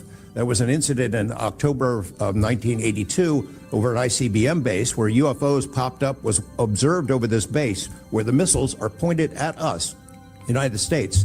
These UFOs perform incredible maneuvers. They split apart, they fuse back together, they'd appear and disappear. And right at the end of this 4-hour period, the launch control codes for the ICBMs lit up. Something entered the correct codes. The missiles were fired up and ready to launch, and they could not shut it down. The Russian officers were panicking. The UFOs they disappeared. The launch control system goes back to normal. Colonel Sokolov and his team came in, took the thing apart, could not figure out what it was. It wasn't a power surge or EMPs or some of the baloney excuses that our country has given for similar events involving our nuclear missiles.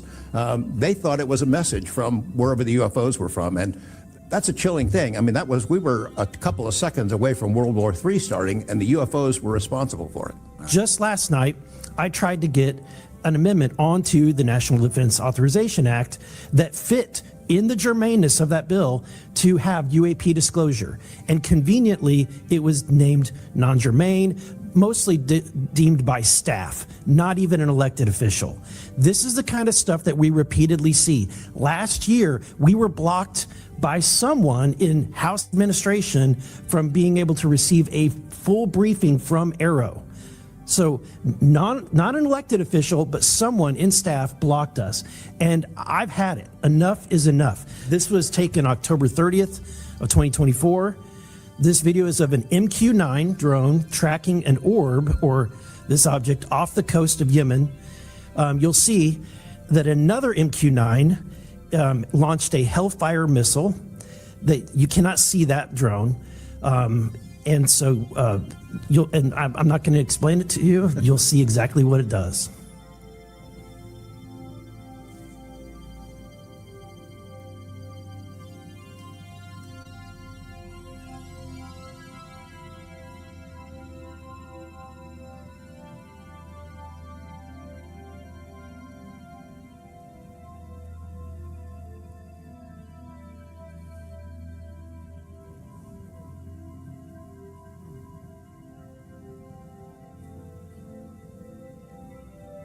This is when it zoomed out, so you can still see it traveling.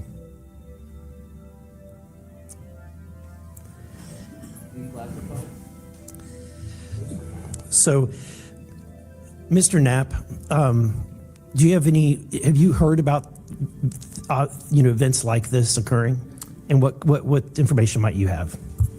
I have heard about events like this. I have heard about this event. Jeremy Corbell and I talked about it in one of our episodes a while back.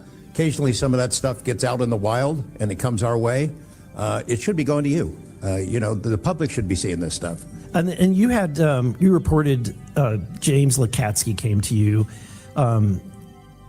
with government possession of NHI craft and how they ultimately gained entry. Can you testify to the veracity of that claim? Dr. Lakatsky is an honorable man who served most of his career with the DIA, a very trusted, high-level rocket scientist and intelligence analyst who inspired the OSAP program, as I said earlier. And in full disclosure, I've co-written 2 books with him. He dropped this on myself and our other co-author out of the blue.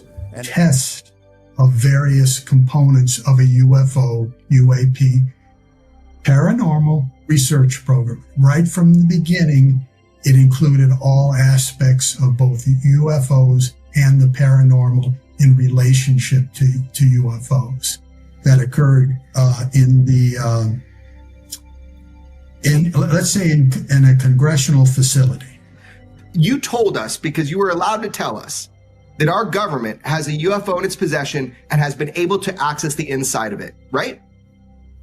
Yes, it makes why is it delicate? Described in here look primitive. The devil is in the details. So when you have Jim Lakatsky doing an interview, you have to pay extra special attention to what it is he's exactly saying, what it is he's exactly committing to. Or maybe they have some kind of agreement. I mean, we've heard multiple folks talk about agreements between certain alien extraterrestrial races and certain governments or certain powerful groups of people. I know it sounds crazy, but this whole topic can get a bit crazy, right? If there's truth to the legacy program, good people were hurt. Like, really good people were hurt. And what we do know, just as a fact, is that emotionally, professionally, people were absolutely hurt just by our own intelligence agency. We know this. I get confused when we put some of these intelligence agencies on these pedestals. Like, what are you talking about? They're the greatest. Well, look, I think the CIA is probably the greatest in the world at what they do, probably. But they shouldn't be doing it to us. Like, we were supposed to be off limits. The CIA isn't even supposed to be able to operate in the United States. But guess what? They do. They do. Clear as day, they barely try to hide it. And PSYOPs to the CIA is a second language. We know that. If you've hung out with me, watched my channel, watched any of my videos, we know that. We know what that group of folks is capable of. So yeah, I get upset when I think about legacy programs and people that were hurt, lied to, manipulated, lives that were ruined. It really upsets me because what they were doing, you know, I could understand if at first it was like, hey, let's not freak people out until we get our arms around this, until we have our bearings, and probably would agree with that statement at the time. Like, if I was one of the decision makers back then, I probably would have said the same thing. Let's just see what we can figure out first. Like, if we know absolutely nothing, let's see what information we can find out first so as to limit the panic. And Mr. Gold tells Nancy Mace in one of these hearings, yeah, there could be a non-biological, non-human intelligence, and that would be AI. And they refer to the Immaculate Constellation leak, thanks to Matthew Brown, who I still regard as somewhat of a hero for doing what he did. I know people don't agree with me. I know people I even have on this show don't agree with me, but that's okay. It's okay to have a disagreement. I believe what Matthew Brown did was heroic. I think he saw something important. He wanted to let the world know, in particular our country know, that there's this whole nother realm out there and that we are being sheltered from it. Maybe the government thinks it's doing the right thing, but we are being told it's raining while they are pissing on our shoes. It took 14 months for us to get Dopser approval for him to release 2 sentences on that. He said this craft, we had managed to get inside of it. It had no wings, no rotor, no tail. It had no fuel tanks. They didn't know how it flew or how it was operated. It clearly looked like it was aerodynamic, but he would not go further. He's a by-the-book guy, and until he gets clearance to say more about that, I don't think we're going to hear much more. But it's not ours. It wasn't ours. We didn't make it. We didn't know who made it and how it was built and how it operated. We've got at least one. One of the big questions, I think, for many of us is why do you believe that the federal government refuses to be transparent about this issue? I think there's probably multiple reasons. At the start, when these things first started invading our skies in large numbers, we were scared. It was right after World War II, and we didn't know what they were, and they didn't want to panic the public, and that was probably a good call. Over time, I think the lying sort of became institutionalized, you know? A letter I sent to the DOD regarding the case of Major David Charles Grush, a UAP whistleblower who's been extremely helpful to this committee.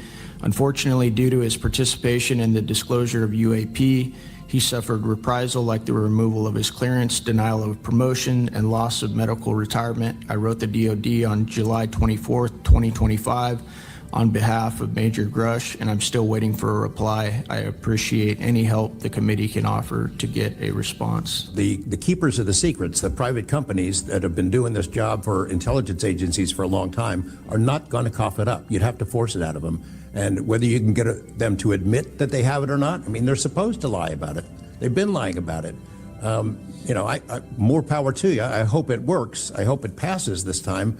But it's a daunting challenge to get them to open up after lying about it for more than 75 years. I think about Arrow, the organization that this body created to deal with witnesses and whistleblowers. I hope I'm not taking too much of your time here, but they invited people to come forward, service members who saw things and had experiences. And I can tell you that the people that I have talked to who went through that are deeply disappointed. There was a guy named Bob Jacobs who was a lieutenant attached to Vandenberg in 1964. His unit would record missile tests. They recorded all of them. On one of these particular tests, a UFO comes out of nowhere, zaps what looks like a laser beam at what would have been a nuclear dummy, a nuclear weapon, and disabled it. And he is called into the commander's office. 2 guys in suits clip that film footage out that shows the UFO, and he's ordered to never talk about it. He comes forward to Arrow. He heeds the call, thinking he's doing his duty as an American to tell that story, and they completely dismissed him. They made up a story that they had tracked down the original footage, and there was nothing like that in it. Well, there was no original footage. It had been taken away the day the footage was recorded. He's deeply disappointed. People like Bob Salas, who had worked at a nuclear ICBM base, who saw UFOs flying over the base, and these missile silos were taken down. He went to Arrow, too, and was completely disregarded. It almost looks like Arrow operated as a counterintelligence operation to get people to come in, tell their stories, and then discredit all of them. Really dig deep into Arrow, and I would encourage us. Oh, I'd be happy to send maybe a subpoena to Mr. Kilpatrick. There you go. Manipulation of message, manipulation of narrative. That is really the problem with this entire the system that we've seen. Are any of you willing to name specific gatekeepers within the root cell of the UAP-SAP Federation?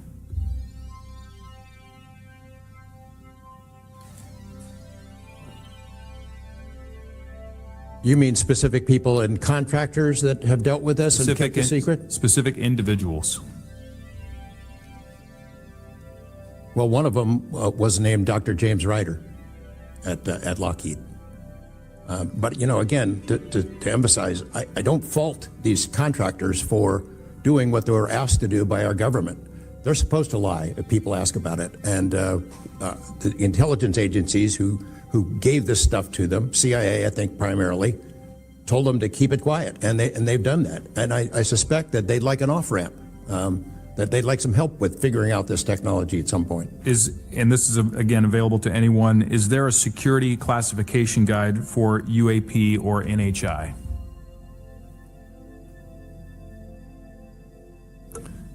I remember in the 2003 or 2023 hearing, it was stated that all UAP related material is classified secret or above. I have a name for you. Go ahead. Glenn Gaffney, CIA. Glenn Gaffney, CIA. And I think if we could get some of these accused legacy program folks, that would be even more interesting. I think what we would hear is a lot of pleading of the fifth, unless for some reason they wanted to voluntarily testify, like they woke up one night and decided they had a conscience and cared about people and things and stuff and didn't want to hurt people anymore. That'd be great. You know, the question is, and I posed it in one of the previous hearings, is it ours, is it theirs, or is it otherworldly? There may not be a silver bullet at the moment, but when you look back through the hearing and the evidence that's been presented, if you're going to point the American people to one piece of evidence to start their journey on this topic, what would you suggest, sir? If just the average person here in America looked at absolutely everything that has come across television, the internet, etc., you can't tell yourself that 100% of what's being recorded is fake or false. You have to, at some point, understand that there's something else out there. And I think this latest video from Mr. Burleson is something that should get everyone pause. When you see the three orbs that drop, was that in a defensive posture or was that in an offensive posture? And what capabilities did those orbs have that we, quite frankly, may not have? Mr. Knapp? As I mentioned at the beginning of my remarks, what hooked me on the story was the paper trail, these documents that shouldn't exist. We've been told for decades, over and over, there's nothing to it. It's not a threat. You can go about your business. And then when FOIA becomes the law of the land, thousands of pages to the contrary leak out. We don't know where they're from. I don't know anyone who knows the answer for sure. They call them aliens just as a placekeeper kind of a word, but no one in all these programs who've studied this stuff for years, people with much bigger brains than mine, knows the answer for sure. I just think that's we're scratching at something that we don't have any knowledge of, and that's why it's just taken so dadgum long. But they do know, first one that cracks that code, it's over. I mean, it's energy, it's power, it's everything. And I worry too that in the wrong hands that they do that, they keep it from the rest of us because they're so invested in whatever energy sources we have here that their billionaire buddies are going to profit, and they can't retool because they know once it's out on the internet, it's over. I hope that you all see that we're committed to this. And we're going to be scrappy about it. We may not have the direct authority, but I can assure you Representative Luna is about as scrappy as it gets. I wouldn't want to scrap with her. But that being said, I think that if the American people want to see answers, we need to action. We've had the hearings. It's time to take action. It's time that we pass Tim Burchett's Whistleblower Act. It's time that we pass the UAP Disclosure Act. And I think that we've had a lot of talk about this. It's time for action.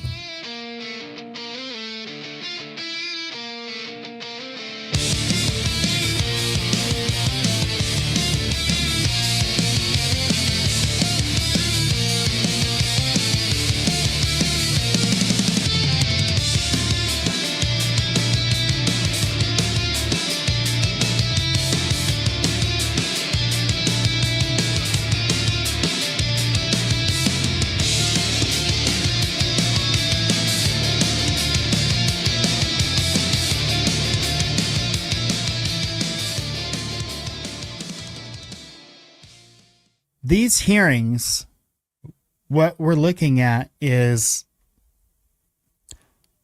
Are the hearings functioning as narrative control and a narrative operation, intentionally or opportunistically designed to steer public attention to protect programs and really control what questions get asked?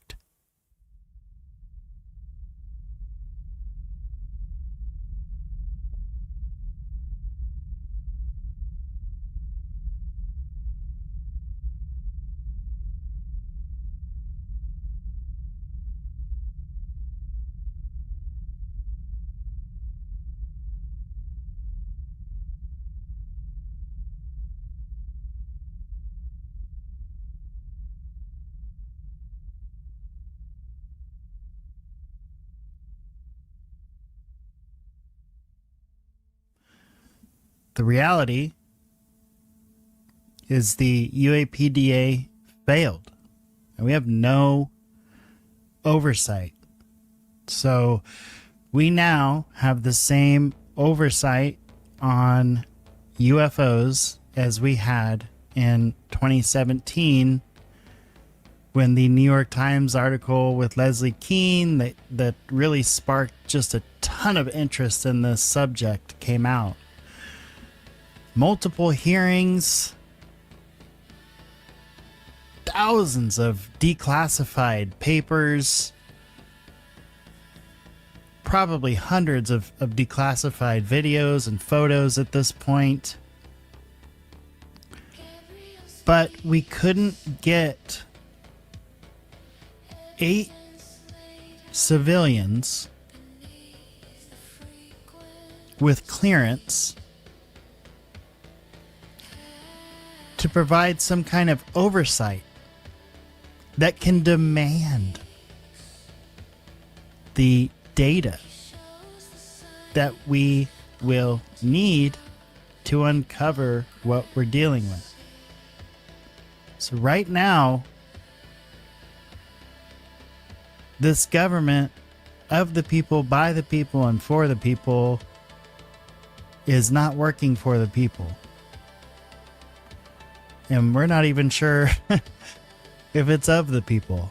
A lot of them say the right things, but then when it comes time to vote, it's quite the opposite. Were these hearings bullshit? In other words, were they created as some part of a narrative? Were they shaped and manipulated and molded into what they were because that is what certain folks wanted us to see? All 3 of these main hearings, so hearing 1 and hearing 2, George Knapp and Jeremy Corbell without a frickin' tie, I don't know why that bugs me so much, I really don't, are sitting in the front rows for hearing 1 and hearing 2. In fact, there are moments in hearing 1 and hearing 2 where witnesses turn around and speak to George Knapp and or Jeremy Corbell. And in this very last hearing that just took place, it was essentially the George Knapp show. I don't have a beef with George Knapp. I love George Knapp. I think he's great. But I do find it very interesting of the, oh boy, probably thousands of folks that are still alive that probably have more knowledge about these programs. Not a single one of them came forward. It was George Knapp in the front row with Jeremy Corbell, episode 1, episode 2, and then for the finale, this most recent one, it's all George Knapp. The UAPDA, once it was attached to the NDAA, was free from scrutiny. And there never was a clean version of the UAPDA that went through. There never was a version that went through that included the oversight committee. Not once. It got through twice, both times completely gutted. First time, totally gutted. Second time, gutted even more. Third time, this most recent time, the 2025 NDAA, completely slashed. We lost. Why do you think Colonel Nell was on a video on their National Disclosure Day at the New Paradigm Institute saying disclosure's dead? Because he felt defeated after all of the effort and messaging he put out there. That if we don't get this oversight, if these people don't get this kind of oversight and access, this is going to continue to get away from us and be out of reach from us. And it's going to run free with no oversight and zero accountability. Look, y'all, there's already enough bad things that happen with accountability. Now imagine having access to whatever technology is there and having no oversight.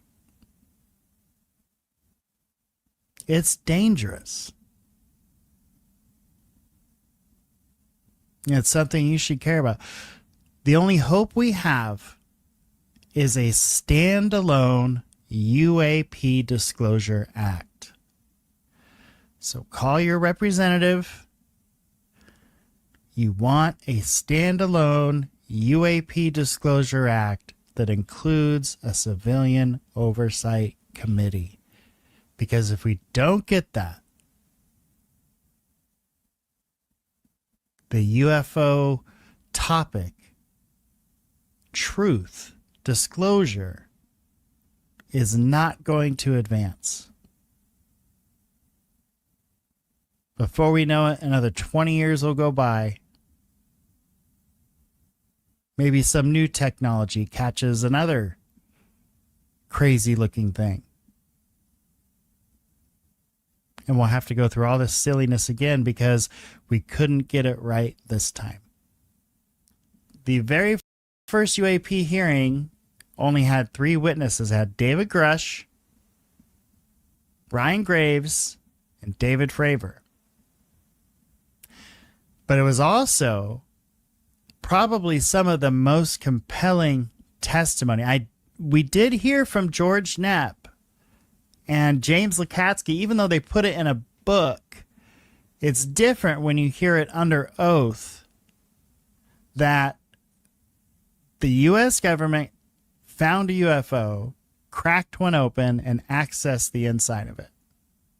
There was no means of propulsion, no wings, no nothing.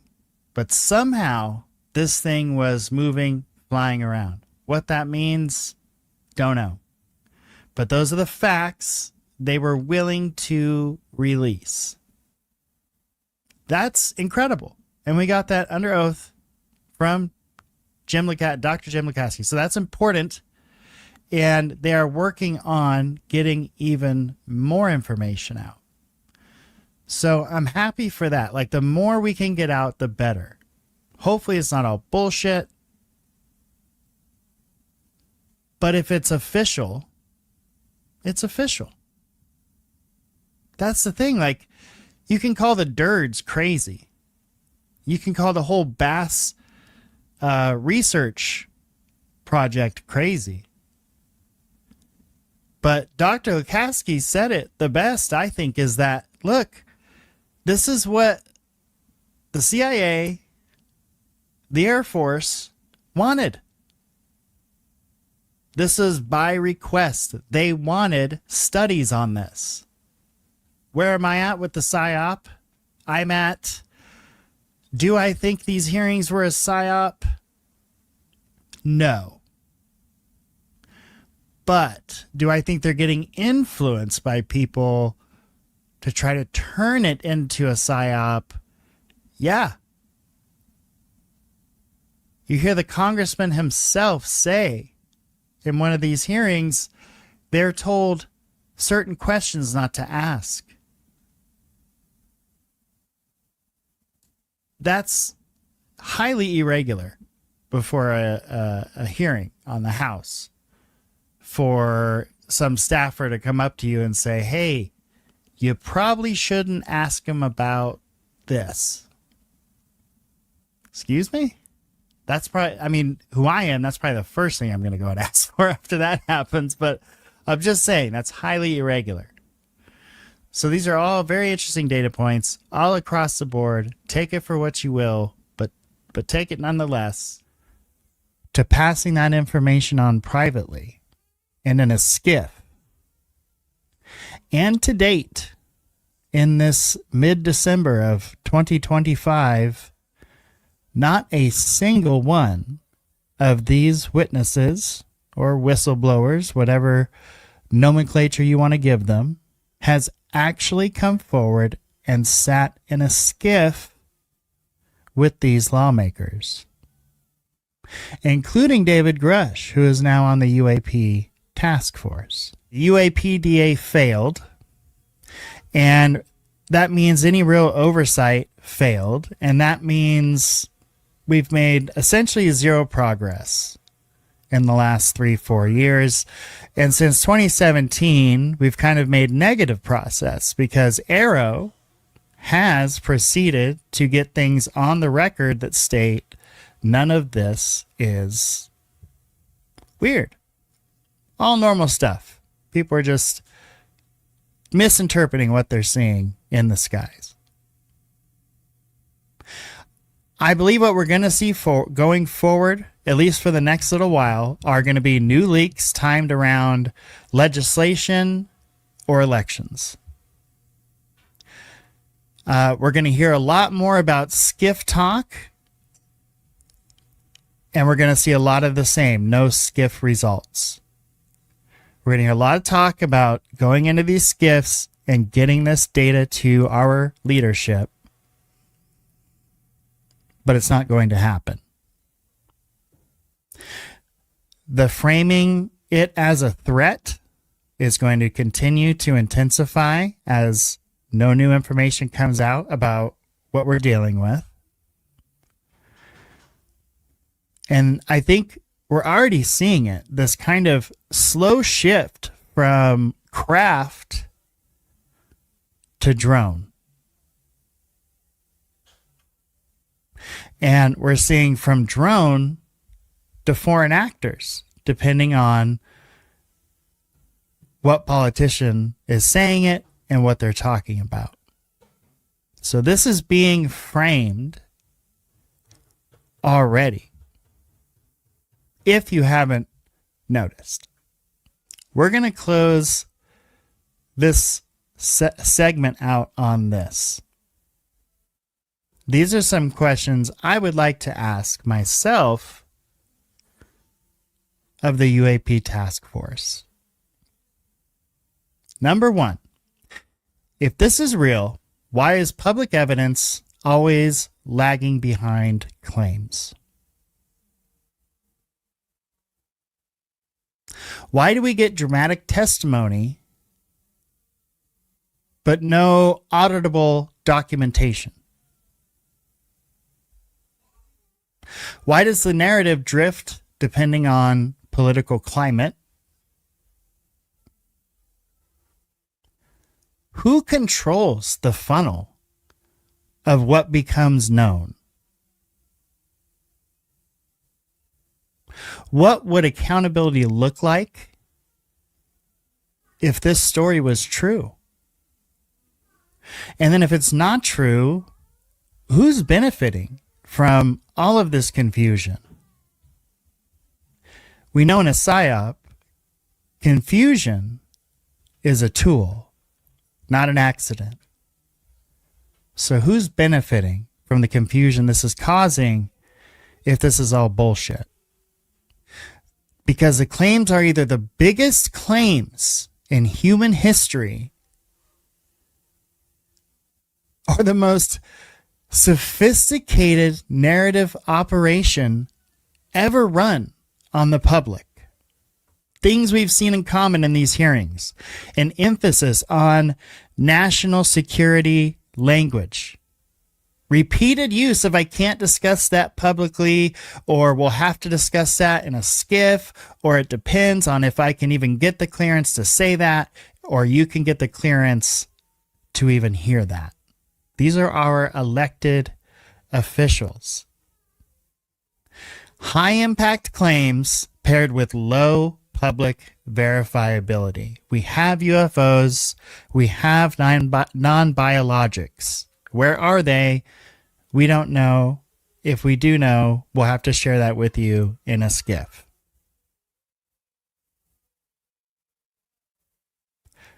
Urgency, urgency, urgency, and no deliverables. Time is running out. We need action.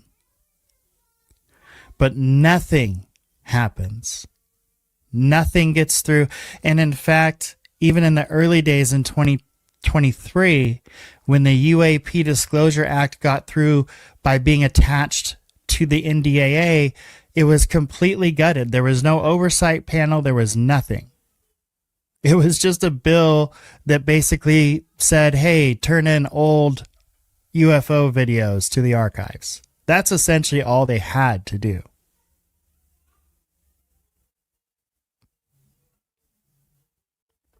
Indefinite suspense can sometimes be the most dangerous pattern. Who benefits from these claims? So if this is a PSYOP, if these hearings are a PSYOP, or they have been manipulated into and to be used for a PSYOP, who benefits? Obviously, defense and intel agencies are going to benefit if any attention is taken away from the legacy programs. If we're made to believe those are untouchable, we just can't go there, nobody involved in those is going to have to face any consequences for anything that they've done.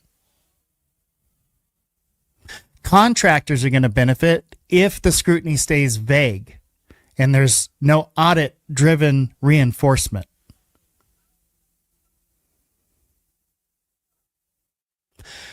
Politicians are going to benefit from the theater, right? They get to grandstand in front of a camera, act like they're tough on this issue. They want answers, damn it. But no proof ever really comes. So it's a benefit for them because they get their headline, and also they don't have to worry about the repercussions of if anything actually did come out. If oversight turns into entertainment like it pretty much already has, the public is going to lose because we're more interested in the next whistleblower to come through than we are in the fact that the UAPDA just failed. And that was a gigantic blow to any kind of oversight or disclosure of this situation. Let's talk about the most plausible PSYOP objectives. I was able to come up with a couple. One, the whole thing is cover for classified aerospace, drone, EW, SIGINT capability that we have that we don't want getting out of the bag. Or maybe we're looking at a controlled disclosure where some of the truth will come out and shape interpretation, thereby limiting accountability. Those seem to be the two most likely objectives if these have been turned into a PSYOP circus show, if you will. The hearings generate claims faster than the evidence can be validated. And if we look at claims that were made in 2023, and here we are almost 2026, and Grush has still not sat in a skiff to release the classified information he was discussing, that's a problem. That vacuum is going to get filled by anonymous sourcing, partisan tribalism, influencer interpretation, social media, trust me bro stuff. In an environment like that, PSYOPs thrive. It's ripe for the picking. And I've said it before. The entire UFO community and research field is ripe for the picking of PSYOPs, because just like regular journalism, a part of this is relying on intelligence officials for the data. And that means taking their word for it. Burchett wasn't able to get the Whistleblower Protection Act through. In fact, it's still in this technical status of introduced and sitting in committee.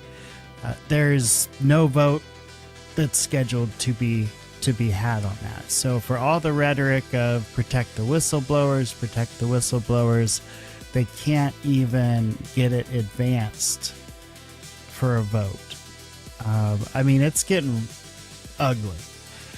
On top of that, as I have mentioned multiple times on the show, you're probably sick of hearing it, they attached the UAP Disclosure Act to the National Defense Authorization Act. And then they completely gutted it the first go-round. By the third go-round, they just got rid of it, putting folks like Representative Burchett, Representative Luna, all of these congressmen from the UAP task force in a position where they have to vote for the NDAA to go through. You're not going to vote against the National Defense Authorization Act. In other words, you could lose your seat if you keep pursuing this and if you keep pushing too hard.